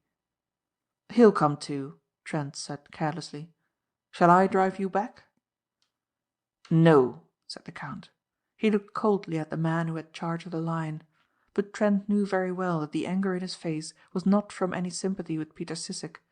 It was the thought that Pauline had deceived him and that this young man was too skilful in too many ways that annoyed the aristocrat. "I will send a car back," Count Michæl asserted. "Meanwhile, stay with the man you have so cruelly assaulted." Peter Sissek awoke to consciousness a few seconds later and looked with difficulty on the world. His nose was cut, an eye was closed, and his car was gone. He made strange outcries and became so excited that Trent with a black look bade him be silent. Sissek knew what was meant and started at a run along the road. Trent was not so sure he had done well that morning. He had angered the Count. Well, such anger would probably pass under ordinary conditions. He had interested that magnificent animal Pauline, reigning favourite, and autocrat, and Pauline was not discreet. Sooner or later the Count would see the way she looked at his chauffeur, and then the game would be up. He would be sent back to London, his mission a failure. To get Pauline's enmity would be fatal too. She would not hesitate to ruin a man she hated, and the Count would always believe her word against that of Alfred Anthony. The American sat on the edge of the first tee and cursed all irregularly run establishments. He looked up presently to see the car returning. It was driven by Hentzi. "What is this I hear?" Hentzi said severely. "I don't give a damn what you've heard," Trent said crossly. "What? You talk like this to me?" "To you or anyone else," Trent retorted. "Look here, my little man, I came here to look after a high-powered car and risk my neck on mountain passes. All right, I'm agreeable. But if you or anyone else thinks I'm a golf caddy or a footman or a servile beast like Sissek, you're all mistaken. I'm a good mechanic and I can drive a car against almost anyone, but I'm not going to stand for oppression. The Count hit me." Anthony Trent patted himself on the chest as the enormity of the offence grew larger. "He hit me." "You talk as though you were a gentleman," Hentzi said coldly. "My friend, you are of the people and you've read too much. You probably think you are my equal. It is an honor to serve at Temesvar, but if you are anxious to go to your own country, I have no doubt your company can send another man." "There's no need for that," Trent said less irascibly. "But what makes Pauline think I'm going to carry her clubs around when I've got my own work to do?" "So that was it," Hentzi commented. "That was why Count Michæl stormed at me so. My good Alfred, you're young and life is sweet. I counsel you to remember that always while you are at Retna. The Temesvars have always been hot-headed. You see that steep cliff yonder?" Trent looked above him to where the side of a mountain was cut so sharply that a drop of 400 feet would be the lot of one stepping from the edge. "That has been the scene of many tragedies," Hentzi said. "Many men have stepped into space." "Murdered?" Trent demanded. "Accidents," Hentzi assured him. "Unfortunate accidents. There was one lamentable occurrence not many years ago, and he was a fellow countryman of yours, by the way. A man of great personal distinction. But these are not for you, these reminiscences of high life. What will interest you is that the Count says you can no longer live with the Ceseks. He does not want two valuable servants to kill one another. Room will be made for you at the castle.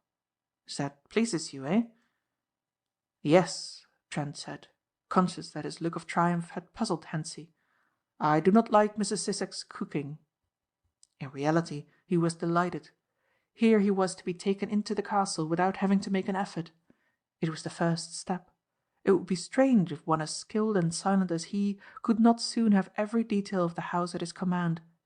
He knew the servants drank their native spirits, brandies made of cherries, apricots and plums. This assured sound sleep and unlimited opportunities. The Count was a great drinker too, and his guests feasted well. As if in conspiracy against him, the major domo, chief of the indoor servants, put him in the least desirable of rooms, a rat-ridden chamber away from the sleeping apartments of the rest of the help. In the heat of summer it would be unbearable. There was fortunately a great bolt which barred the door from intruders. The one long deep window opened inwards. An old square copper pipe used to drain the roof far above passed his window. He took hold of it and found it immovable. It would easily support his weight. The ground lay 20 feet below. It was the windows that this copper pipe passed which most interested Trent. If they had catches similar to his own he could open them with a hairpin. He was eager for night to fall. And because he was now assured of action he became much more docile. He allowed Hentzi to lecture him severely on his brutal behavior. During the next week he was worked so hard that he had little opportunity, apart from his long journeys to Fiume, to do aught else than make a mental plan of the windows on his side of the castle. There were 4 apertures similar to that which gave light and air to his room. The heavy copper pipe passed by them all. To a gymnast with a clear head they were all within reach. The climb was probably less difficult than it would seem to an observer looking up from the ground. There was risk, of course, but Anthony Trent was always ready to take it. In the daily life of the servants' hall he noticed that the place had an enormous number of retainers, young and old, many more than seemed necessary. They were with a few exceptions sons and daughters of the Temesvar family, servants proud of their caste and the man they served. The major domo spoke German and French. He was a pompous person who ruled absolutely below stairs. He did not like the stranger, but he had been commanded not to allow any brawls, and he saw to it the chauffeur was let alone. There was much to eat and to drink. Count Michæl owned herds of swine which grazed in the miles of oak and beech forests surrounding Castle Radna, and the heady drinks that abounded were made from his own fruits by his own people. As a rule the lower servants went early to bed. Those who remained up later were the major domo and such of his men as waited upon the Count's table. There came a dark, cloudy night when Anthony Trent, wearing black sneakers and a dark suit free from white collar or cuffs, crawled out of his dungeon-like window and up the 12 feet of piping that intervened between his own and the next window above. He found himself looking down into what he supposed was the great entrance hall of the castle.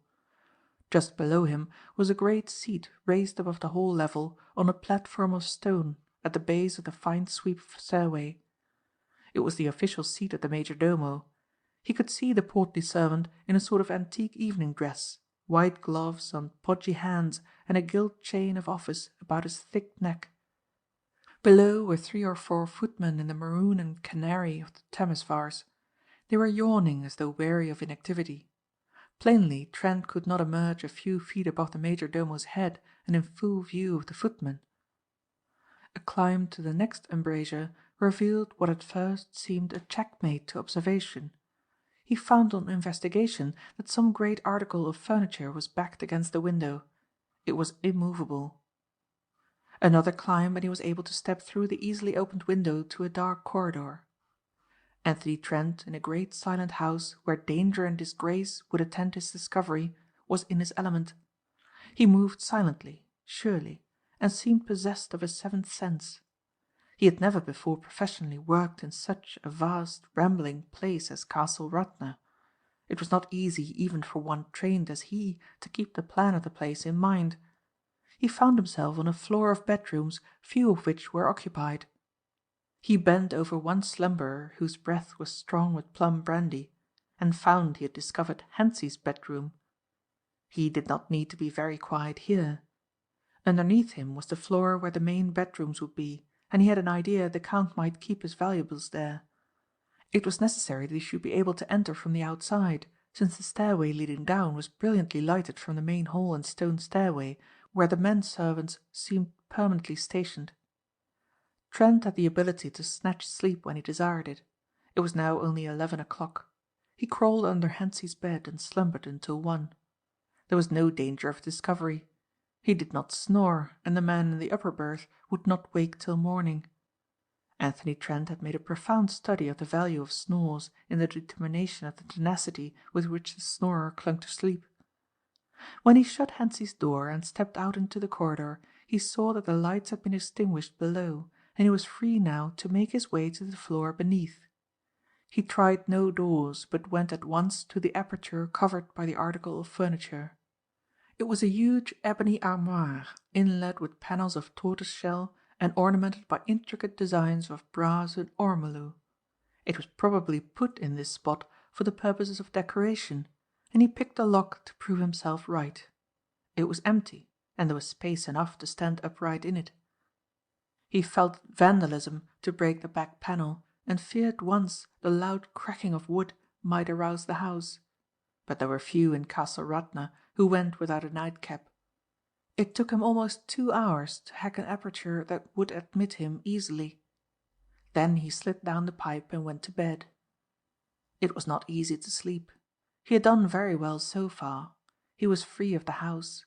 With luck he could come and go at will during the still night hours. But the first step was easy. Next to find where the Count kept Lord Rosecarrel's treaty and then to take it. And finally to get away with this treasure. He was not so much inclined to belittle the abilities of those other two who had planned and failed, as he had been when he talked to the Earl. He had taken due notice of Hentzi's reference to the death of an Englishman a few years ago, who had met his fate at the base of the steep cliffside. He felt almost certain that this was one of the men the Earl had spoken of. Lord Rosecarrel had said they set a trap for him, into which none but a clever man would fall. He wished now he had asked particulars of it.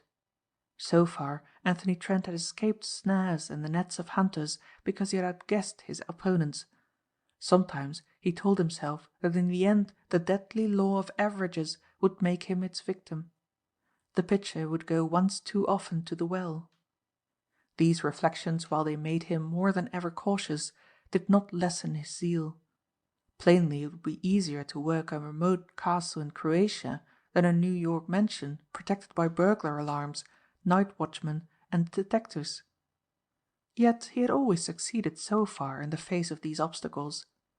But the address and nerve which had carried him through many a tight pinch in New York would not avail him here. More than once, clad in evening dress, he had joined excited groups of guests and tried to capture himself. He had calmly taken his hat and cane from a footman and been bowed out of a house he had pillaged, and once Inspector McWalsh had carried to the door some priceless antiques he had taken from the very collection the inspector and his men were guarding. Reflection showed him that Count Michæl Temesvar was far too shrewd to trust the document that meant so much to him to insecure shelter. Despite the fact that the castle seemed filled with idle, drinking, overfed lackeys, and he himself was unwatched, There must be some precaution taken which would defeat him unless he trod warily. It was his experience that rich men knew little of the vulnerability of the safes to which they entrusted their valuables. Again and again he had been able to open such with ludicrous ease. Count Michæl probably had an antique which would send a peatman into ecstasies of mirth. Trent's job was to locate it. Next day he was commanded to accompany Pauline and the Count to the golf links. Pauline hardly looked at him, but Count Michæl watched him continually. He was relieved at the girl's attitude. She was beaten by her opponent and angry at it. The Count was not a sportsman. He putted over the easy bunkers, and more than once he lifted his ball to a better lie. The victory made him good-humoured.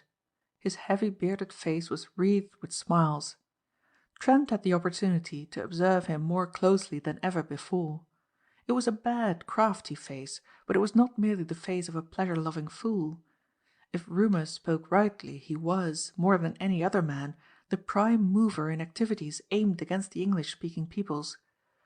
From this same castle of Radna had issued many plots and subtle schemes, all directed by this man, who moved a golf ball with his foot when he thought none was looking. Hentzi had told him that every European and American newspaper of note was to be found in the Count's library. It was odd that such a man would not make some great city his home. He mentioned this once to Hentzi, who made the astonishing answer that the Count dreaded assassination by political enemies. Fearing perhaps he had said too much, the secretary added that Count Michæl had long ago abandoned politics for the life of a great landowner, and that such a fear was without foundation. "It wouldn't be easy for a stranger to get in here, would it?" Trent demanded carelessly. The question seemed a most provoking one.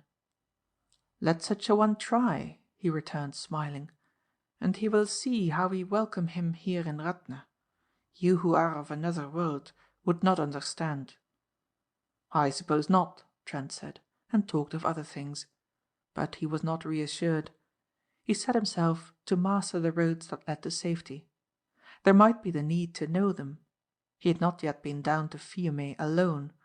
He wanted to find several places in the big port. There might be a time when he would have to send an order to the lion works for spare parts. His code was elaborate and framed to meet all contingencies. When he asked Hentzi why so few people stayed at the castle, the secretary's reply amazed him. Hentzi rather liked to impress this amiable Cockney. He was not without a sense of the melodramatic. "My friend," he said with condescension, "there are more who take their dinner in the big dining hall than you know. If it were your lot to be an indoor servant, you would know what I mean. Castle Radna is at one time a prison, a sanctuary, and the abode of hospitality." "I never understand what you're driving at, Mr. Hentzi," Trent told him. "I don't get your meaning half the time." "I do not intend that you shall," Hentzi remarked, "and I do not advise you to seem curious. As it is, you have displeased your master." "Sissek started it," Trent reminded him. "Sissek is a clod, a peasant, a man of no importance. I am not thinking of Peter Sissek. I am thinking of Madame Pauline." "That blonde woman?" Trent said with assumed carelessness. "What about her?" "She has praised your face and figure before one who, when he is jealous, kills." "Me?" cried Trent with an air of astonishment. "Why, I only told her she was a rotten golfer." He groaned in spirit. His stay at Castle Radna was going to be very difficult. Hentzi, watching him closely, only saw a face which expressed little interest. He was used now to sudden questioning by this volatile Cockney. "What do you mean by the castle being a prison?" "I should have said that it has held many prisoners in bygone years, and sheltered many of the great. This is not like your English castles, where the lord has no power. Look you, not a year ago we stayed, the Count and I, at such a place. The owner struck a careless servant and was obliged to pay a fine before a judge. Think of it! An English lord haled into court by his own footman and fined. There is nothing like that here, so when you are struck again, Do not think of an English policeman and a fine. I wish you to stay. When Sissek drives down the mountain, I am always alarmed. You go twice as fast, and I have no fear. Count Michæl desires you to stay." "I haven't said anything about going, have I?" Trent retorted. He supposed Hentzi was trying to warn him not to look covetously at the handsome Pauline. The warning troubled him. He was of a physical type to which blondes of the Pauline type were invariably attracted. "Many have died for her," Hentzi went on. "So young officers who flocked to see her skate. There were scandals. She was sent away from Berlin. She was in America, in England and Petrograd. She is cruel. I am afraid of her." "I'm only a blooming chauffeur," Trent said carelessly, "and I wish I'd never carried clubs at the Royal Surrey." "You are also good looking," Hentzi said, "and of a superior type. Furthermore, you are young, and she has seen you play better than any man she has met, and she has seen you fight. I warn you." "I've got a girl of my own in London," Trent said confidentially, "who is a fair knockout. My girl has the real gold on her sweet little head, and the roses on her cheeks owe nothing to a bottle, and her eyes are sometimes violet and sometimes dark blue, and she is slim, and has those long white hands one wants to kiss." "Love has made you a poet," Hentzi said affably. It was well that he did not notice that the Cockney accent was for the moment abandoned. Hentzi was not a very close observer. He had only two profound emotions. The one a fear of his employer, the other admiration for himself.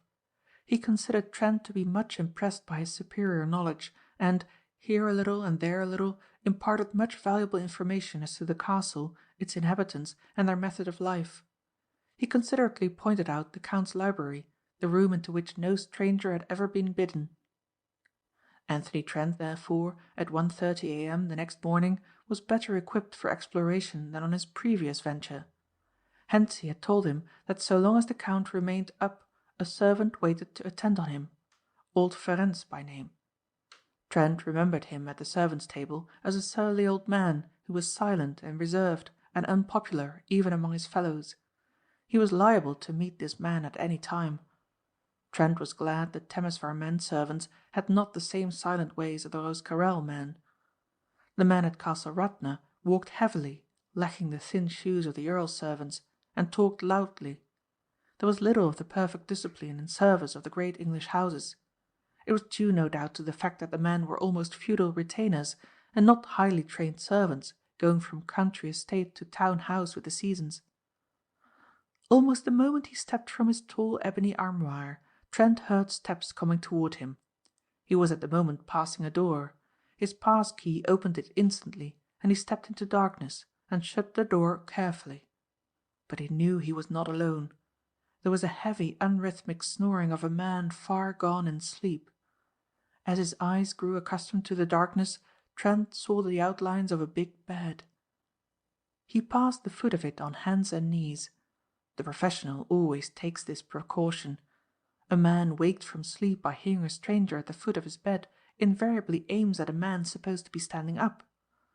Although the sounds Trent detected were genuine sleep-induced snores, he could not be sure that another watchful occupant of the bed was not listening breathlessly and even now reaching for a weapon. When he assured himself everything was quiet, he looked about the room with the light of his electric torch. The sleeping man was a stranger to him. He was a red-faced man of middle age, and on a chair near by was the undress uniform of an officer of high rank, a light blue uniform with silver facings. Accustomed as he was to khaki uniform alone, Trent had no idea to what European service the sleeper belonged. He remembered Hentzi's remark that there were more people at the dinner table than one might suppose. Trent was certain he had never seen this officer about the castle grounds and had never driven him. From the bedroom a door led evidently to a room en suite. This was unlocked, and Trent entered noiselessly. It was a room twice the size of the adjoining apartment and furnished magnificently. So vast and splendid was the chamber, he thought it must be that of Count Michæl, the room where perchance the treaty lay concealed for which he had risked so much. But it was not Count Michæl who lay stertorously slumbering. It was instead a prince of a great and lately reigning family who had strangely disappeared from the world a few months earlier and had been, so report ran, drowned in escaping from exile. Anthony Trent was looking at one, worthless in character and devoid of ability, but nevertheless a man who might by reason of his name rally about him an army which could start again the dreadful struggle whose scars were yet fresh. A great ceremony had been made of the funeral, and a society of his former officers had been organized to perpetuate his memory by embarrassing his opponents. Trent remembered dimly reading an article in a London paper which spoke of the prince as being as dangerous dead as when leading his dissolute life. Anthony Trent looked at the weak, passion-lined face of the man who had sought Count Michael's shelter and smiled. He had long ago been intrigued by the idea of mixing himself in high politics. Here, possibly, was an excellent beginning. But the prince could wait a little while. The time was not yet ripe for his resurrection. Looking across the room, Trent saw two long French windows lighting it. One was open. Instead of the balcony upon which the intruder assumed these windows opened, they led into a large courtyard some 80 feet long and 40 feet wide. He did not understand how it was this great open space should have its being in the middle of the castle. There seemed no reason why it existed in a building of this sort. He was to find later that its origin was accidental. What was now a paved and open courtyard had been the magazine of the castle during the Turkish occupation of Croatia. The castle itself had never given in to the Ottoman conqueror. It had been shelled in the Reformation uprising in 1607, and a ball shot had exploded the ammunition.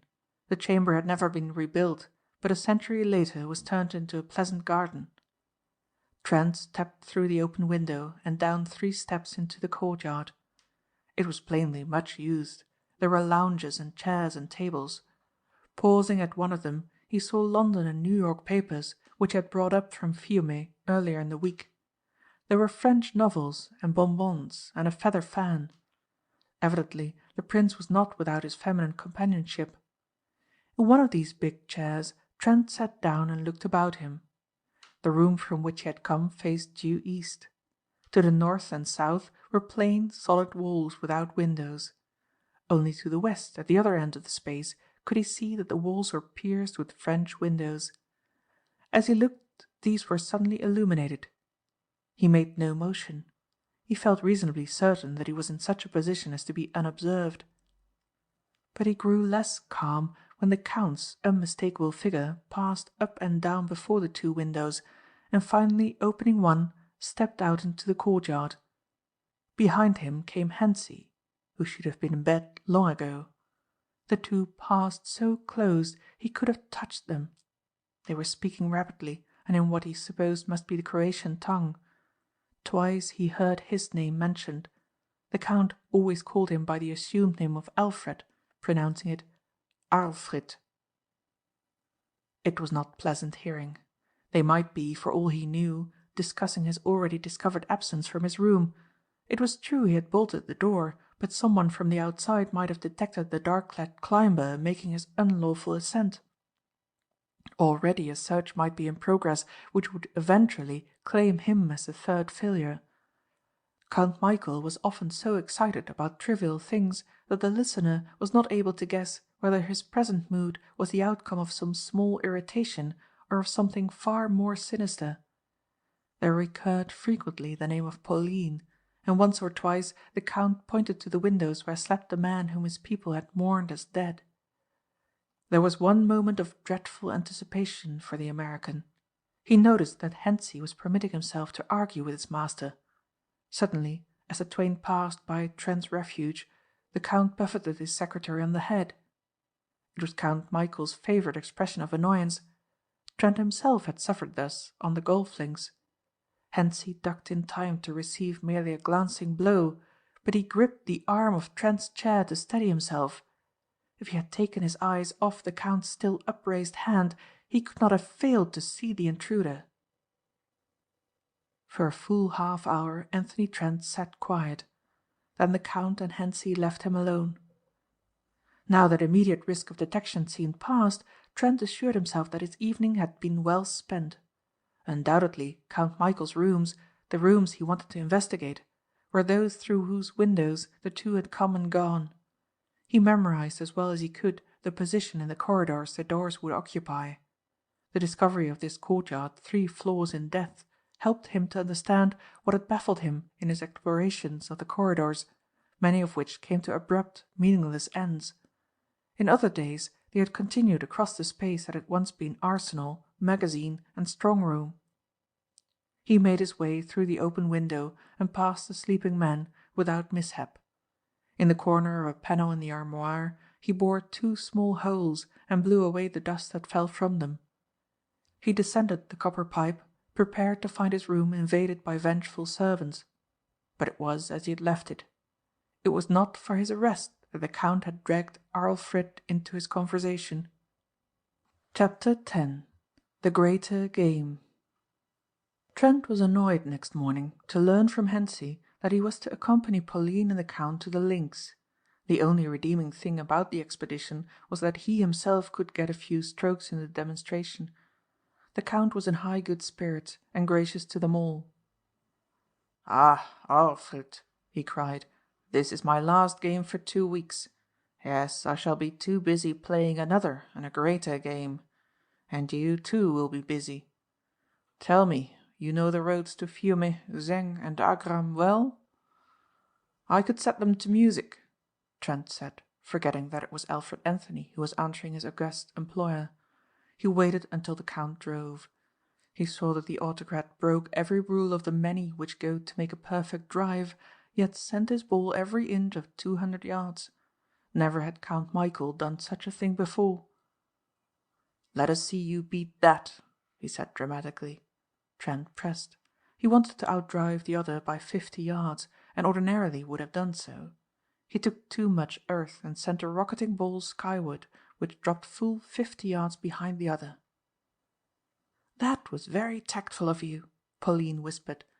"His Excellency will be in a good temper the whole day." "Do you think I tried to do that?" he asked. "Why not?" she asked. "I only know you are of a timid disposition.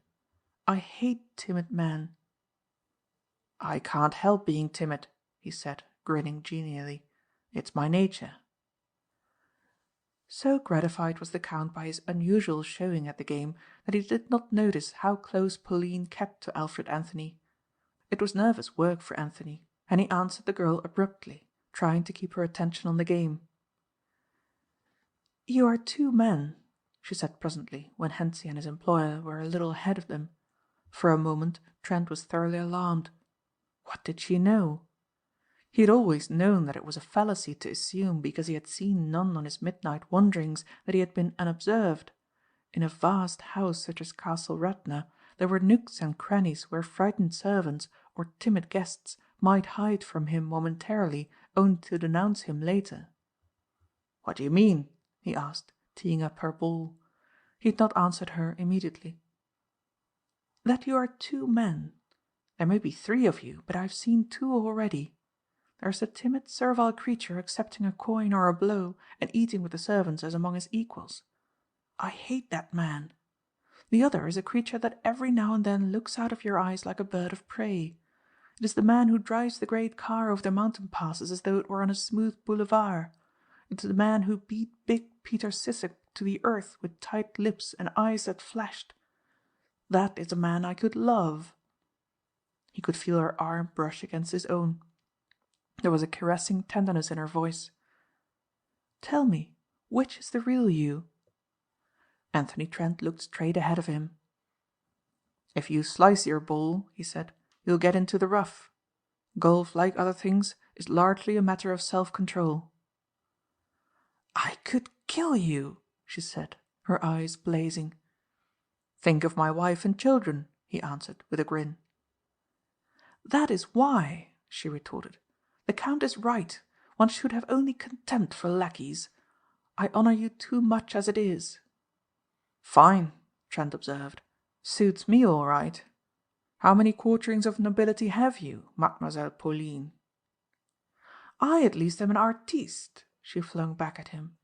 To be the most graceful skater in the world and to have earned more in a week than you in a year is something which puts me as far above you as Count Michæl Temesvar." "Absolutely," Trent agreed.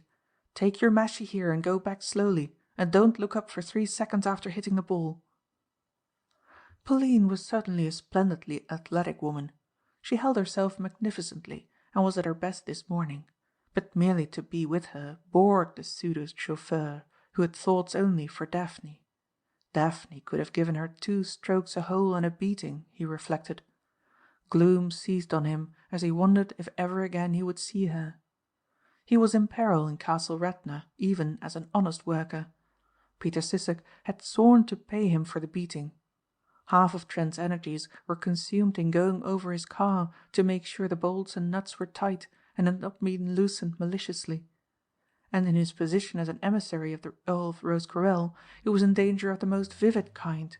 He was a spy in a house which sheltered a princeling who might yet force Europe into war.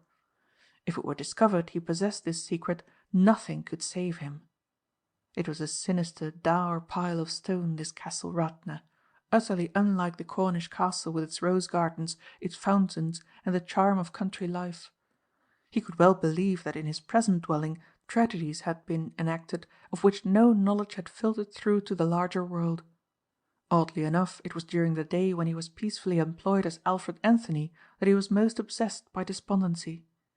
When the servants were long abed and asleep, and the silences of the early hours hung about the great corridors and halls, Anthony Trent came into his own. His rubber-shod feet were noiseless in the stone passages, and his 2 pass keys opened every locked door. He was possessed of all secrets, it seemed to him. Here he was free to wander like a ghost in banquet hall and corridor. None walked so silently as he. Pauline did not talk to him any more that morning, but the Count was affable. "Ah, Arvid," he cried, "tomorrow your work commences. Yes, you leave for Fiume at daybreak and meet the Ungarisch-Kroatische boat. This time you will go alone, as you will have a passenger beside you as you return. You will wait at the Hôtel de l'Europe. The boat gets to her dock at 11 and my guests will drive immediately to the motor. Make speed back, for you must go to Agram and back before dinner." "That will be going some," Trent commented. "For what reason do you suppose I buy a Lion car and a chauffeur, if not to do what my other automobiles and chauffeurs cannot do? Why do you imagine I introduce a Londoner into my servants' hall, a brawling man who assaults good Peter Sissek, if not because he must travel fast and safely?"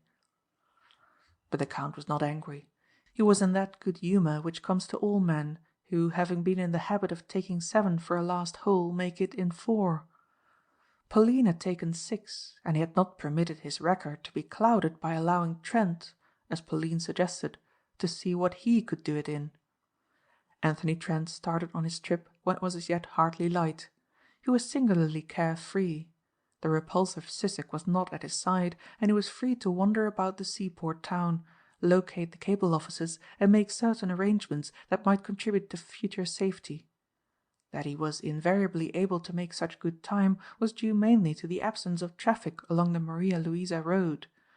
Not yet had the old prosperity come back to Europe, and there were more automobiles in Allenhurst, New Jersey than all Croatia. He was bound to admit that the group of people he took from the Hôtel de l'Europe lived up to all the traditions of mysterious fiction.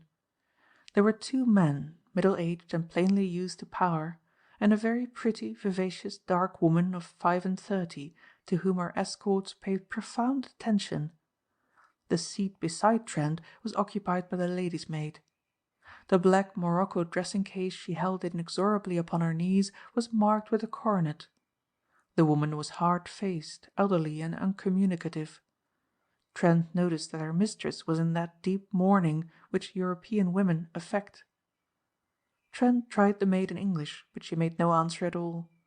He strained his ears to catch what language was being talked behind him, but the Lion was a car of tremendous wheelbase, and the passengers were removed too far from him.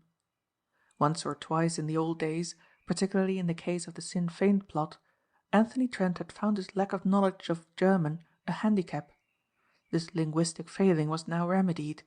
He had studied the tongue carefully, and as languages were easily acquired by him, had some fair proficiency in it. He was not certain whether it was a trap or a genuine desire to know that made the woman after whispered talk with the lady in black say to him suddenly, "Wenn wir nur nicht umwerfen, die Straßen sind nicht besonders hierzulande."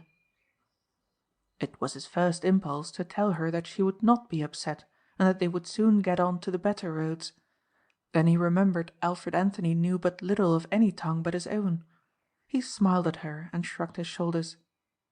"Try it in English," he commanded, smiling. "No speak Dutch." She did not take the trouble to answer. It was, he decided, a trap to find if he understood. Perhaps it was counted in his favour, this ignorance of continental tongues. At Agram he fetched 6 other people. He found that Sissek and another chauffeur had been busy also. Hentzi, always desirous of impressing those beneath him in rank, told Trent he was to be guest tonight at a table which would hold some of the great ones of the country. "Will Pauline be among those present?" Trent asked. "Pauline?" Hentzi sneered.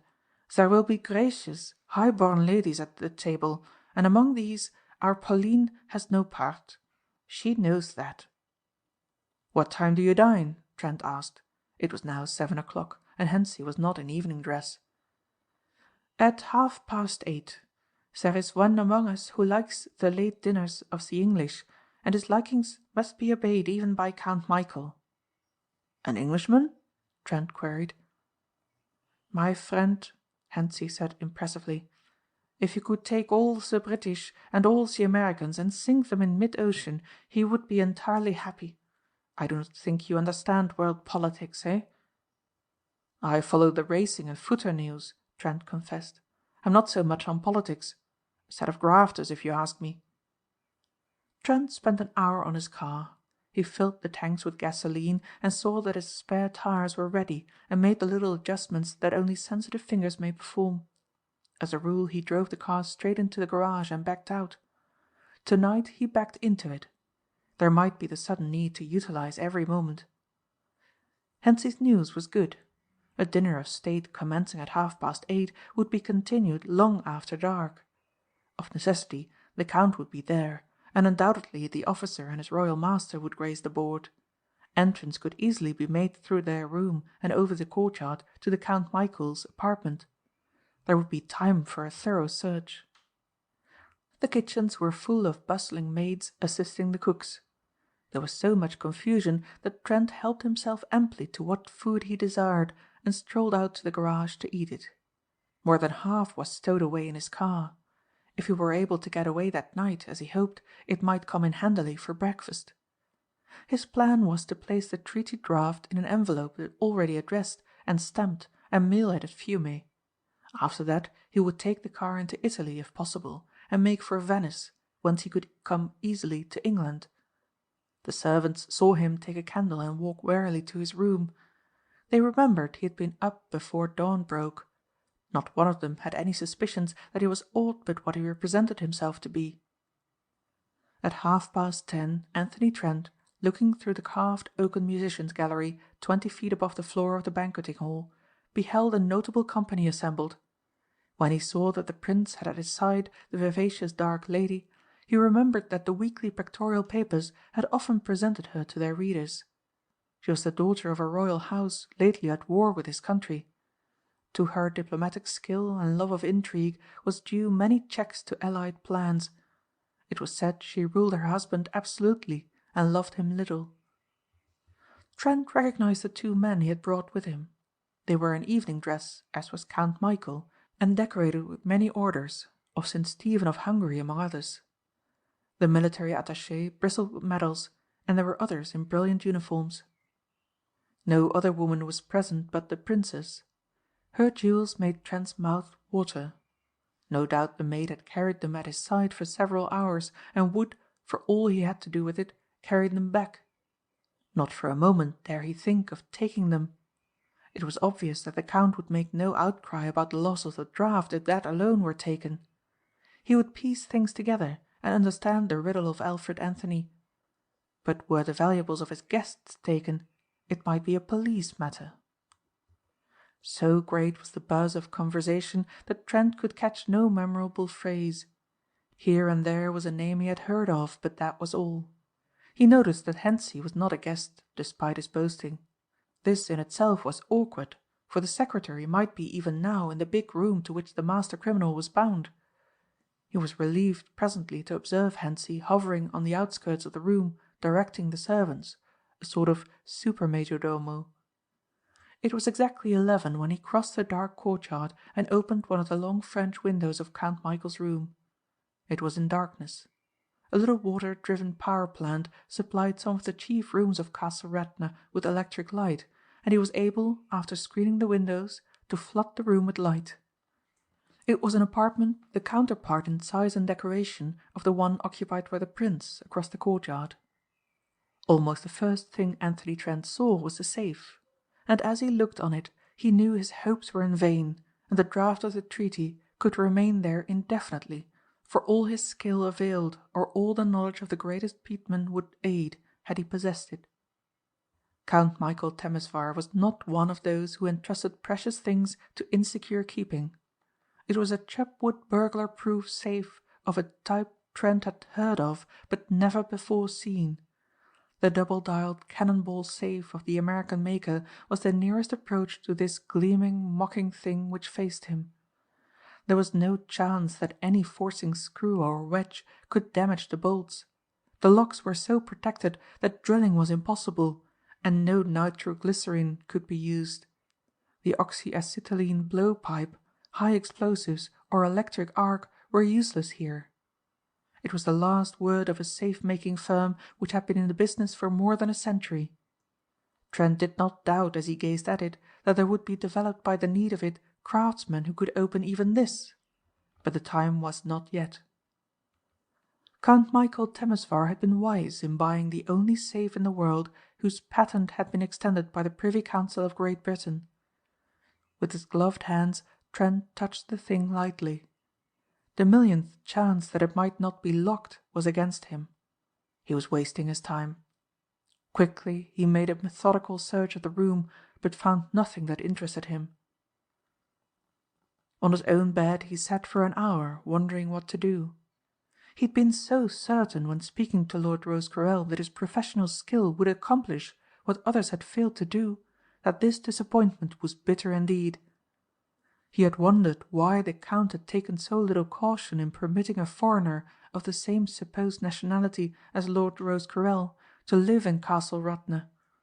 It was, plainly, because the Count knew perfectly well that the Chubbwood safe preserved his treasures inviolate. Probably no living crook could break into it, even though he had a year in which to work. It was undrillable, unscathed by fire, and could repose at the bottom of the sea without its contents becoming damaged. Trent's first thought of compelling the Count to give up the combination by force promised an unhappy ending.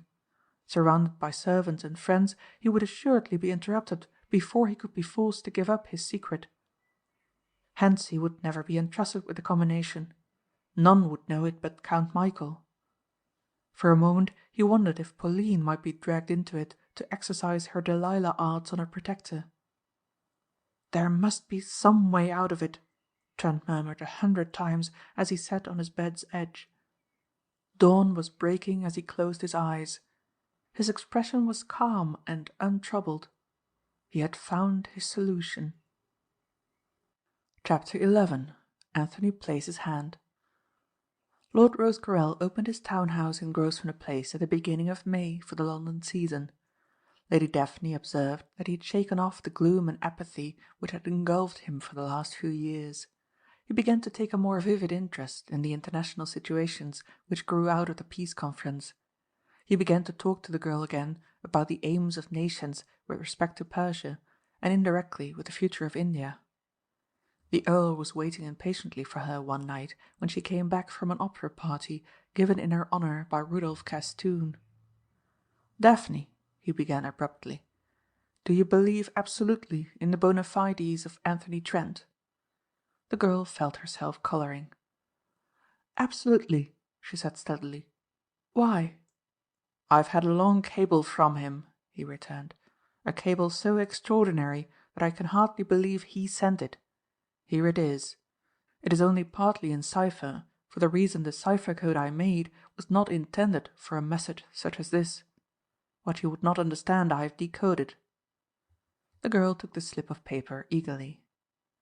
"At once," she read, "allow papers to announce that you have decided to come from retirement and accept public office. If Temesvar wires for confirmation, persist in your statement. If he threatens, tell him he has not got treaty. Tell him, if he has it, to bring it to the Prime Minister. Follow these instructions implicitly, otherwise I can never succeed." "And will you?" Daphne demanded breathlessly. "I don't know," the Earl said slowly.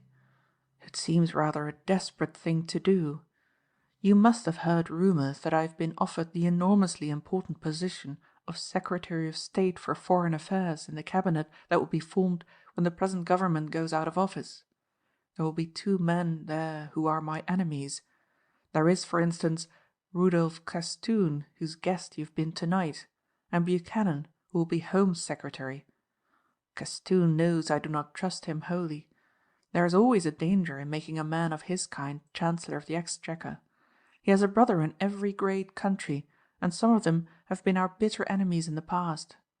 Buchanan, of course, exercises enormous influence through his newspapers, and seems to feel a personal grievance against me." "It was because you never would invite him here or to the castle," she answered, "although he was forever spelling for an invitation. Those nouveaux riches are very sensitive."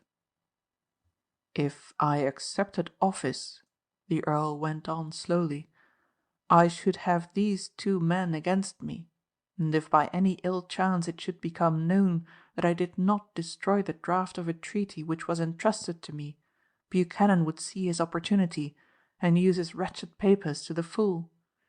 I should be forced out of public life. I have always been intolerant of breaches of faith, and that would be remembered against me as a mark of hypocrisy." "But Mr. Trent says Count Michæl Temesvar hasn't got the treaty," she cried, "and that means he has it." Her father shook his head. "That's just what it doesn't mean," he returned. "Mr. Trent says I am to tell Count Michæl he has not the treaty. If Trent had it, he would have told me so. I am to do this risky thing in order that he may ultimately succeed. You see, Daphne, my statement to the press that I have decided to take office is part of a move in the game that another man is playing." "But he's playing it for you," she cried. The Earl smiled. "Is he?" he returned. "I'll admit at all events that I am the one most to be benefited if he succeeds." "But he will succeed," she persisted. "Does he look like the kind of man to be beaten?" "Did Captain Hardcastle look the kind of man either?" Lord Rosecarrel asked. "And you remember poor Piers Edgcombe, the best fencer in Europe, a man with nerves of steel. I firmly believe some of the Count's men killed him." It cost the girl an effort to say what she did. "But, Dad," she reminded him, "they had no experience at that sort of thing." "And this one has? That alone comforts me, but the odds are so tremendously against him." "He went there knowing it." "I'm not sure that it would not be safer for you, for Arthur and for me, if I did go back permanently to private life. If Mr. Trent should fail." "You won't be implicated," she reminded him. "He has gone just as a Cockney chauffeur." "But don't you see," the Earl said patiently, "that I am here invited to throw down the gauntlet to the man who has in his power what can disgrace me? Hardcastle and Sir Piers failed, but their failure did not drag me into it, as this scheme will do." "Who will be Foreign Secretary if you refuse it?" Daphne asked. "That impossible nonconformist person Muir, who has never been farther afield than Paris and has no knowledge of Eastern affairs at all. He will undo everything I have striven for. He will play into Count Michæl's hands as a child might." "Then isn't the chance worth taking?" Daphne asked, pointing to the cable. "I've taken it already," the Earl said. I wanted you to reassure me. I felt a confidence utterly without logical foundation as to the ability of your Anthony Trent." "That's splendid!" she cried. "I am not so sure," her father returned. "Daphne, you know what I mean when I say I hope Arthur's action in saving his life was not like those other actions of the poor lad, which have brought dire trouble to us all. You must know that there can be no attachment between you and him." "You had better know it," she said quietly. "But there is what you call an attachment. As to marriage, he says like you it is impossible, so I suppose it is. That's all over." She patted his grey hair affectionately. "I'm not going to marry anyone. I shall have my hands full in looking after the Secretary of State for Foreign Affairs." "My dear," he said, "you are taking this wonderfully well. I'm grateful. I ought never to have let the thing drift along as I did. I blame myself." "I'm glad," she whispered. "You couldn't possibly understand it, but even if I never see him again, I shall always be thankful to have known him." The Earl looked at her and sighed. His daughter was one of the loveliest girls in England, highly accomplished, allied to some of the great families of her own land and continental Europe, and had been sought after since her coming out ball. He had hoped to see her married to some honourable man of her own class, and instead she had fallen in love with an adventurer whose past, according to his own admission, made a marriage impossible. Of late he had suffered much. The death of his wife, the loss of 2 sons, the many troubles Arthur's past had brought, his enforced retirement, and now Daphne's hopeless attachment. The only thing that offered him any relaxation was the possibility of getting into harness again. And that would only be attainable if Anthony Trent, that mysterious American he had grown to like, succeeded in a forlorn hope. At least he must do his part. A little wearily he took up the telephone and called a number in Downing Street, where was the official residence of the Prime Minister, the man primarily in charge of the destinies of a great empire. There was no telephone in Castle Radna. Every morning some one of Count Michael's men went to Agram and brought back letters and telegrams. It fell to Anthony Trent to fetch the mail that came 24 hours after the conversation over the telephone with the Prime Minister. Among the many pieces which the postmaster placed in the double-locked mail-bag was a transcontinental telegram. It was the function of this big letter pouch to guard its contents from the inquisitive by locks to which only the postmaster and Hentzi had keys. When once Trent had established this, he came by night to the room where the secretary snored and made impressions of the keys, and so was able to open the pouch without any forcing of the locks. Instead of going on to Radna direct, Trent turned his car into a by-road of the oak forest and steamed open the wire. It was, as he feared, in code, which he might be able to decipher after long study. But if the language should be Croatian or Hungarian, he would still be in the dark. It chanced that the Count was near the garage as he drove in. It was a frequent habit of Count Michael's to walk over to the great stables where formerly his thoroughbreds had been housed, and now only a few riding horses remained. He greeted Alfred with the manner that proved him to be in a good temper. Hentzi was at his side and opened the mail pouch. Instantly he passed the telegram to his master. Tinkering at some pretended indisposition of his engines, Trent watched the Count's face as he read. The man fell into a sudden and roaring rage. He gesticulated, he swore, and he pummeled the cringing Hentzi. His talk was in Croatian, but his meaning was plain. Suddenly he turned on Trent. "Do not put your car away," he ordered him. "You must return to Agram." No mail was ever entrusted to the Temesvar servants. Even what was sent to Agram was sealed so that the postmaster alone or his assistant could unlock the bag. In the same secluded dell of the forest Trent opened the bag a second time and read the message addressed to the Earl of Rosecarrel. "I am informed," it said, "that you have accepted office. Deny this rumour instantly. Affirmation means danger to you. Michael Temesvar." Trent chuckled. Things were beginning to move. Of late he had found his occupation boring. It seemed he was always acting as a mail carrier chosen over Sissek because he made so much better time. He had no chance at golf. Pauline was away. Hentzi told him so one day when he had driven 3 ladies up from Fiume and learned they were all high born and that for a time the company at the castle was distinguished. "You would not understand what I meant," Hentzi said loftily, "if I told you many important things are going on. When our guests have gone, there may be those of Pauline's sort you may drive from Fiume. Then the air is different. For myself I prefer such company as we have at present." "The lords and ladies?" Trent said, remembering that he had seen Hentzi acting as a sort of upper servant at such a dinner. "Exactly," Hentzi agreed. "Pauline had been ill-advised enough to disobey the Count. There is a guest who admired her." "Why didn't the governor biff him one, same as he does you when he's mad?" Trent demanded. "There are some to whom even Count Michæl may offer no violence," Hentzi returned in a shocked voice. "But you would not understand."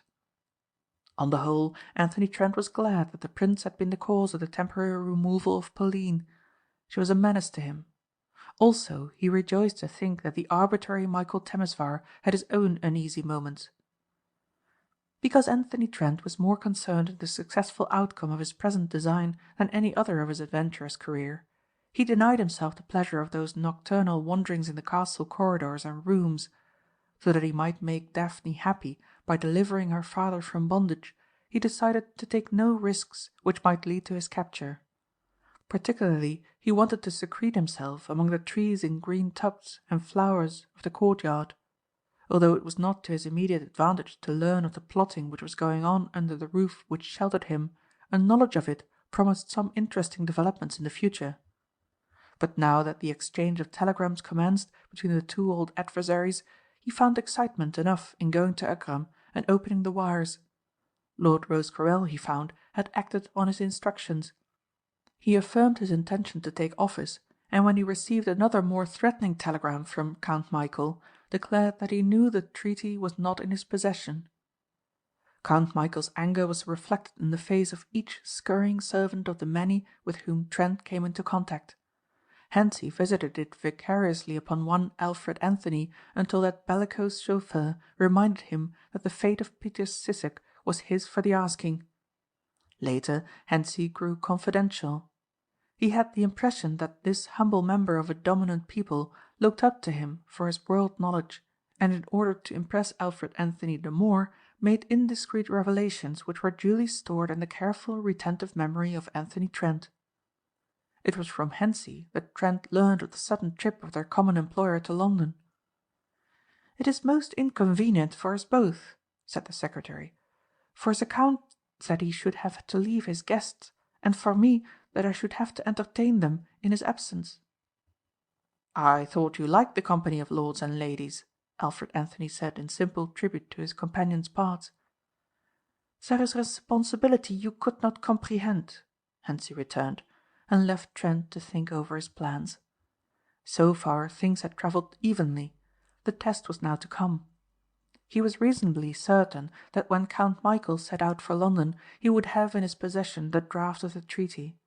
With this he would confront the Prime Minister and possibly the entire Cabinet. He knew well of Buchanan's dislike of Lord Rosecarrel. Had Anthony Trent been in the Count's place, he would never have committed the error of taking so important a document with him. Trent invariably mailed what he had taken to himself, and breathed freer when the responsibility was on another's shoulders. This, of course, only when a long journey was to be made. When he had stolen the Mount Auburn ruby in San Francisco, he had mailed it to his camp in Maine, and thus confounded detectives who had searched his apartment. That Count Michæl had not adopted this plan he knew because for the past week he alone had fetched and carried mail matter. The time he had taken in opening the mails had to be made up by faster travelling, and the Lion engine never failed him. The peasants used to point out the racing car with pride and give him road room gladly. On those tablets of memory he had inscribed many interesting details that occurred in letters written by other than the Count. He could read in French, German, Italian and Spanish, and the letters which most interested him were in German. Sometimes in a lonely night he wondered whether or not this knowledge might not be sufficiently important to at least 3 governments to win him a pardon should he ever be found out for crimes of other days. And if there should come a time when he were free from the ever-haunting fear of arrest, might there not be the fulfilment of his dearest wishes? He was sure Daphne would drop her title if he thought it best. Then he put the thought from him resolutely. That was in the future, and he was immediately concerned with the success of this thing he had sworn to accomplish. Hentzi told him that Count Michæl would travel by night to Fiume, there to board a Venice-bound boat and catch the Continental Express for Paris. As none but he drove the Lion, and the Count preferred it and its driver, the assumption was that Alfred Anthony would take him. It was on this hypothesis that the success of Trent's scheme depended. He would probably be alone. At most some servant or valet would be chosen to travel with his master, and he would of course sit next to the chauffeur. Trent had long ago picked out a suitable spot where such a luckless person could be dumped. There was a steep grassy bank some 20 miles along the road where a man hit sufficiently deftly would roll out of reach with small possibility of injury. A little stream ran at the bottom which would revive him if stunned or drown him as the fates saw best. Stored in the Lion car was a change of apparel, some food and other necessaries. It was Hentzi who broke the bad news. The secretary came upon the eager mechanic tuning up his engine lovingly. So engrossed was he that he neither saw Hentzi nor noticed that Peter Sissek was polishing the brasswork on his Panhard. "Getting things shipshape and Bristol fashion," Trent said when he saw Hentzi. "It is Peter who takes the Count," the secretary said idly. "You are to go to Budapest tomorrow. You see what it is to be considered so skilful that Count Michæl offers you to his guests and goes more slowly himself." Then Trent noticed the grinning and triumphant Sissek. It was a black moment for him. "Yes, Peter takes the Count," Hentzi repeated. "I think he'll have to," Trent said slowly, "for the second time." This alteration in the schedule, which for the moment promised utter disruption to his plans, might have been brought about by reasons other than those suggested by Hentzi. It was curious that at just this critical moment Sissek should be entrusted with his master's safety, and Trent given a mission which Peter Sissek with his wider knowledge of the country could better have filled. But it was time wasting to ponder on this now. In 3 hours Trent would have started with his Lion. Sissek, a slower driver and using an older and less speedy car, must get away earlier. Almost frightened out of his accustomed calm, Trent learned that the Count was leaving in a little over an hour, just as the darkness would set in. What plans he could make must be made instantly. Failure was now almost at his side. Failure. Anthony Trent groaned at thought of it. Lord Rosecarrel would be publicly humiliated. Daphne would blame him for it. With what assurance and headstrong confidence he had plunged into an adventure which had brought death to those other men. He could never face her if he failed, and failure was in sight. For a moment he thought of forcing a quarrel on Peter Sissek. Before Hentzi or others could intervene, he could with his boxer's skill most certainly damage one eye, if not 2, of a man who, to drive down dark and dangerous roads, must possess unclouded vision. But he hesitated. If Count Michæl had chosen Sissek because Alfred Anthony was under suspicion, an assault on the Croatian at the present moment might tend to confirm these doubts, and he might find himself overpowered and under guards he could not overwhelm. To put the car out of commission was hardly possible, with Sissek guarding it and another man cleaning it. And these two, it seemed to Trent, were watching suspiciously. By some trick of fate it was Sissek himself who contributed to Trent's success. Peter was arrogant now, and motioned to Trent to aid him in lifting some baggage to the top of the Panhard limousine. Like most of the Continental cars, it had a deep luggage rail round the top, on which trunks or lesser baggage could be carried. There was a cabin trunk, a bundle of rugs, and a dressing bag. Peter Sissek was astonished when Trent cheerfully obeyed him and even helped to strap the cabin trunk securely. Hence he was amazed at the sudden change that had taken place in the English chauffeur's attitude. He was now lively who had been gloomy, and loquacious when he had been taciturn. "Why do you laugh?" he asked. "At the idea of Peter taking the Count," said Trent. "Some day you'll know what that means." "I know now," Hentzi insisted. "I speak perfectly, and my English vocabulary is wider than could be that of a man of your position." As Peter Sissek, unaccompanied by valet or assistant, drove down the hill, after leaving the pavilion at the first tee on his left, he was horrified to find a tree across his path. He dismounted, moved it aside with difficulty, and proceeded on his way. But this time he carried 2 passengers. The motor had come to an abrupt stop under a big oak tree whose spreading arms reached across the mountain road. Lying along one of those rigid oak limbs, Anthony Trent, after nicely adjusting the fallen tree so that Peter Sissek's eyes would see it at the proper moment, had waited anxiously for the approach of the Panhard. He was not sure that the powerful headlights would not pierce his leafy shelter and discover him to the watchful driver. He could imagine vividly the chauffeur warning his employer. And as Count Michæl always went armed and might even now be suspicious of his Cockney servant, he would very likely have no hesitation in picking him off the boughs as Anthony Trent, years before in his New Hampshire hills, had shot squirrels. If by any chance he could get to the ground only 12 feet beneath, before he was aimed at, he would have to trust to the moment's inspiration for his next move. He knew almost certainly that Count Michæl carried the document he wanted in a flat leather case which fitted into his breast pocket. If by any chance the man did not see him and the car passed him on its seaward way, his errand would be unaccomplished, his boasts vain, and the humiliation of his friends certain. He had determined if this happened to send a telegram to the Earl admitting defeat and warning of the Count's visit. The Panhard came to a grinding stop a foot from the barrier. Sissek removed it as quickly as he could, but it was heavy enough to have taxed Anthony Trent's superior strength, and the Count grew so impatient at the time taken that he sprang down to the road and urged his man to greater activities. The two were jabbering in Croatian when Anthony Trent lowered himself to the top of the limousine and nestled down in the shadow of the baggage.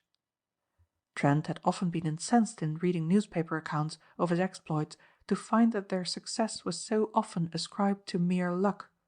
He supposed it would be so this time if it were known.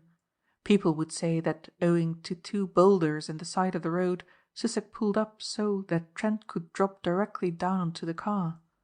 In most cases, the greatest luck comes to the best player, and Anthony Trent had placed the rocks on the road with the same care that he would play a stroke in golf, or cast along the edge of lily pads where the big trout lay in graceful ease.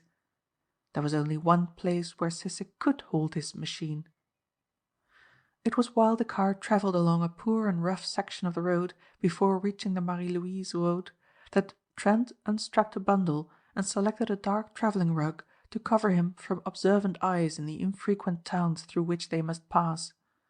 100 schemes raced through his quick, fertile brain only to be rejected. He wondered, for instance, if it were possible to cut through the top of the car and get at the Count, who was certain to be sleeping a goodly portion of the journey. He decided that to lean over the rails and try to peer through the oval glass window in the rear would also be unwise. At most he would only catch a glimpse of the Count and might just as easily be seen himself. Then he wondered if it might not be possible to drop down on Peter Sissek's shoulders and strangle him into quietness. But Peter Sissek was taking his car along at a steady rate of 25 miles the hour, and with his hands off the steering wheel, a certain contingency if Trent's strong fingers closed around his throat, a bad accident was inevitable. A precipice on one side and a wall of rock on the other, he would be between the deep sea and the devil. He saw that Sissek must be eliminated at all costs. A match for either of them singly, Trent would certainly be overpowered in a tussle with both. Although they lacked the cat-like quickness of the American, they were both of uncommon strength.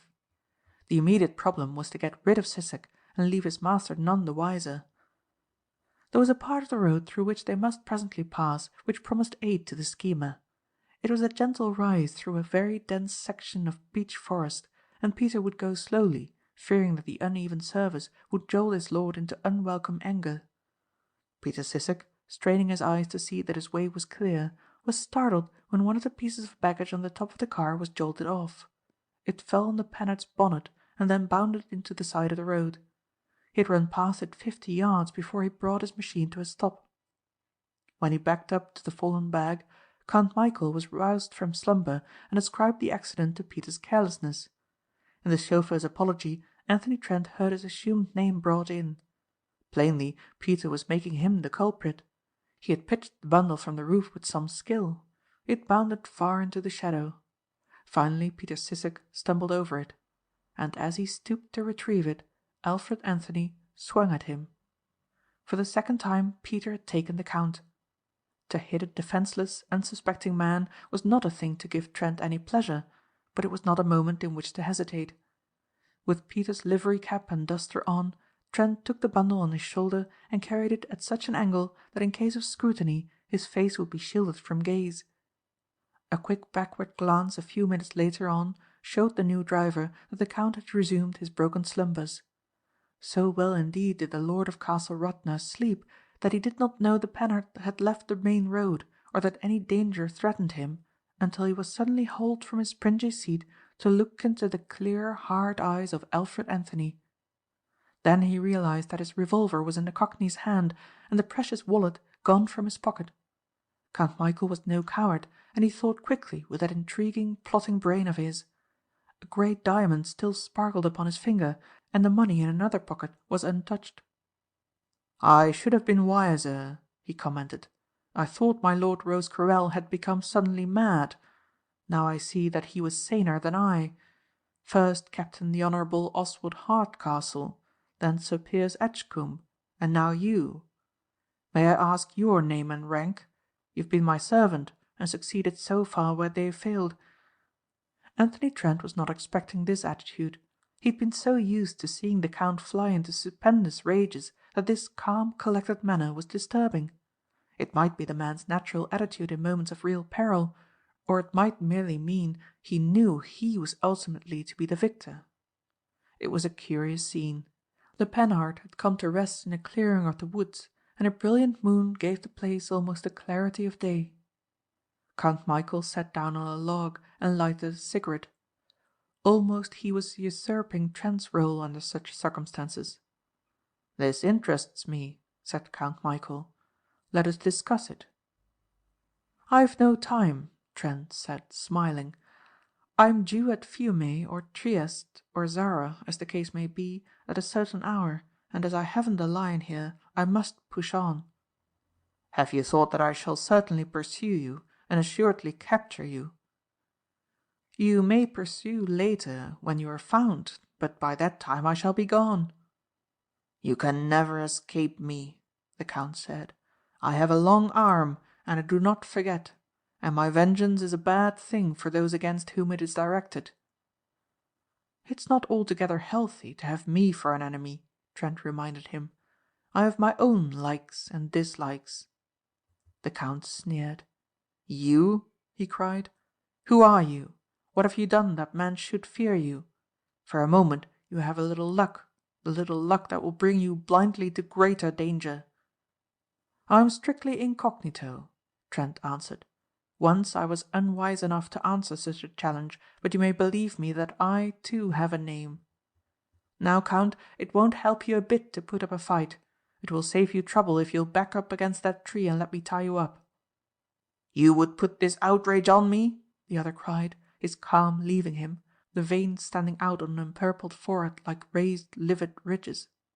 "Get up," Anthony Trent snapped. "It is because you have a pistol," the Count said.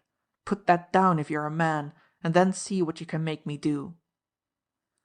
"You may believe it or not," Trent retorted, "but it hurts me to have to decline the offer.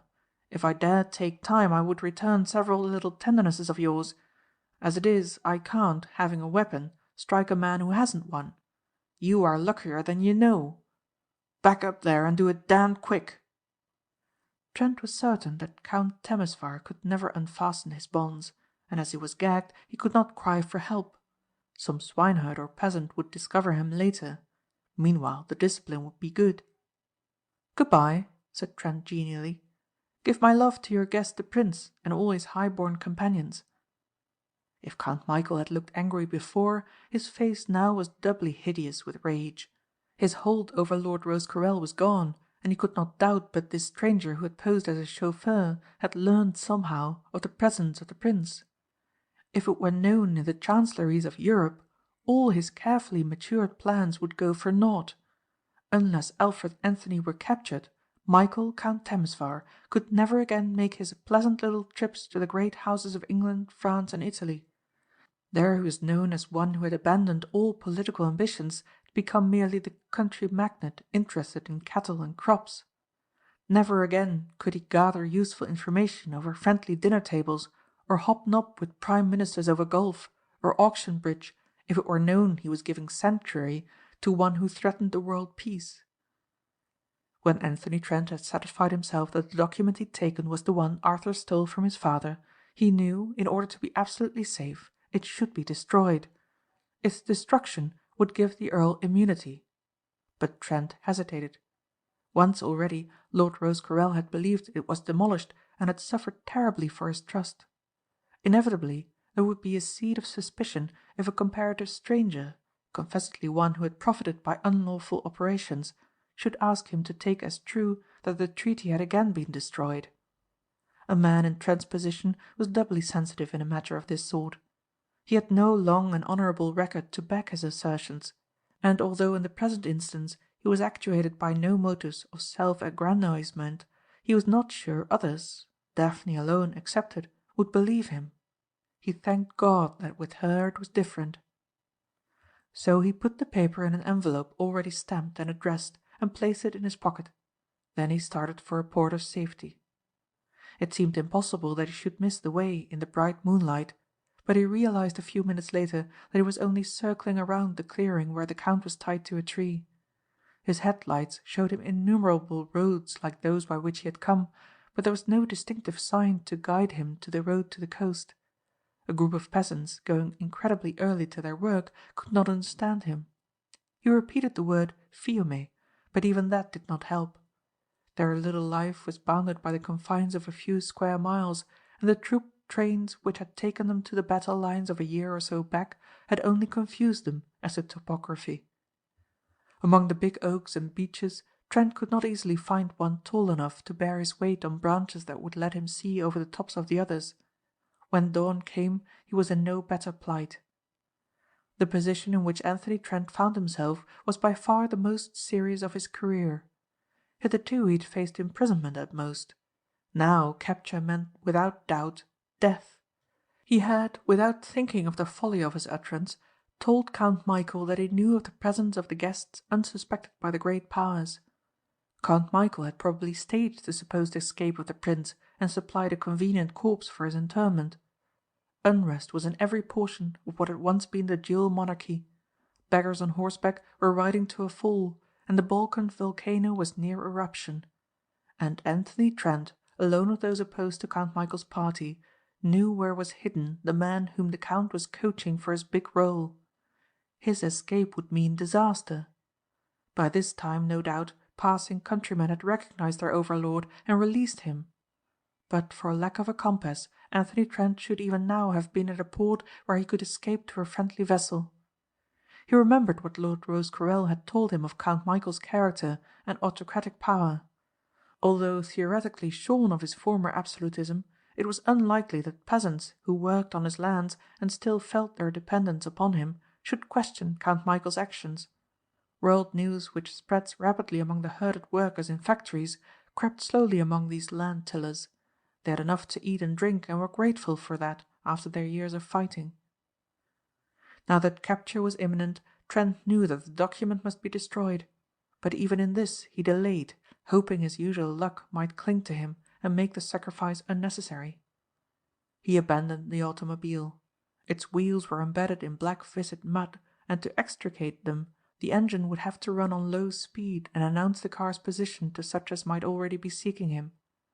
If he could pass the day uncaptured, he might at night be able to free the car of its imprisoning mud and make his escape. He had woodcraft enough to be able to mark down the spot where the Panhard was hidden. It was high noon when Anthony Trent came in sight of a farm. A big dog came toward him with sharp staccato inquiring barks.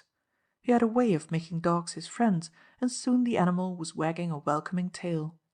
Trent satisfied his hunger and thirst with a meal of early plums and lighted his last woodbine. The Croatian farmers of the district in which he found himself were horse breeders to a man. It was an industry which the government had always approved and encouraged. Without a doubt in the distant barns there was some favourite animal which might bear Trent to safety if his car had been discovered. The watchdog, now satisfied that the stranger was one to be adored, would prove no obstacle. Trent nestled back in some drying hay, well out of sight, he supposed, of observers, and dropped into a profound sleep. It was the unusual spectacle of the watchdog sitting by the mound of hay that attracted the notice of the farmer. He supposed that the animal, part hound and part draught dog, had run some animal to earth. When the farmer saw that the stranger slept there for whom he had, under Count Michael's direction, scoured the forest since dawn, he wisely brought assistance. Thus it was that Anthony Trent, rudely brought back to an unsympathetic earth, found himself seized, bruised and bound before he had time to recover his senses or put up a fight. Peter Sissek it was who carried him to the recovered Panhard and threw him violently to the floor. And for every blow that Trent had struck Sissek in fair fight, the Croatian returned with interest now that his conqueror was bound and hopeless.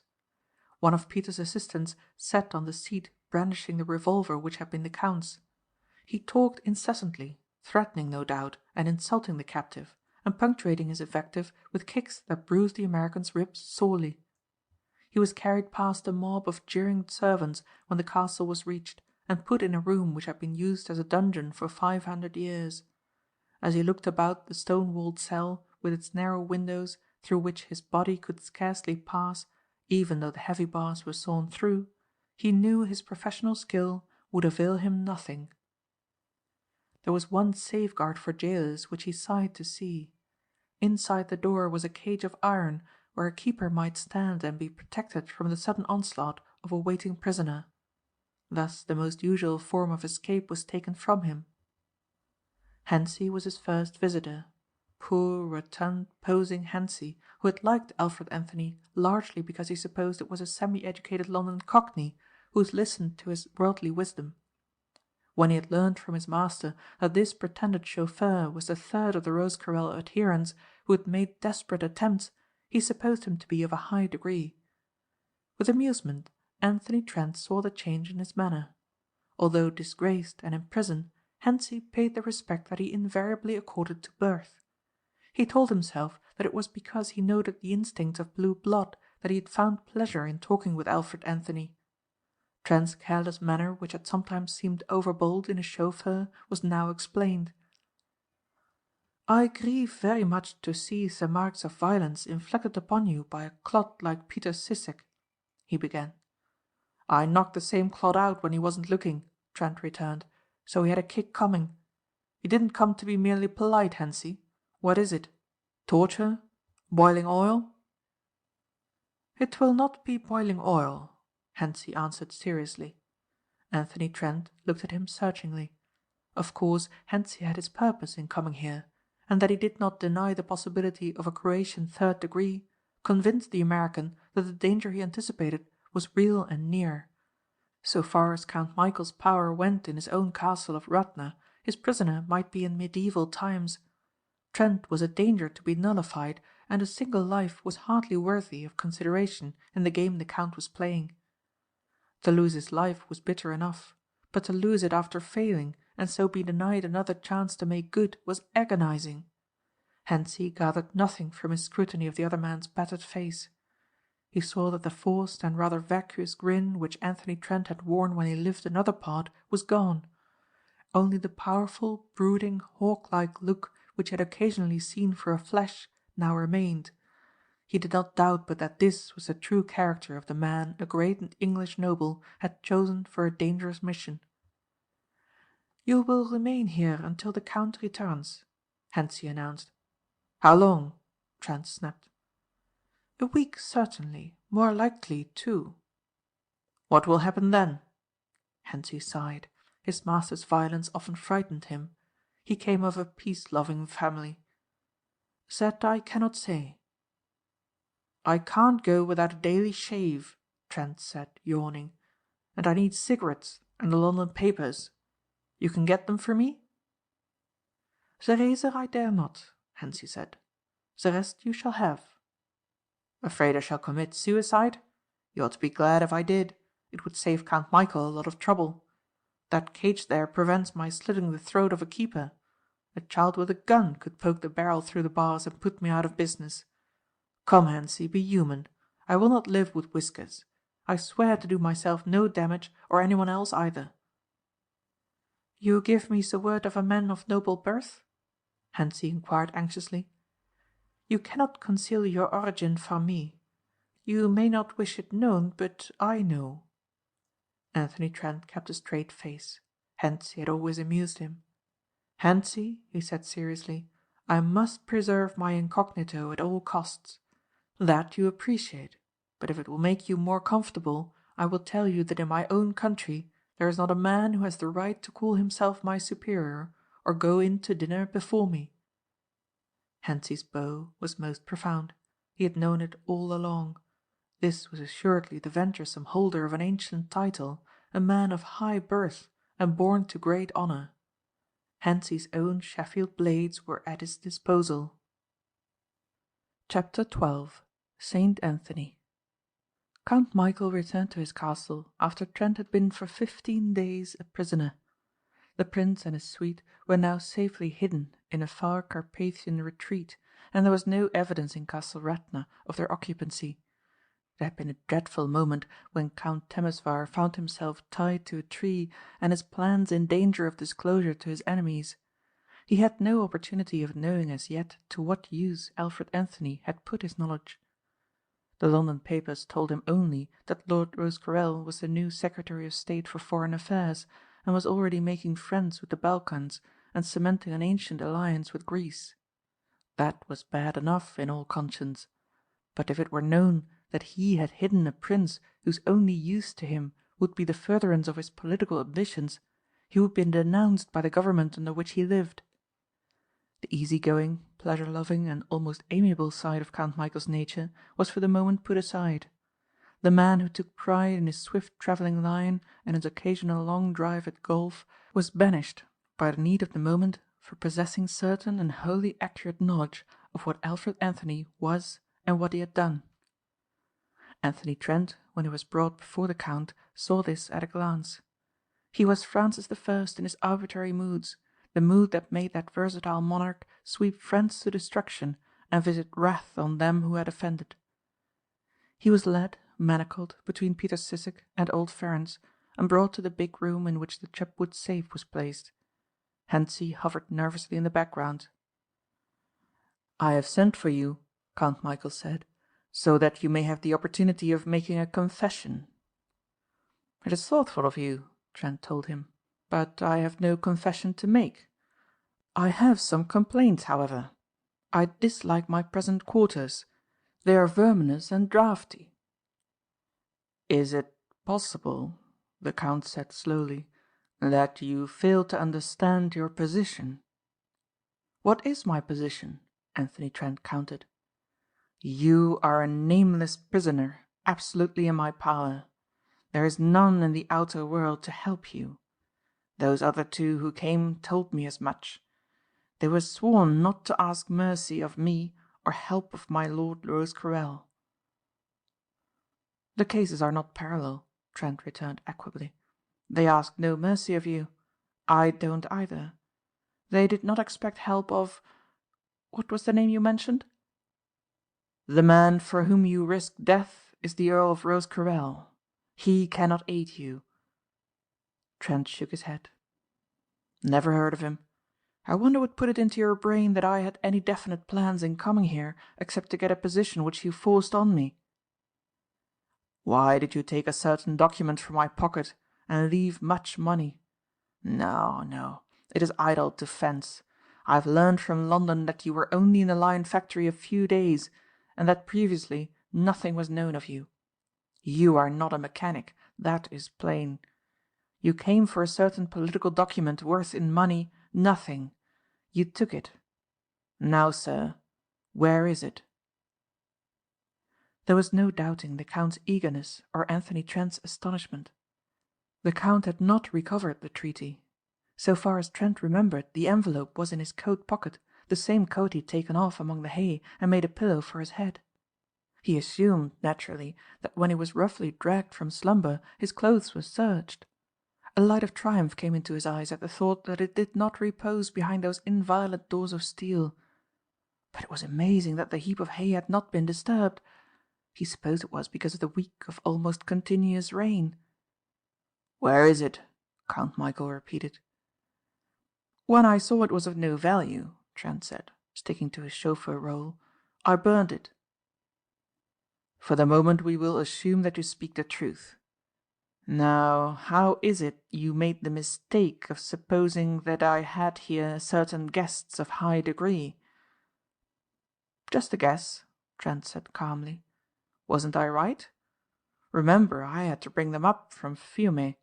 I saw coronets on dressing cases, and from the way Hentzi bowed and scraped, I imagined they were at least royalties in disguise." "You said," Count Michæl insisted, "'Give my love to the Prince.' You could only have meant one particular personage. You did not speak in generalities. You particularized. You said 'the Prince.' I warn you, you do not help yourself by denials. I am not a patient man, the world knows that. Here in my castle of Radna I am supreme. I have not chosen my servants idly. They are committed to me and my cause absolutely.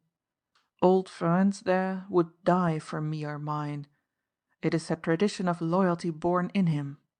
So with the others. You are surrounded here with those who regard you as my enemy. How can I chide them if, knowing their lord is in peril, they seek to remove it?" "First and second murderers," Trent commented. "Executioners," the Count corrected. "It makes no difference what you call them," Trent exclaimed. "I am glad you look at it in that light," Count Michæl said. "It does not make any difference, as you will see. I shall convince you of that by relating the sad accident which befell your friend Captain the Honourable Oswald Hardcastle, formerly of the Royal Dragoons." "My friend?" Trent exclaimed. "Certainly," the Count returned. "Lord Rosecarrel's military attaché at Constantinople. Your innocence amuses me. You no doubt know that I owned that great horse Daliborka, a winner of the Grand Prix. I was dissatisfied with my trainer and asked friends at the Jockey Club in Paris to recommend me someone. Captain Hardcastle disguised himself much as you have done. He was no longer an aristocrat, an officer of a great regiment, but a trainer who was an ex-jockey. He was a good trainer and a great horseman. Daliborka's time trials were marvellous. I entered him for the great races in England. My new trainer was so jealous of his horse he would have no strangers near, and none was allowed to follow him in his rides through the grass meadows."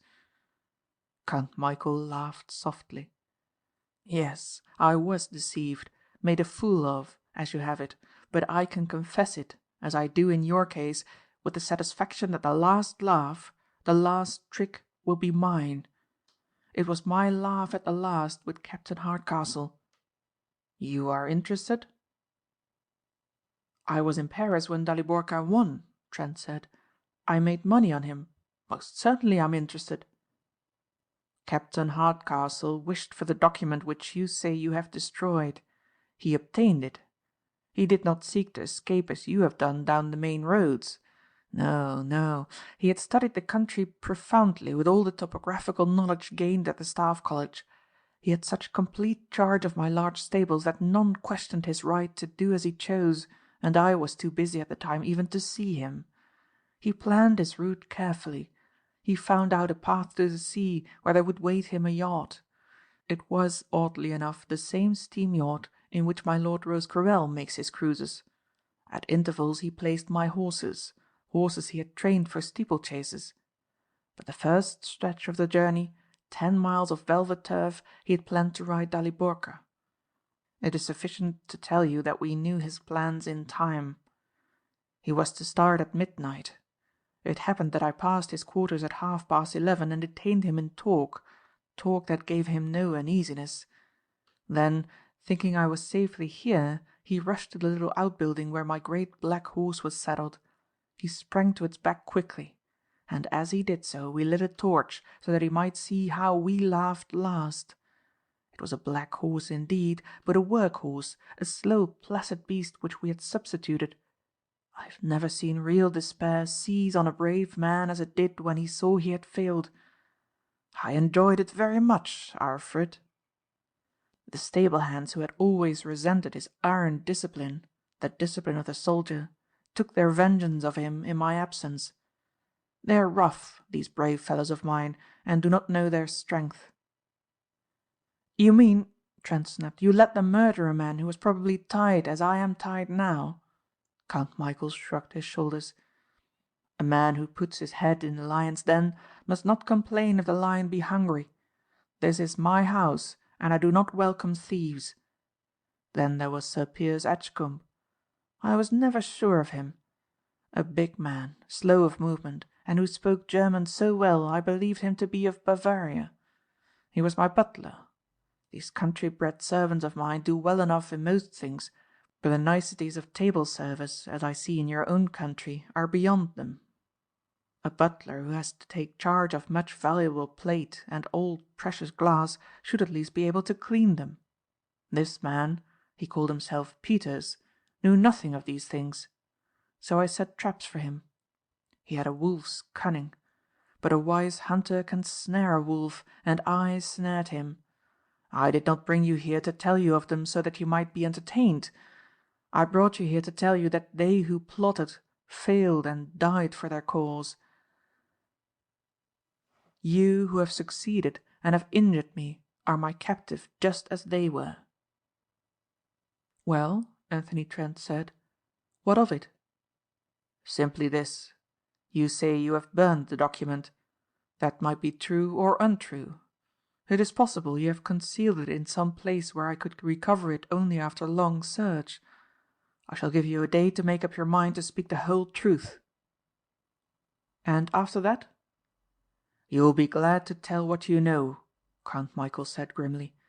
"Your death will be but a poor triumph to me, that I am willing to admit, but it is the greatest loss that can befall you." "You are trying to make a bargain with me?" "Perhaps. I will say at least that the document is procured, Alfred Anthony would be free to return to London on one condition." "Which is?" "That he gave me his word of honour to forget every face and name he had seen or heard in Castle Radna. Under the circumstances I could allow myself to be so generous, but I should require the most solemn of oaths." The Count leaned forward a little and spoke impressively. "Remember again, that your death will be but poor consolation for me, yet it is the most terrible thing that can happen to you." "I'm not so sure," Anthony Trent muttered.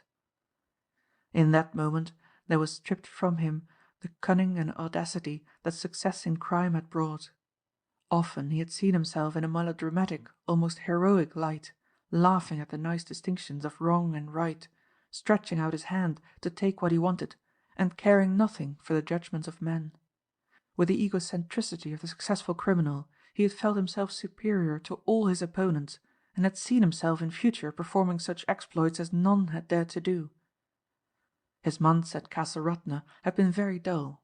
The plentiful food was coarse, his companions boors, of music he had heard not a note. He was anxious to be back again among people he liked. Such a chance was offered him now. He believed if he gave his solemn word that the Count, in order to retain his hold on Lord Rosecarrel, would give him safe conduct to Fiume. Yet he was amazed to find that he would not accept Count Michæl's offer. Rather than tell him the truth about the document and so bring disaster again on the family of the woman he loved, he was content to give up his life. Perhaps there was another reason which brought him to this way of thinking also. Daphne was not for him. That, long ago, he had realized. Life without Daphne. Dreary days that would hold no joy, lengthening into months and years of heart hunger, and at last into dissatisfied old age. He was brought back from his thoughts by the Count's voice. "Of what are you not sure? That I shall not keep my word?" "I am not sure that I shall give mine," Trent answered. "You will have a day and a night to think it over. I shall find you in a more reasonable mood when I see you again. But remember this. After tomorrow there will be no other opportunity. I am not a patient man, and I am holding back my anger with difficulty. I do not relish being sick of chagrin." Anthony Trent held up his manacled hands. "This is a sporting way of doing things, isn't it?" he exclaimed. "Until tomorrow," Count Michæl smiled. It was dark when the prisoner reached his cell. An oil lamp lit the bare room. It was hung on a nail in the little cage out of reach of any occupant of the stone chamber. Peter Sissek and old Fearns had brought him to his prison. They offered him no violence. Evidently they were acting under orders. The Count had made no comment on the bruises that still discolored the American's face. He had been sitting an hour on the edge of his cot when the outer door opened. Trent did not even look up. It was at this hour unappetizing food was brought and thrust under the cage, food he could pick at clumsily with his hands in iron bracelets. Hearing no grating sound of heavy plate being pushed over the uneven floor, he looked up. Pauline stood in the cage with Hentzi. The latter was obviously nervous and alarmed. He looked about him in dread and listened unhappily for sounds that might indicate the coming of others along the flagged passage. "Open the gate," Pauline commanded, pointing to the steel barrier. "If the Count should hear of it," he wailed. "I will bear the blame," she said. "Be quick." "You must be but 5 minutes," he insisted. "I shall take 10," she retorted. Wringing his hands, Hentzi, the prey of many apprehensions, left her alone with the prisoner. It chanced that Pauline was aware of some petty thefts on the secretary's part, defalcations which would destroy Count Michæl's faith in his probity. It was a threat of exposure which forced him to bring her here. Trent rose when she came in, and offered his visitor the single rush-bottomed chair the cell contained. He looked at her warily as one antagonist gazes at another before a struggle. Always she had called up in him this need for caution. Her violent and passionate nature were graven on the face which had brought so many men to folly and disgrace. Hentzi had told him many stories of the life she had lived in great cities and the tragedies which had come to those who had loved her. She was dressed tonight very splendidly. Jewels that should have belonged to the poor Countess who was passing her days in retreat were about her neck. An emerald necklace which in other days would have set Anthony Trent's eyes glittering matched her strange almond eyes. There was a certain tiger grace about the woman which would have attracted men's notice and women's from wherever she might have gone. Did she, he wondered, come in peace or in war? He was on his guard. "You are surprised to see me," she began. "I cannot choose my visitors," he reminded her. "You have never liked me," she returned. "Why?" "You were a danger to my enterprise," he answered. "A danger now removed," she said quickly. "What are those marks on your face?" she cried, as he turned his head from the shadow to where the dim lamp light showed him more dearly. "Who has dared to strike you?" "That is nothing," he cried impatiently. "Certainly the least of my troubles. I am very weary. There may be very unpleasant hours before me, and I need sleep. It cannot be such a great triumph to see me in this cell." "Why do you stay here?" she demanded. "I know what Count Michæl has told you. I know you have only to give him that piece of paper and your word of honor as a gentleman, and you are free to go. It is very fortunate for you. Those 2 friends who also came are dead." "Did he send you here?" Trent asked. "He would be furious if he knew," she said quickly. "Certainly it would do you no good if he learned of it. You know," and Pauline looked at him through lowered lashes, "he has always been jealous of you." "He has had no reason to be," Trent reminded her coldly. "I know," she said, bitterness in her tone, "but he will not believe that. And now he knows you're a noble and we're masquerading as a chauffeur, he will be all the more jealous." "I'm not a nobleman," he said, almost angrily. He resented her presence. "You cannot deceive me," she said tenderly. "If you did not come here to speak for Count Michæl, may I ask then for what purpose?" "I want to warn you not to keep that paper from him." "It was burned long ago," he answered. "If you can collect the ashes he is welcome to them." "At present he is trying to collect your coat," she told him, and noted with a smile his start of alarm. "When they took you, you were coatless. He thinks somewhere in the forest they will find it, and when they find it the paper will be there, and perhaps other things of your own which will be interesting." "I fear he will be disappointed," Trent said calmly, "but if he will return a favourite pipe in one of the pockets I shall be obliged." She looked at him steadily. Hers was not always an easy face to read. "I pray that they will find the coat," she said. "Thank you," he exclaimed. "At least you make no pretence of wanting me to win." "You don't understand," she cried. "It is because they will force you to tell if they cannot find it. I am speaking no more than the truth. Cannot you see that you have mixed yourself in high matters and are a menace to Count Michæl?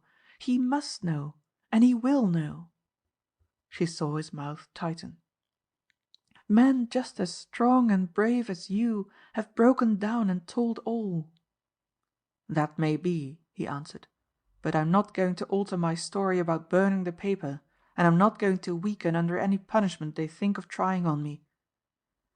He was not going to tell her that in a few days he would be able to make his way out of this very cell if they kept handcuffs from him a little longer. Kicked out of sight among the dust on the floor was one of his most useful tools. It was a strip of highly tempered steel spring with a saw edge, 40 teeth to the inch, and could bite its way through the barred window. When first he entered his prison he thought the opening too small for exit, but he had revised his calculations and was now certain he could wiggle through it. "It is for a woman you do this," Pauline said. "It is because of a woman you are cold and ask no help of me." "I can't prevent your wild guesses," he answered. There was no mistaking his distaste of her meddling. "I do not give up easily," he told her. "I used to think that in a duel between love and duty, love should always win. It doesn't seem to work out that way always. And I used to think that a man who had not been worthy of a woman should be given a chance to rebuild his life, if he really loved her." He shook his head. "It isn't the right idea. Sentimental nonsense, the world calls it. The wedding gift a man offers his bride is his past." He shrugged his shoulders. "I didn't qualify." Anthony Trent looked at the rough wall and saw only those dancing days of happiness and love in another castle. And instead of Pauline with her world-weary face, her knowledge of every art to hold men, he saw his slim and lovely Daphne. He knew that both of them loved him. Vaguely he understood that Pauline had come to offer to save him, but he had kept her from telling him so yet. There might conceivably be a future with her in which he would find eventually his old ambitions stirring and his pride in his hazardous work revive. There might even be years that were almost happy. Reckless, passionate, quarrelling years. But the thought of it was nauseating. He swept it aside. He remembered the phrase of Private Smith in the dugout that he was dying in better company than he knew. Well, Anthony Trent, if the worst came, would die better than he had lived. To Pauline, who loved him, the idea of a violent ending to one of his ability and address was tragic. An Austrian by birth, Pauline had been taken to Berlin, then blossoming into extravagant and vulgar night life, by a mother who was a dancer. Vain, ambitious and jealous of the success of others, Pauline offered no objection to anything whereby she might become widely known. Later, when she had attained international fame as a skater, she grew more selective in her affairs. She was the rage for several years, and but for the suicide of Her Serene Highness would never have been banished from Berlin. Count Michæl Temesvar was an old admirer. The war swept away Pauline's possessions, and there was no manager to engage her at a living wage. At 28 she had known many capitals, enjoyed great success, and never been really in love. Then she saw Anthony Trent on the golf links, and never passed a moment but was filled with the thoughts of him. His consistent repulsing of her threw her into moods of anger which she visited mainly on her protector. And when she summoned scorn and anger to her aid in dealing with this Alfred Anthony, she found them only ministers to her infatuation. She looked around as Hentzi came into the cell. "It is 10 minutes," he whispered. "Another 5," she said. "I shall come with you then." Hentzi withdrew, nervous and expostulating. Trent noticed that her manner was different when she spoke. There was a certain timidity about her, an air of unhappiness, almost of hopelessness. "Have you thought what difference it will make to me?" she asked. Gone from her face were those meretricious smiles, those little ways cultivated through intimate association with her world of warring sex. The Pauline who looked at him now was a woman stripped of artifice, a woman who suffered and loved. There was an uncomfortable silence, the awkwardness of the man in the avowed affection of the undesired woman. "Let there be no deception between us," she said quietly. "I see that it is someone else who claims your heart. I did not think there were men like you who would be steadfast and loyal in a moment such as this. I know only that we, you and I, are alike in one thing. We both love where there is no hope. I came here to offer you freedom at a price most men would be glad to pay. I will not insult you by saying what it was. I have known few good men, and I know you are good." "No, no," he cried, embarrassed by her manner. "Indeed, if you only knew." She would not listen. "Love can redeem all," she said. "I pray the good God whom I have neglected," she smiled a little ruefully, "to redeem me. I feel that my life is over. I have had everything I wanted and am wearied of the taste. Everything I wanted until now. There comes a time when one is no longer so eager to live. It is so with me." She looked at him wistfully.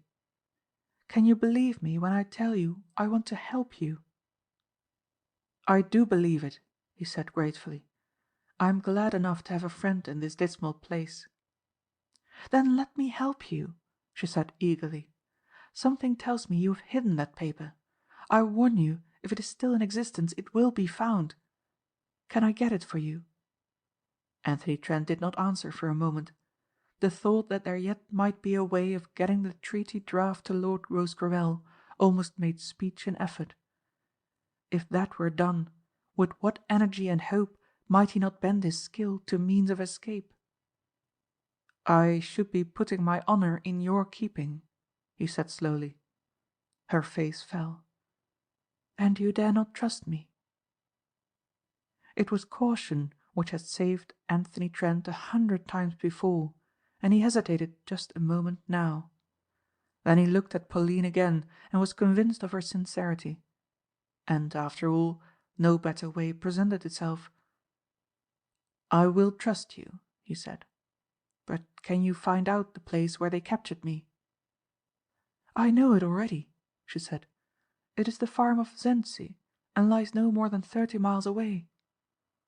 "30!" he cried. "I thought it was twice that distance."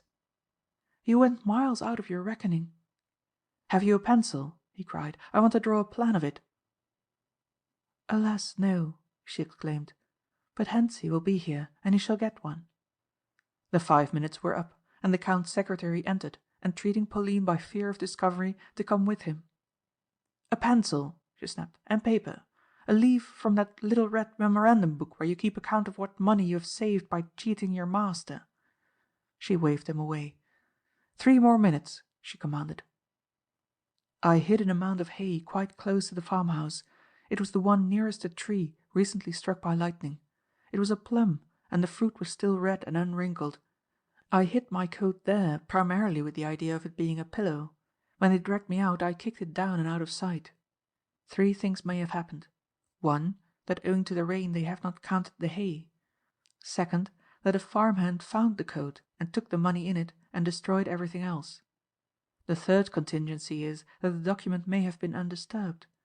In this case it will be returned when the Count inquires broadcast for stray garments." "Yes, yes," Pauline said, excitement in her voice. "But tell me exactly what to do." "Can you motor to this Zensey farm without being found out?" "It will not be easy, but it shall be done."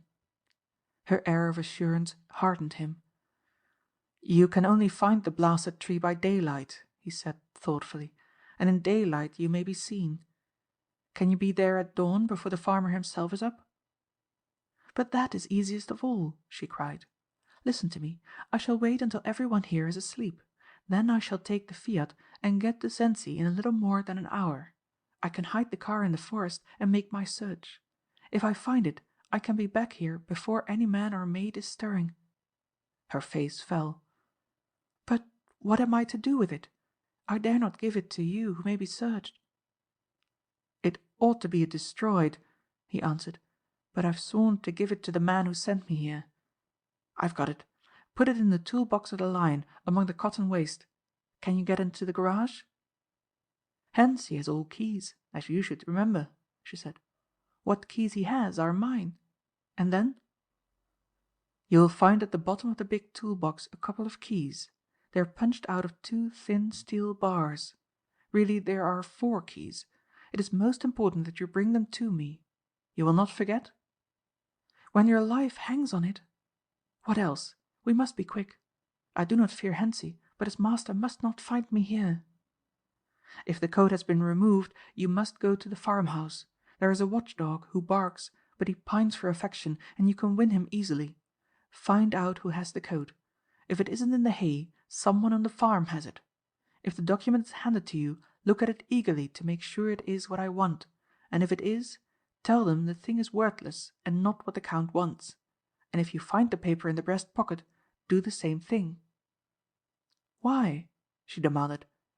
"If you show them it is what you came for, the Count, who will certainly hear of it, will want to get it. What would happen if he knew you had given it to me?" "Why think of that now?" she returned, but he noticed that a shade of fear passed over her face at the thought of it.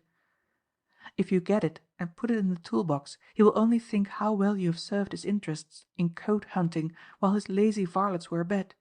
Of course, if they don't hand it to you at the farm, and it isn't in the coat, it may be destroyed.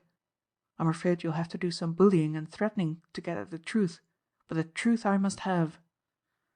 She rose from the rush-bottomed chair with a sigh. "You believe that there are those who can read fate?" Anthony Trent hesitated. Men of his profession were usually superstitious, attaching unwarranted importance to fortuitous things, watching for signs and portents, and abandoning planned enterprises at times because of some sign of misfortune which had met them. "I don't believe it," he admitted, "but that sort of thing influences me. Why?" "There is a woman near by who can tell," Pauline replied. "Yesterday I gave her money. She said, can you think of it, that I should die happy." "I hope you do," he said. "But it is impossible," she cried. "None clings to life as I do. I am tired of this life. I love the life of cities, the restaurants, the crowds. I am city bred. In a year when conditions are better I shall go back. I shall appear in Berlin again, Petrograd perhaps, and of course in London, and they want me in New York. I shall hate to die. But I did not mean to speak of myself. She told me that the man I loved would be successful. Fate makes no mistake. Keep up your courage, for you will win and I shall die happy. What more could we want?" But there were tears in her eyes as she said it. He took both her hands in his. "What a splendid woman you are," he said with conviction. "My dear," she answered, her voice a little uneven, "do not tell that to the woman you love. She would hate me, and I want to live a little in your heart without anyone else to share it. Promise me that?" There was in his mind to tell her Daphne was different, that Daphne would love her too. But he said nothing. Her intuition told her more than his hope could foretell. "I promise," he answered, "and I promise that I shall never forget." Hentzi's agitated voice disturbed them. "Not one moment longer," he whispered. "I dare not." Chapter 13. Down to the Sea. When Pauline had gone, Trent was immeasurably happier in the hope she had given him. Until her visit, his only chance of escape had been centred in the expectation that when once his hands were freed he might file the bars. There was now a scheme in his head worth many of that. Half an hour after she had left, 2 men entered, guided by the now assured Hentzi.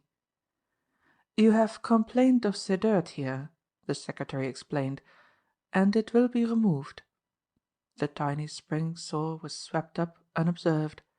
Trent saw it disappear now with a smile where before it would have been black tragedy to him. He slept well that night and shaved himself next morning in high spirits. It was not easy, shaving with handcuffs on, but it was possible. Then he waited for some message from Pauline. Hentzi came into the cell at 5. "Count Michæl will see you at 10 tonight. My friend, I warn you to be wise and acknowledge defeat." "That's not my idea of wisdom." Trent grinned so cheerfully that Hentzi was vaguely disturbed. "You are more foolish even than the others," Hentzi said, shaking his head. "Brave men all 3. For my part, I would be reasonable. I would say, I have fought a good fight and the odds were against me. How much can I save from the wreck? That is the way to talk, my lord." Suddenly he took a book from his pocket, a book tied with string and sealed, but not enveloped in paper.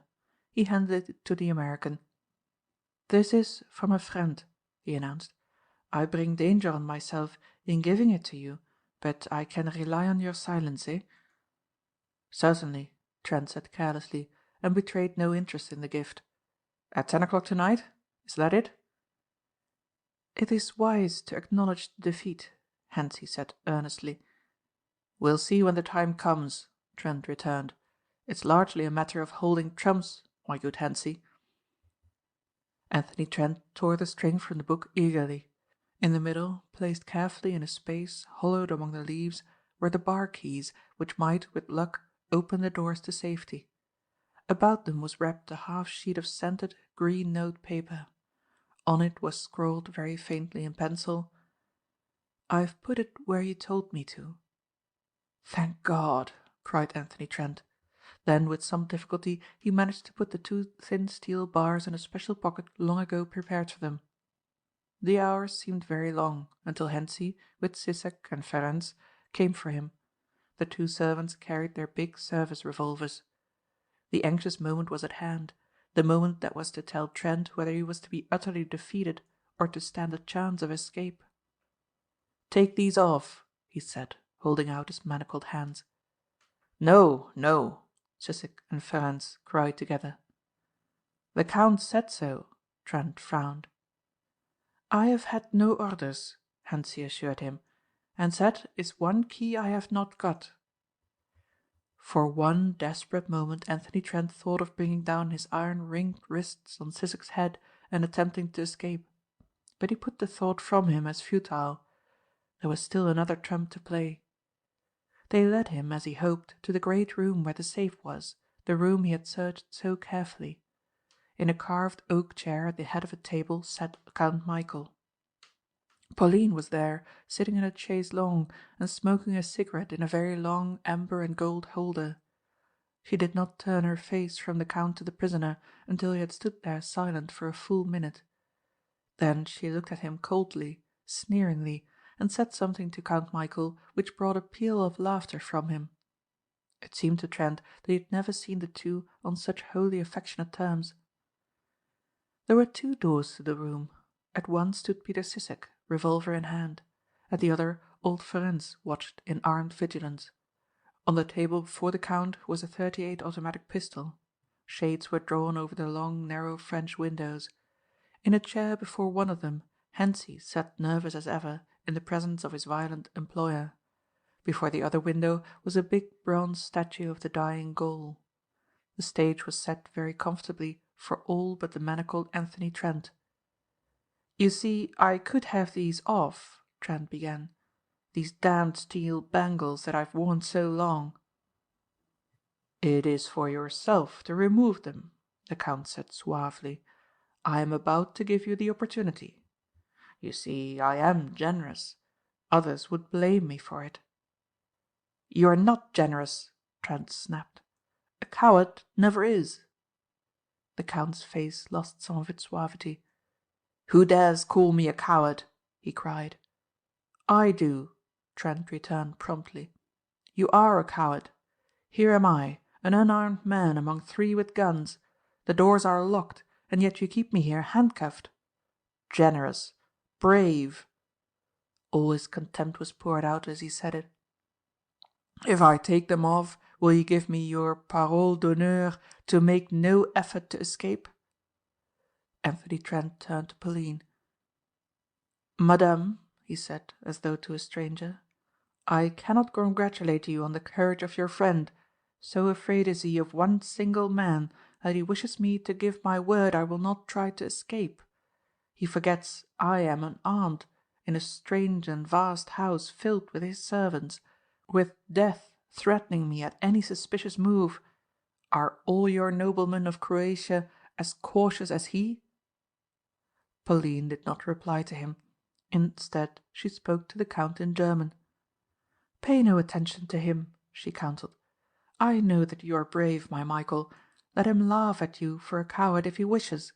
I would not have him hurt you or frighten you for the world." "Frighten me?" cried the Count. "Hurt me?" He flung a little key across the table to Hentzi. "Take them off," he commanded. Trent examined his reddened wrists with a frown. "This should never have been done," he declared. Then he turned to Hentzi. "I need a cigarette." "I did not bring you here to smoke," Count Michæl said acidly. "I brought you here to interrogate you. Remember that." "I've been without a decent smoke for nearly 2 weeks," Trent returned, "and I want one. Unless I have some I shall not answer any of your interrogations. Think it over, Count." Hentzi looked at the American reproachfully. He had supplied his prisoner with the best of tobacco. That he had done so surreptitiously robbed him of the privilege of recrimination. The two guards, not understanding a word of the conversation, could not deny Trent's statements. Count Michæl Temesvar looked closely at his former chauffeur. He was standing on the rich red rug between the two windows. He was biting his lips. His face twitched and his fingers worked nervously. It was plain that he suffered, as drug takers do when deprived of their poisons. There was a cedar-lined silver box of cigarettes on the little table by Pauline's chair. This Hentzi was commanded to place before the prisoner. Anthony Trent's symptoms were admirably assumed. He inhaled and exhaled in silent delight, and his face grew more peaceful. But he was still unsettled and nervous. The Count, remembering his iron-nerved driver, attributed the change as much to imprisonment and fear as to lack of tobacco. In a sense it was a tribute to his power over the man who had thwarted him. He watched Trent stride up and down by the two windows and ascribed it to a growing sense of the ordeal about to be undergone. "I've got to keep moving," Trent said. "I've been tied up in a kennel for 2 weeks." "If you must I shall permit it," the other answered. "But I warn you that the length of this table must be your limit. Otherwise my faithful men may have to shoot. You understand?" "Perfectly," Trent said, growing more affable. "I even give you my parole d'honneur not to go near the doors. Why rush on certain death?" "You are growing sensible," Count Michæl said, smiling. "I knew it would come. As you say, why rush on certain death? It is foolish. More, it is unnecessary, and to do so wastes one's energy. I have not yet had time to learn your name and rank, but I am treating with you as an equal." "Thank you," Trent retorted. "If you call locking me up in a verminous, rat-haunted cell treating me as an equal, I'm hardly grateful." "I dare take no risks," the Count assured him. "You men who came here for my Lord Rosecarrel are different from others. I have not forgotten that Sir Piers Edgcomb killed 3 of my honest lads before he died. There are others who would have treated you less well than I. Now, where is the paper you stole from me and say you burned? What is the fate of ashes tossed to the four winds? It was never burned, the other snapped. Somewhere it exists, in your pocket where I saw you place it. Remember this before you answer. If by your aid alone I find it, you may leave this castle. How? Trent demanded. To walk into ambush outside? There will be 20 square miles of country where none dare touch you. Do you need more than that? You who cast aspersions on the courage of others? Is it possible you are afraid? What is the other alternative? To join your friends. The Count laughed cordially. The idea seemed to amuse him. To make the third grave. First the trainer, then the butler, and last the chauffeur. I wonder what your chief will send me next. He will have no need to send anyone else, Trent said affably. By this time his nervousness had disappeared, and he was cool and calm as ever. You mean he will give up the attempt? Why should there be another when I have already succeeded? This is bravado, the Count cried. It was his turn to be nervous now. The importance he attached to the possession of the paper seemed out of all proportion to its value. Trent knew little of the great eternal European game of politics. For a few moments in Paris, the New World had its glance at the complicated working, but forgot it when booming trade held sway and salesmen took the place of diplomats. The elimination of the new Foreign Secretary meant a great deal to Count Michæl. The other knowledge which Trent stored in his mind was equally dangerous, but there were others who could attend to that. No matter what part Anthony Trent played, the Count had assigned him the role of the defeated. It happens to be the truth, Trent returned. He could see that Pauline was now listening intently. Her pose of antagonism to the stranger was swept away by her anxiety for his safety. Her heart thrilled to see him standing there, debonair, smiling, dominating.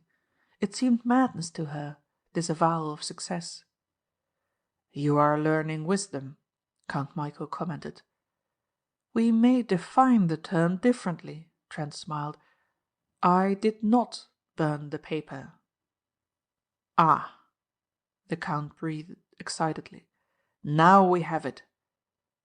I preferred to keep it so that I could assure the Right Honourable the Earl of Rosecarrel, Secretary of State for Foreign Affairs, that I had indeed succeeded. You will understand my feelings. Perhaps it was bravado, but none seems to believe that such papers ever do get burned. You, Count, seem to doubt it. Where is it? The Count snapped. Your life depends on your truth. I have put it in a safe place, Trent said, resuming his pacing of the room. The Count's excitement banished the air of toleration he had with difficulty affected toward one he hated. Where is it? He bellowed. Anthony Trent was smiling and his eyes were bright. It was one of his moments. I'm going to fetch it, he said urbanely. Long ago he had made a careful survey of the possibilities of the room in which he stood. He had thoroughly scrutinized windows and doors as likely aids to future needs.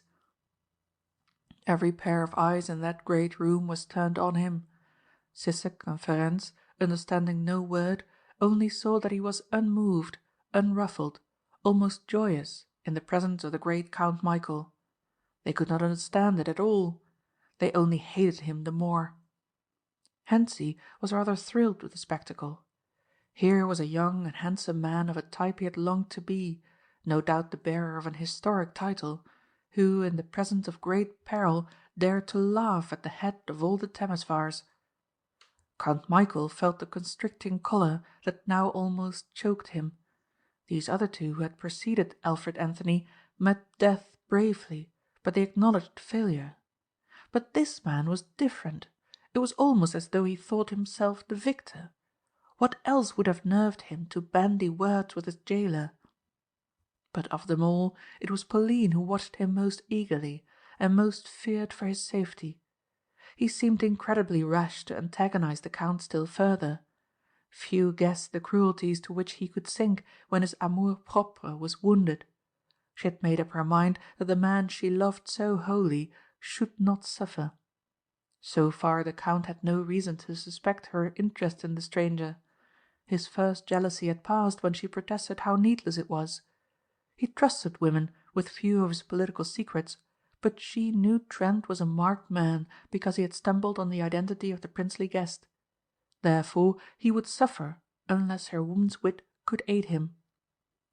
Knowing the Count's vanity so well, she perceived that every moment of this unperturbed attitude added to the severity of the punishment his prisoner would receive. "You are going to fetch it," Count Michæl said thickly. "Is it permitted to ask how and when?" "By all means," Trent said graciously. "I am going to fetch it now, and thus." He made a lightning quick leap toward the window, where Hentzi was sitting in a low chair, and then a dive over the secretary's shoulder. Through the small panes of glass he went like a hurled rock. The shade torn from its roller wrapped itself round his head and shielded him from flying glass and piercing splinters. 2 shots rang out, and he heard Hentzi's voice raised in a shriek of agony. There were other sounds which drowned even this. The Count's voice bellowed forth instructions. He could hear Peter Sissek and Ferencz shouting, and then, as another shot followed him into the courtyard, Pauline's cry rang high above all other sounds. Trent landed on his shoulder, bruised but not seriously hurt. When he pulled the enveloping window shade from his face, he was amazed to see that the room from which he had come was now in darkness.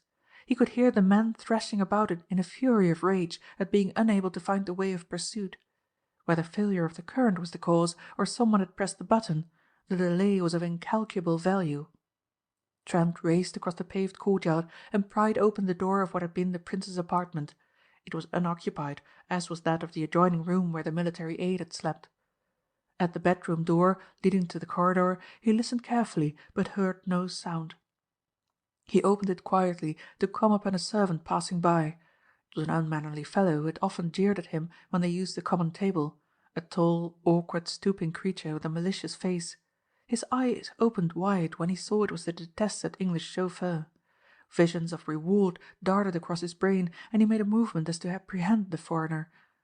He was instantly gripped with a hold which agonized him as he sought to break it, and forced into the bedroom from which Trent had just come. Then the door was locked, and he was a prisoner.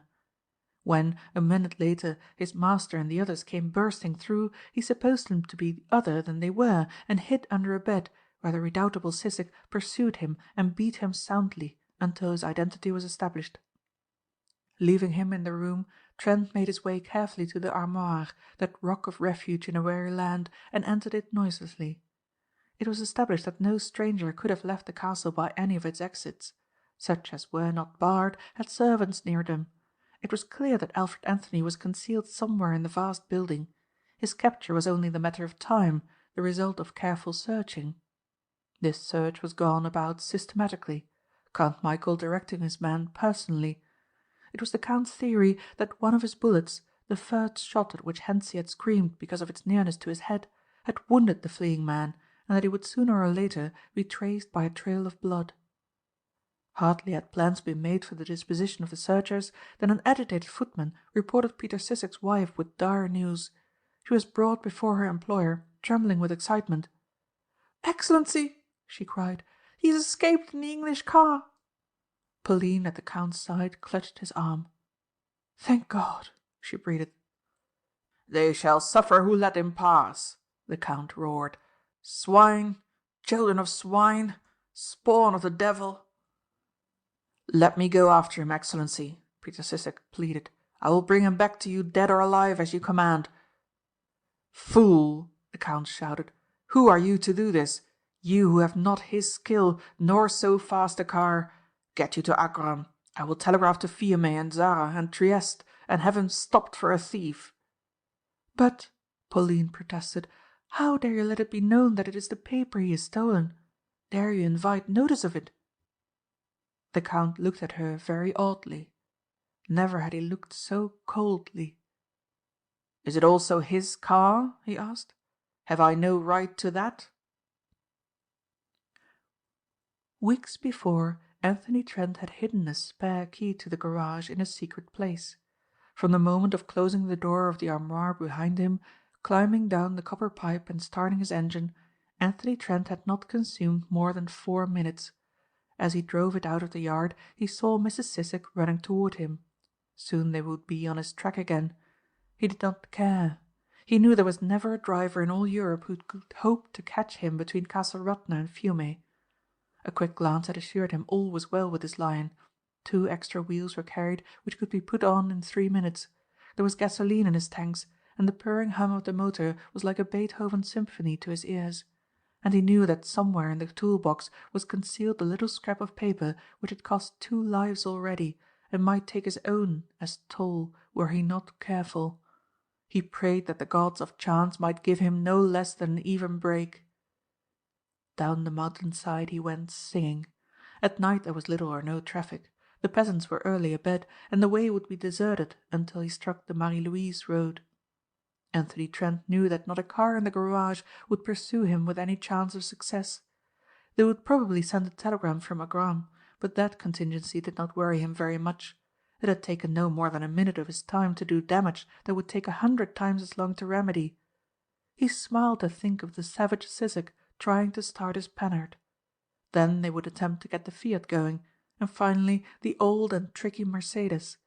And they would all balk because that skilled mechanic Alfred Anthony had had his finger in the pie. At the roar of his engines, magnified in the night silences, peasants turned over and went to sleep again. It was their lord or one of his exalted guests who passed. Sometimes one of them would hear, floating out for a moment, the sound of his singing. It was a night of triumph and hope for Anthony Trent. He had succeeded where others had failed. The hours brought him nearer to a sight of the woman he loved, and he could not put away from him the hope that somewhere happiness and content might wait for them. There was not an untoward incident in his journey until he reached the high land overlooking the harbour of Fiume. Day would break in less than an hour. Stopping his motor, he took the rain-stained document from its shelter. Pauline had not failed him. She showed her thoughtfulness by placing sandwiches and a flask of wine in the tool-box. He thought of her with a flood of gratitude. Until this reminder he had forgotten her very existence in the thought of the other woman. Trent had not come idly to Fiume with the bare hope of being able to make his escape. He knew that there were in port several British destroyers that lay off a certain breakwater which he had observed on many occasions. Tied up at this stone pier were a number of rowboats. It would be an easy task to pull off to a destroyer and climb aboard. No commander would deny him the privilege he sought, and there was not a gun in Fiume which dare be trained on a British or American vessel. It was Anthony Trent's way to look for opposition in his ventures and be a little uneasy if he met none. So far things had gone almost too smoothly. He had threaded his way through the narrow streets of Fiume without other than a few labourers, when he was suddenly halted by a policeman. The policeman stood before the Lion and waved his sword. It was plain he laboured under stress of great excitement. 3 others of his kind came running from a side alley. It seemed to the policeman that the great automobile made a vicious jump at him. He leapt aside with marvellous agility as the accelerated Lion passed him on its way to the pier. There was just sufficient light for Trent to see the destroyer lying at her anchorage. Everything would have been comfortably done but for the cries of the pursuing police. A groom of Count Michael's had ridden a fast horse into Agram, and the Fiume authorities were bidden apprehend a thieving chauffeur driving a blue and silver Lion. There was so liberal a reward that the police force was almost disorganized in contemplating it. Pursuers among civilian labourers and sailors joined in the chase. Trent's heart sank to see the little cove where the boats were tied was not empty at this early hour as he expected. There was a group of 7 or 8 fishermen getting their nets ready. Their quick ears caught sounds of the disturbance and saw that the man in the motor was to be caught. They seized a 2-inch hawser and stood across the pier barring the motor's way, 4 men holding to one end and 3 to another. Trent took the situation in at a glance. Stupidly enough, the fishermen supposed themselves to be able to stop the car of their own strength. Had they fastened the hawser around the cleats at their side, Anthony Trent would have gone down to defeat. It was plain that he could not carry out his plan of rowing to the destroyer with these men at his heels. There was one last desperate thing to do. The great car responded to the accelerator, and by the time it had reached the man holding the rope, it was going at 50 miles an hour over the smooth stone breakwater. 2 of the men were jerked clear into the water. They were all thrown down, and one had an arm broken. Fascinated, they watched the great car racing down the pier, straight to destruction, as they supposed. Then they looked, horrified, as it seemed to hurl itself from the jetty, hurtle through the air, and disappear in a tomb of foam. When police and fishermen strained their eyes and could see no trace of the chauffeur, they naturally assumed he had been caught in the car. He has killed himself, the sergeant cried. He was mad, said another. Anthony Trent had no difficulty in freeing himself from the sinking lion. It was his wish to swim under water as far as possible, and so elude those who watched for him in the faint light. There was a strong current running, and the destroyer lay a couple of cable lengths distant. It was a hard swim, clothed and cumbered as he was, and he dare not discard the garment that held the paper. There was a despairing moment when he thought he could never make headway against the tide which would take him back into the harbour. It was an astonished marine who saw the dripping, exhausted man clamber aboard and fall to the deck. "I must see your commander at once," Trent cried, when his breathing was easier. Lieutenant Maitland, awaked from his sleep, was not inclined to see him. "What's he like, and the devil is it all about?" he demanded crossly. "He's about knocked out," the marine answered, "and he says he won't tell his business to anyone but you."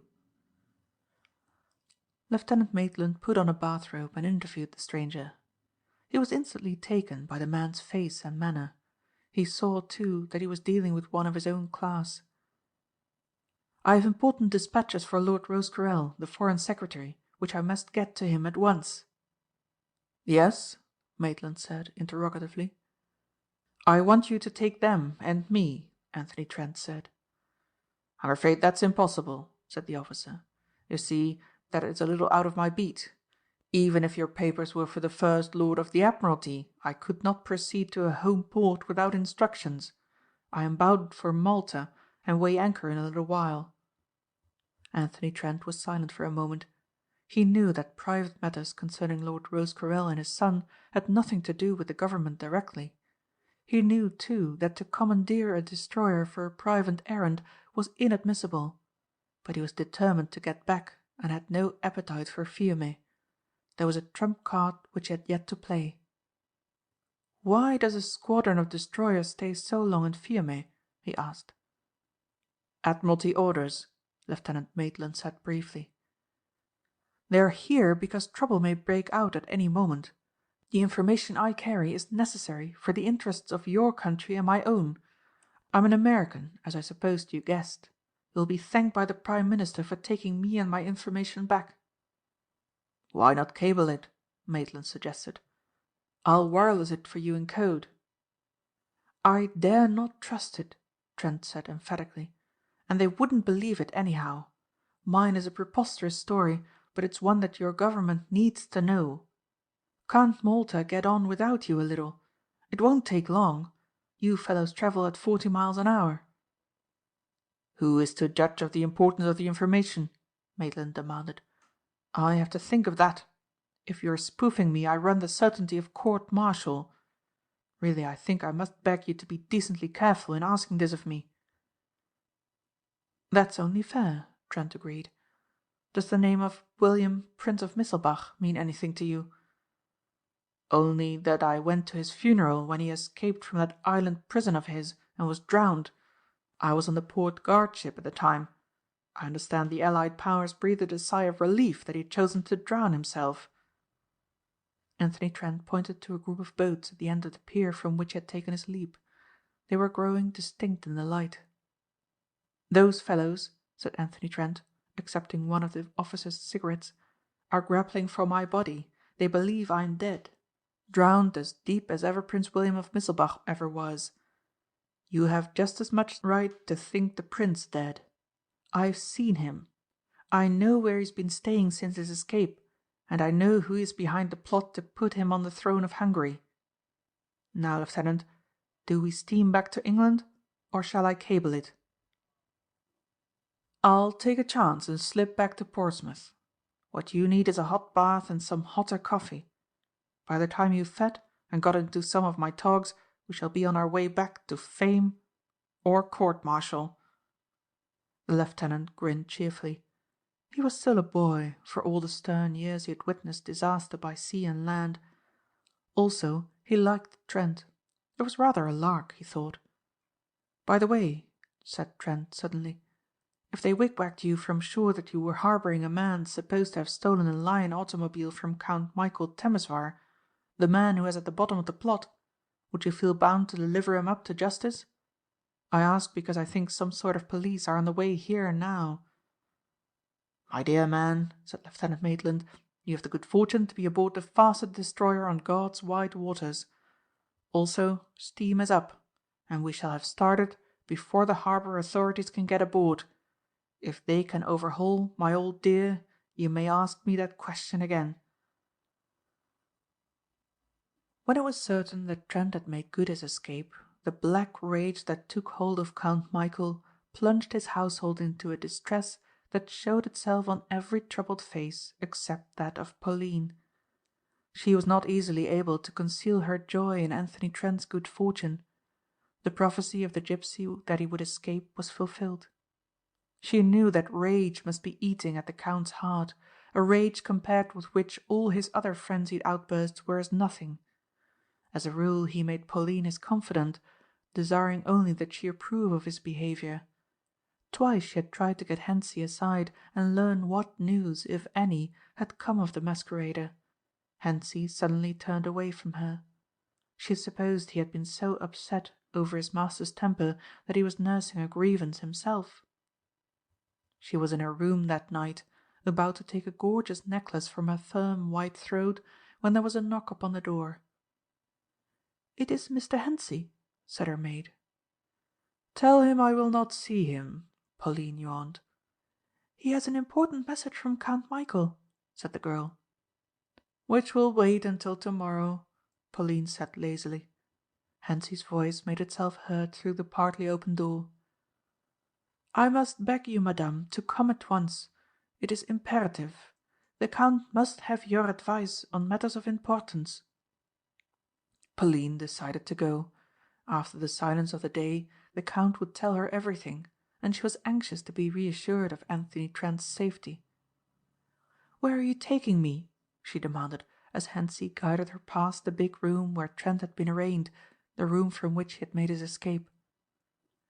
"His Excellency cannot remain in a room with an entire window torn out. It would but be to invite a flock of bats to enter." Pauline climbed 2 little flights of steps, which led to the topmost floor of the castle. "I've never been here before," she commented. "Few strangers have," he said, locking it behind her. "Strangers?" she repeated. "Since when have I been a stranger?" She found nothing strange in his silence. Hentzi was constantly a prey to the fear he might by some over-zealous action provoke the wrath of the man he served. Probably he had not heard her question. She found Count Michæl in a big bare room, octagonal in shape, and knew it must be the tower which stood out boldly on the western corner of the castle. "Why bring me here?" she said petulantly. She had no fear of the man who ruled his people as an autocrat. It is not in the nature of such women as Pauline to eliminate a certain feeling of contempt for the power of men whom they can sway by whim and artifice. Michæl Count Temesvar was terrible to such as he hated, and a political force of sinister strength, but to the green-eyed woman who looked at him mockingly he was one of the weak and pliable pawns on life's board. "Sit down," he said suavely. There was no sudden look of affection as he gazed at her. He spoke, she reflected, very much as he had done to Anthony Trent. But the ex-chauffeur had been a prisoner. She looked about her and saw that this was almost a prison. "About this Alfred Anthony," he began. "I am told, although I do not believe it, that you were much concerned for his safety." "Who told you that?" she demanded. "What matters that? It is untrue?" "Naturally," she answered. trying to fathom what lay behind his smiling face. "Tell me this, Pauline," he said, leaning forward. "When the Sissek woman informed us that he had escaped, I thought I heard you say, 'Thank God.' Why did you thank God when my enemy escaped?" Pauline was not so easily to be trapped. She remembered breathing her prayer almost at his ear, but she hoped in the excitement he had not heard. "You're dreaming, Michael," she exclaimed. "Why should I say that?" "Another thing," the Count went on. "This man would hardly have escaped if the electric lights had not gone out." Abruptly the Count turned to Hentzi. "Tell me, did you see the engineer about this?" "Yes, Excellency," Hentzi assured him. "He tells me in technical terms, which I do not comprehend, that sometimes the light goes off for a few moments. It was the thunderstorm or some atmospherical condition. I do not remember." "Heaven seems to fight for him," Count Michæl commented. "First the light's extinguished, and then someone in this house of mine who gives him keys and aids his escape. The garage door opens itself to him, and lo, he disappears." "He has an accomplice, you think, Excellency?" Hentzi stammered. He was fearful that his master had learned of his carrying the book to the prisoner. Out of this slender fact the wrathful Count might be weaving plot enough to engulf his faithful secretary. "I assure your Excellency," Hentzi cried, "that I am entirely loyal." Pauline was still not to be frightened by this changed mood of the Count and the agitation expressed on his secretary's face. She had been victor over him in 100 violent scenes, and Pauline loved violence and the raising of voices. "A curious thing," said the Count meditatively, "is that the lights went out only in my room. A well-trained thunderstorm, Hentzi, eh?" "Your Excellency means that someone turned them off. I was on guard at the window, as you remember." "I know that you were. Ferencz was at the north door, Peter at the other. The thief could not be suspected, and I was a dozen feet distant, sitting in my chair. And yet, Hentzi, when I pressed the button, light again flooded the room." "I suppose you are hinting that I did it," Pauline said calmly. When the Count smiled, it was another man looking at her, a man to whom she was a stranger. For the first time a thrill of uneasiness took hold of her. "Is hinting the right word?" Count Michæl retorted. "I might have done it," Pauline admitted. "I remember when I heard the crash of the broken glass, jumping up. I probably put my hand out to steady myself and touched the knob without noticing it. How unfortunate!" "Again," said the Count, "I must question your right use of words. You said 'unfortunate,' did you not?" "There is one other thing which has puzzled me," Count Michæl went on. "Peter Sissek's wife thinks she saw you come back to the garage 2 mornings back soon after sunrise. She was wrong?" "She was right," Pauline replied. "I could not sleep, so I went out to try and find the missing coat." "What loyal helpers surround me," the Count murmured. "Before you retire to your well-earned night's rest, one other question." "As many as you please," said Pauline, some of the burden of anxiety lifted. "What is it?" "This thief knew of the presence here of certain exalted personages. He had never been anywhere but in the kitchen quarters and his own room. No servant of mine would have told him anything. There were many hours when I was busy and you played golf that you could have told him. I want your word that the information did not come from you." "You have it," she said lightly. "Now as that is all, I shall go to my room. This hideous place chills me." "Pauline," Count Michæl said sternly, "I have given you every chance to tell the truth. You have lied. It is in your nature to lie, but I thought that one of your training would know when the time came to speak the truth. Such an hour is at hand. The man was your lover. You helped him to escape. That I am certain of. You have betrayed me and my cause, and your cause too, because you are a light of love, a thing who will accept a purchase price and then play false." "My poor Michæl," she said commiseratingly, "you drink too much of your own plum brandy. Tonight you're crazy. Tomorrow I shall have you begging for a smile from me. As it is, I find you tedious. Hentzi, open the door." The secretary made no move to obey her. She shrugged her shoulders. Neither of the men judged from her manner the fear that began to enwrap her. "Yours will be a cold smile tomorrow," Count Michæl said, "and I, for one, shall not envy it. You have betrayed me, but in the end I have triumphed. They have caught him, Pauline.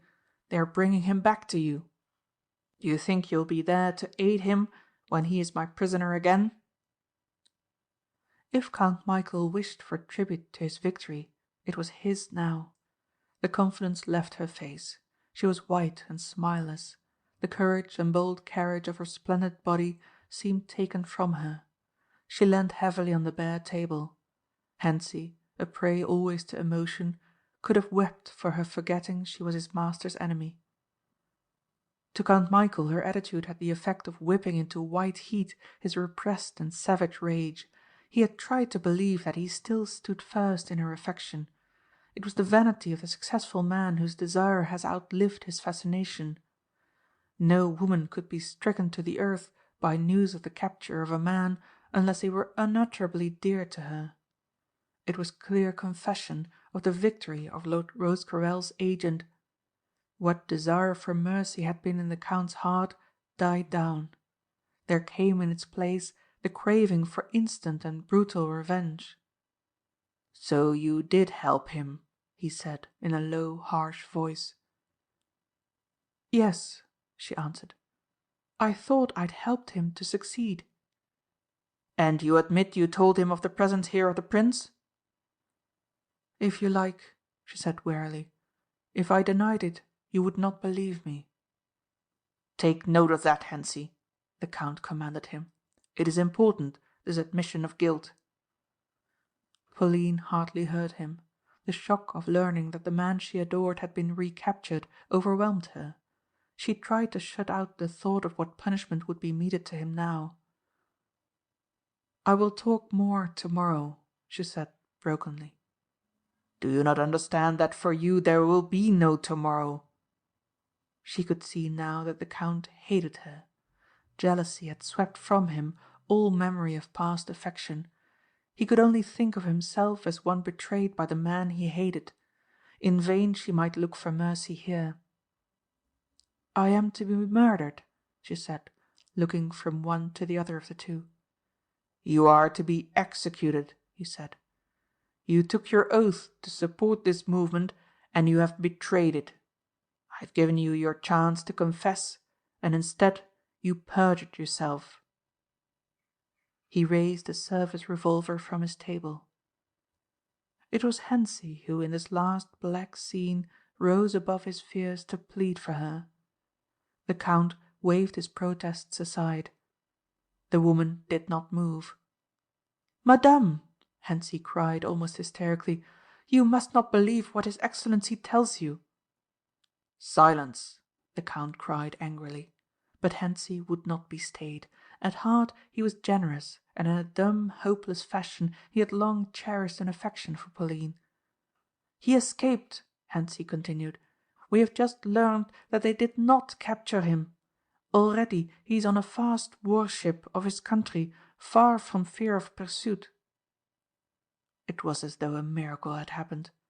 The colour came again into Pauline's cheeks, and the drooping, broken figure grew tall, erect and commanding.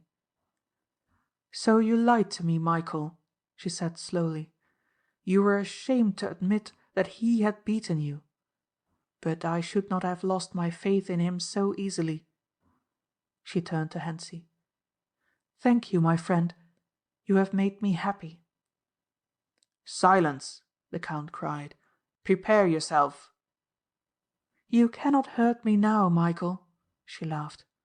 Hentzi thought she looked like a young girl, splendid and triumphant with the wine of youth. "At most you can take my life.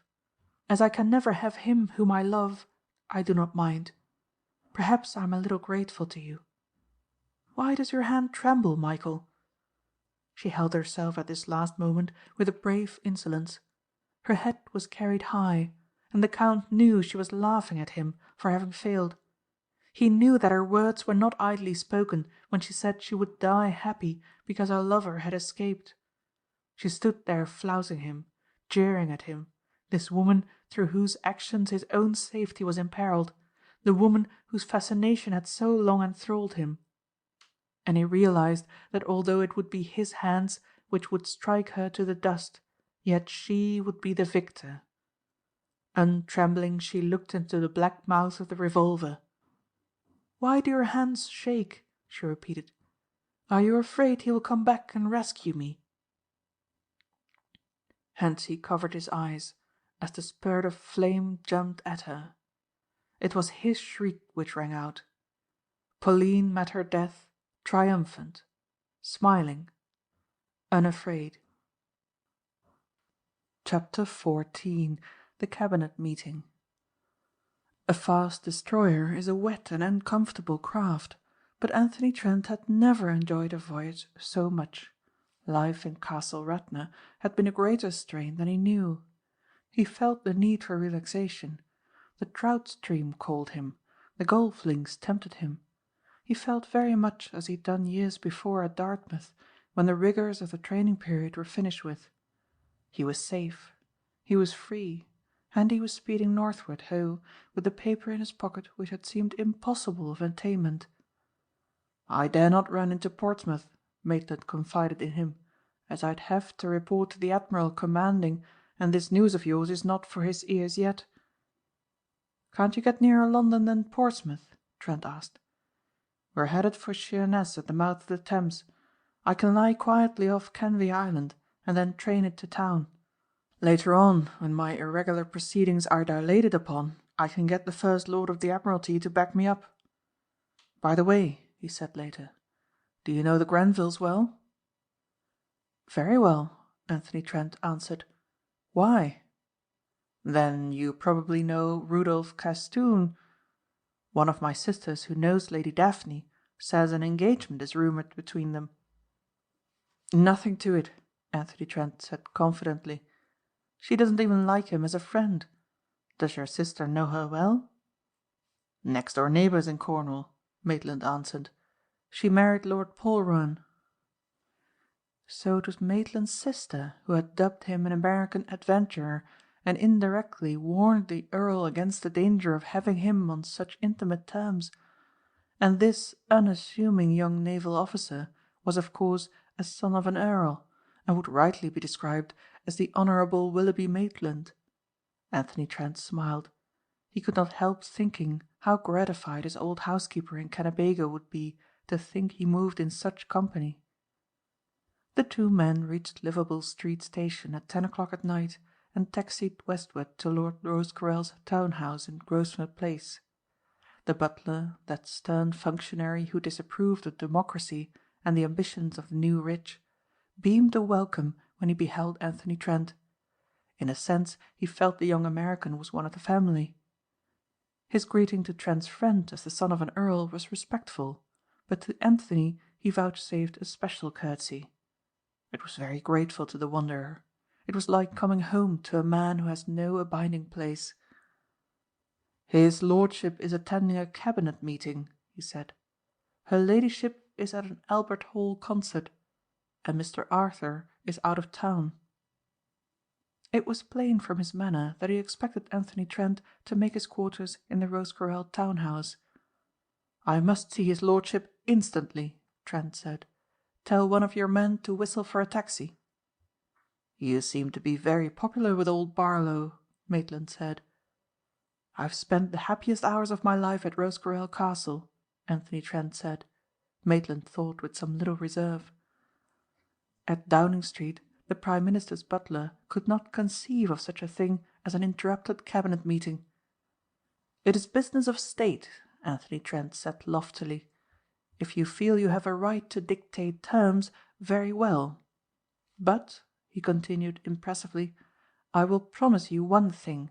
From tomorrow on you will buttle for someone else."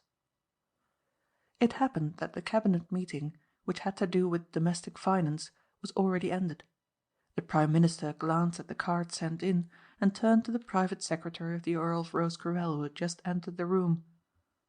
"That splendid young man, Willoughby Maitland, who did so well at Zeebrugge, is demanding an audience. I am rather tired. Do you mind seeing if it is of importance?" "Certainly not, sir," said Colonel Langley. He stopped short when he saw who accompanied the naval officer, and learned that it was Anthony Trent, who had business with the Premier. "The last time I saw you," he said stiffly, "was under circumstances which give you no right to expect me to plead your cause." "That may be," Trent said equably, "but I am here not to converse with you, but your superiors. By the way, who is Prime Minister now?" "Llewellyn Morgan," Maitland said, "his third term." It was Llewellyn Morgan Trent had met in Cornwall. Things looked brighter. "The Premier knows me," he said to Colonel Langley, "and you are no doubt aware I am privileged to call Lord Rosecarrel my friend." When the two reached the simply furnished room, Lord Rosecarrel looked at the American with wide open eyes. "My dear boy," he said affectionately, gripping both his hands, "I do not think you can believe how glad I am to see you. Isn't this the young man who had the presumption to outdrive me 40 yards every time we stepped to a tee?" The Right Honourable Llewellyn Morgan greeted him in so friendly a fashion that Colonel Langley was astounded. But there was another man, of cabinet rank, who scowled when he beheld it.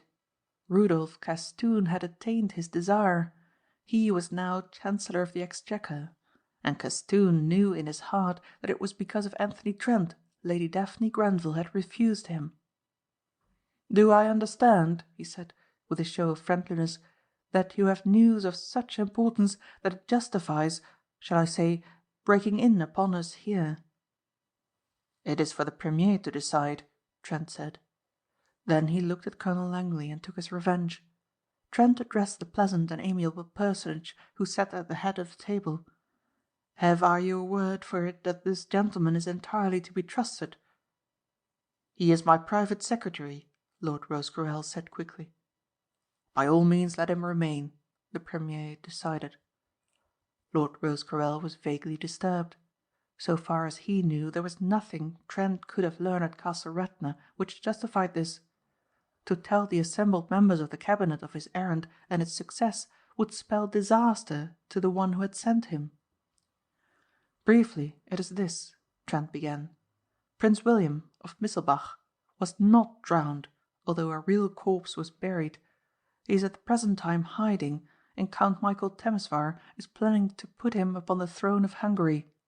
I have seen him with my own eyes a dozen times, although he was not aware of it. I had the luck to get a list of names of the prime movers in it. I could not keep the paper, so I memorized them and wrote them down while on the destroyer which brought me from Fiume." Trent passed it across the table to the Prime Minister. "This is exceedingly important," he declared after reading it quickly. "Mr. Trent, you have performed a service to this government and your own which entitles you to a reward of no mean character. Now have the goodness to answer these questions." They were fired at him quickly and embraced a variety of subjects. It was only because of his retentive memory and trained powers of observation that he was able to satisfy the Premier. "It is unfortunate," said Rudolph Castoon, "that Mr. Trent was not able to bring us the original document. One's memory, even when one's intentions are of the best, can play off tricks." He said it so obviously to discredit the American that Trent flushed and disclosed something that he had not meant publicly to announce. "Do you know Baron Adolf Castoon?" he asked. "Naturally," Castoon answered. "One does not easily forget to know one's eldest brother." "Then I have news of your eldest brother which will cause you infinite concern," Trent said, with sympathy in his voice. "Baron Adolf is financing this revolutionary movement.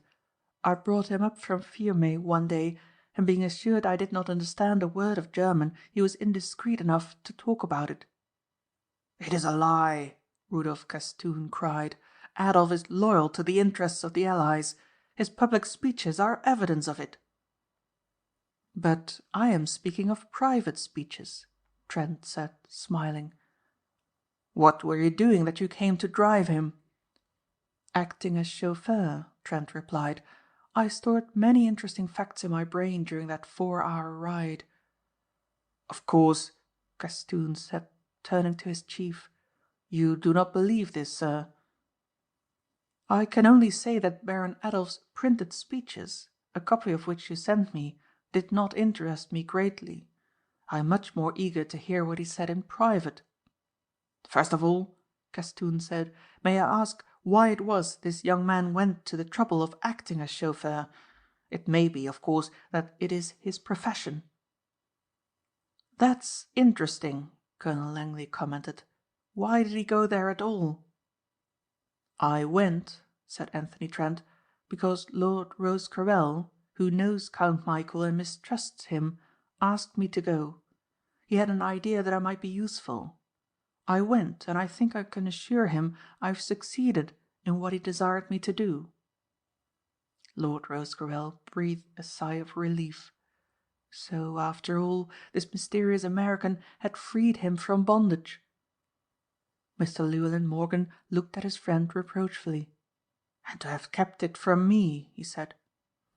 The credit belongs to Mr. Trent and not to me, said Lord Rosecarrel. To give merely a hint and have it followed to successful conclusion by another is not the lot of many. For my part, I can never cease to feel under obligation to him. What we have heard, said the Premier, is under the seal of the most absolute secrecy. He turned to Castoon. I am sorry for the news you've heard, but it was not a matter of surprise to me. I have long heard unpleasing rumours as to the Baron's sympathies. You understand that he must not be apprised in any way of this. Certainly, sir, Castoon returned stiffly. I can hardly see the necessity of reminding me of it. When the meeting had broken up, Anthony Trent was amazed to see Colonel Langley's outstretched hand. I must apologize, he said frankly. I did not know that you were working for my chief, or that he regarded you so highly. You should, I suppose? Crazy over it, Anthony Trent admitted. I wish you would be one of the guns next September the 1st. My place is at Dereham Old Hall in Norfolk. You have never been to that part of the world, I imagine. Anthony Trent looked at the tall colonel and understood. Never, he said, but I shall be delighted to come. Maitland remained after the others left. It was necessary that the Premier should endorse his conduct with his own chief. British destroyers are not designed as passenger boats. Of course, you're going to make your headquarters with us, Lord Rosecarrel said, and pointed to his waiting limousine. I think not, Trent returned. He had not forgotten that when he planned to go to Castle Radna, he gave his word that he would seek no reward. To go back to Grosvenor Place would seem as though he had forgotten this. But I insist, the Earl said. You are asking me to put myself in torment, he returned. Fiddlesticks, the other cried. How youth exaggerates. Anthony Trent felt it was weak of him, but he climbed into the car. The thought of seeing Daphne again was intoxicating.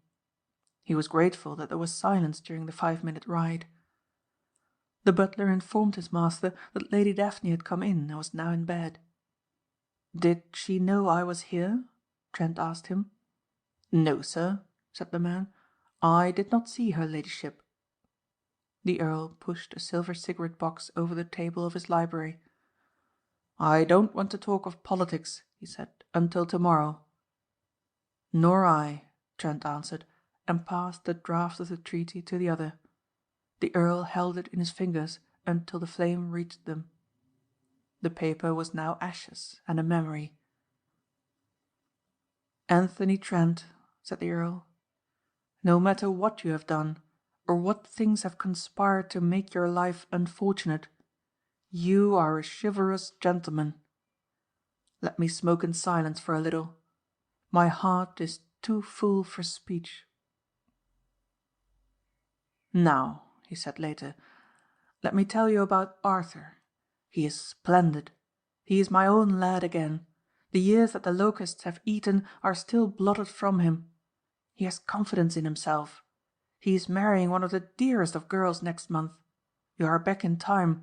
It is no secret that you are to be his best man." "That's good news indeed," Trent said heartily. "It has made me very happy," the Earl said slowly, "and incidentally made me examine my conduct rather more severely than I had ever thought of doing." "I'm afraid I don't see what you mean, sir," the younger man said during the long pause. "I will tell you. Here was the girl, young, beautiful, of a great family. She had everything to offer, and my son loved her. Here was the problem. Had I the right to let her marry him when there lay behind him those misspent years? I wondered whether I was not bound to tell her father of what he had done. It was true he was not responsible, but nevertheless he had done them. In the end I persuaded myself that where love existed as it did between my son and the woman he is to marry, pasts counted for little." Anthony Trent looked at him for a long time in silence. "Had you any especial reason for telling me this?" he asked. Lord Rosecarrel smiled. "I am tired and must sleep," he said, "and my wits may be wool-gathering. But you know me well enough, I hope, to be sure that I have my reasons for making confidences." "I am afraid to say what I think," stammered Anthony Trent. "Then put it off until tomorrow," the Earl laughed. "Go and sleep, my dear boy, even though it may be in torment. We breakfast rather later here than in the country.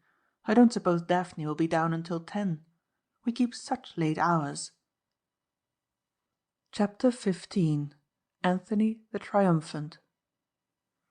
The butler tapped upon Trent's door before 9 next morning. "I've just taken a telephone message for you, Mr. Anthony. Very important, if I may judge." "Come in and tell me about it," the American said. He could not imagine who knew his whereabouts. It must be Maitland, he supposed, who had promised to see him before he joined his destroyer again, if it were possible. "It's from the American Embassy," the butler informed him. "What?" Trent demanded. "Are you sure?" The American Embassy? What had he to do with that? Once behind the doors he was on American soil and subject to her jurisdiction. "It was a message saying that the ambassador must see you at once. I took the liberty of saying I thought you could get there by 9:30. A motor will be waiting when you've dressed." Anthony Trent sat on the edge of his bed and saw all his high hopes dashed to earth. Someone must have told the ambassador of this young fellow countryman of his who was on intimate terms with the cabinet minister, and the ambassador, with the aid of his intelligence department, must have run him to earth. For a moment he wondered whether it would not be wiser to make a run for it.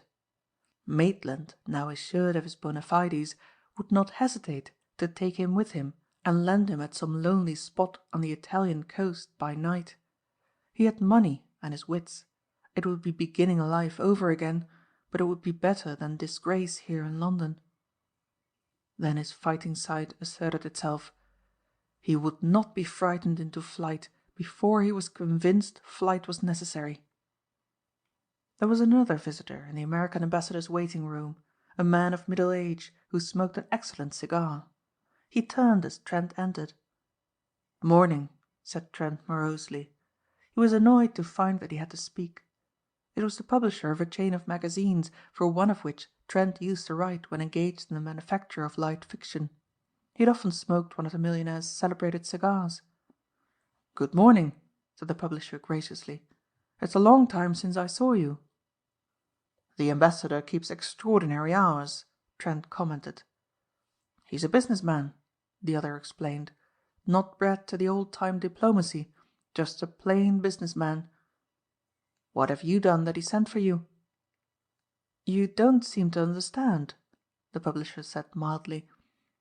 I only understand, Trent said, still irritably, that I'm being kept waiting. He was to see me at 9:30, and it's now 20 minutes to breakfast." "He was on the minute," the other laughed.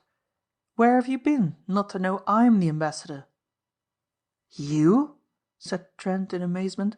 "Then I'm making a damned good one," the diplomat said, "even if I do get up hours before the rest of 'em." "What am I here for?" Trent demanded. "Congratulations mainly," said the ambassador. "I was waked out of sleep at after midnight by the Prime Minister. He wanted to know if I'd heard of an American called Anthony Trent. I said, sure, he used to write for me. Anthony Trent is all right. The way these Londoners keep up half the night is something shocking." "I still don't see why you've sent for me, Mr. Hill." "I'll explain," said the ambassador. His manner was serious, so serious indeed that Anthony Trent was infinitely perturbed. "You may not know it, but you've rendered your country a considerable service. Over here in the birthday or New Year honours list you'll find decorations awarded men the public knows nothing about. Trent, sometimes they're given for work like you have done. We don't give orders or decorations or grants of money. If we did, you'd have one coming to you. What you've done won't even come before Congress. You'll be a mute, inglorious Milton, but if the day comes when you need help, if you should ever be in a tight place, remember you've got something to trade with. I'm not going to mention this again, but you bear it in mind." "I certainly will," Trent said gratefully. Then he spoke a little hesitatingly. "Be frank with me, Mr. Hill. I ask this as a personal favour. Had you anything at the back of your mind when you spoke about my being in a tight place or needing help?"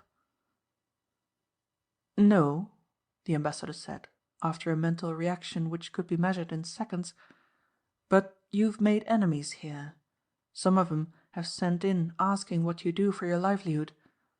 Of course I remembered that Australian uncle. He certainly must have cut up rich." "He did," Anthony Trent said sombrely. He had invented an Australian uncle years before to account for possession of the large sums of money his professional work netted him. Oddly enough, the memory gave him little pleasure now. "I was able to assure the inquisitive," the diplomat declared, "that I'd known you for years." Enemies! Castoon perhaps, who hated him on sight, and possibly the Colonel Langley who was now his friend. What others unknown to him might there not be? And there was Lady Polruan, sister of Willoughby Maitland. She probably would be influenced by her favourite brother and receive him on a friendly footing if they met again. These people he knew, but it was the unknowns who bothered him. "Was Rudolph Castoon one of them?" he inquired. "The Chancellor of the Exchequer?" Hill laughed. "My boy, you've certainly got right into the top hole set here. The inquisitive ones were your own countryfolk who were jealous that a man not even in the social register got in on intimate terms with the great families. Maybe they wanted to get your formula. Nothing serious. I've got a busy morning. Lunch with me at 1 tomorrow?" "Gladly," Anthony Trent returned, his manner brighter. Never had he shaken hands so heartily with his old publisher. "It's done me good to see you," he exclaimed. The friendly butler informed Trent in confidence that Lady Daphne was not yet down. His lordship was already riding in the Row. "Her ladyship has not been informed of your arrival," said the butler. "She is expected down in a few minutes. I've ordered kidneys and bacon en brochette for you, sir." "This feels like being really at home," the American said.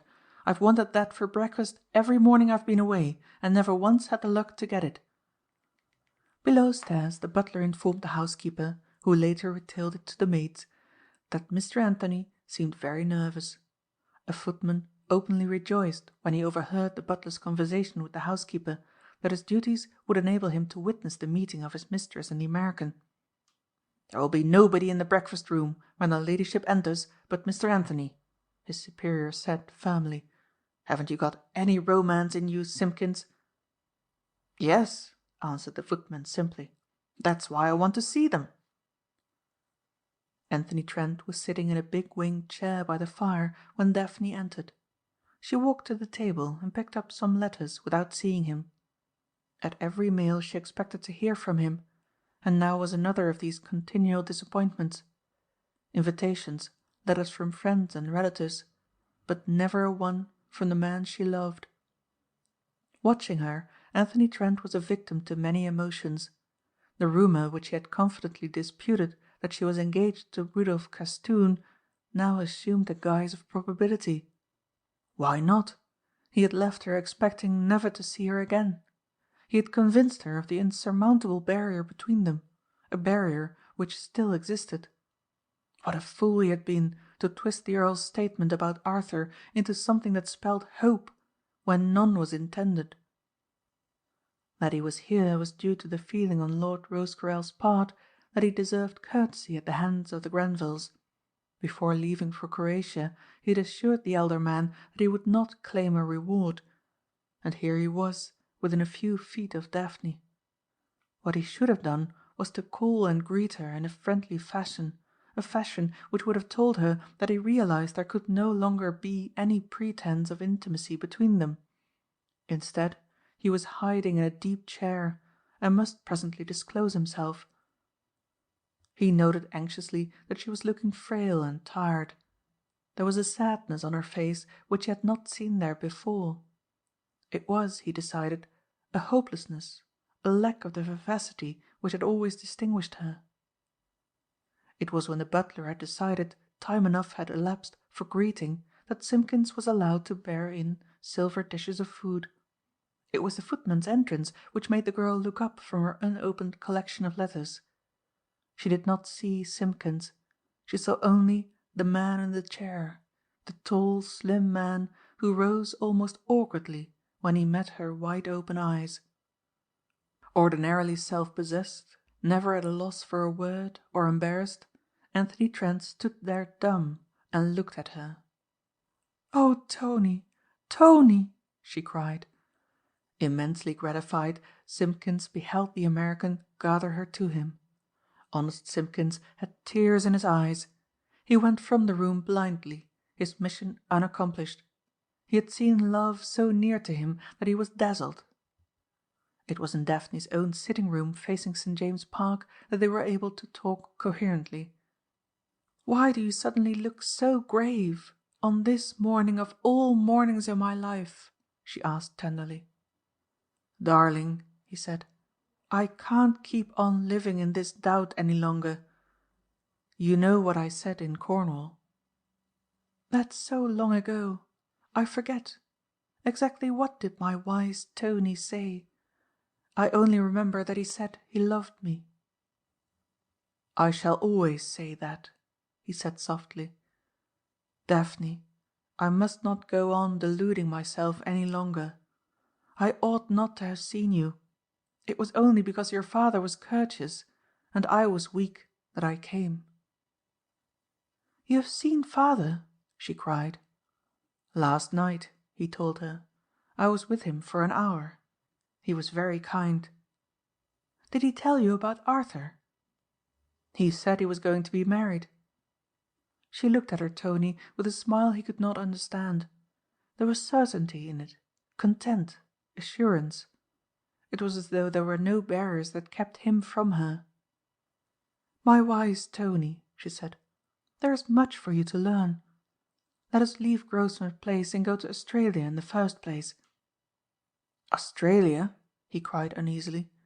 For the second time within a few hours the island continent had arisen to confound him. "Yes, Australia," she said. "You remember that my father bought a place there for Arthur?" He had often heard of it. It was a magnificent property of 100,000 acres. Great flocks of sheep and cattle grazed on it, and there were hundreds of horses.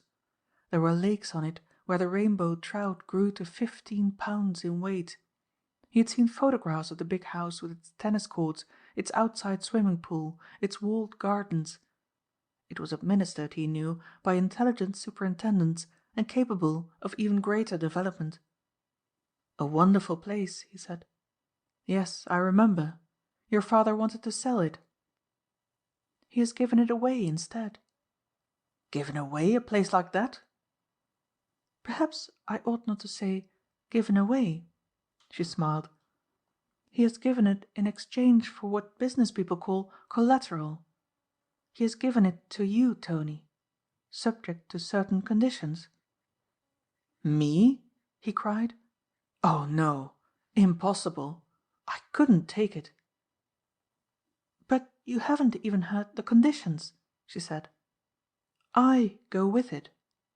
It must be kept in the family. Anthony Trent had a vision of the future. He saw himself a clean man again, a man with hard work before him and great responsibilities. He remembered his country's ambassador and the cryptic utterances which might mean so much. The new life in a new country where none knew him, the realization of those dreams of children who need never be ashamed of their parentage. And all this was offered him. Daphne, looking at him, saw that the eyes which she had sometimes thought were hard were softened now.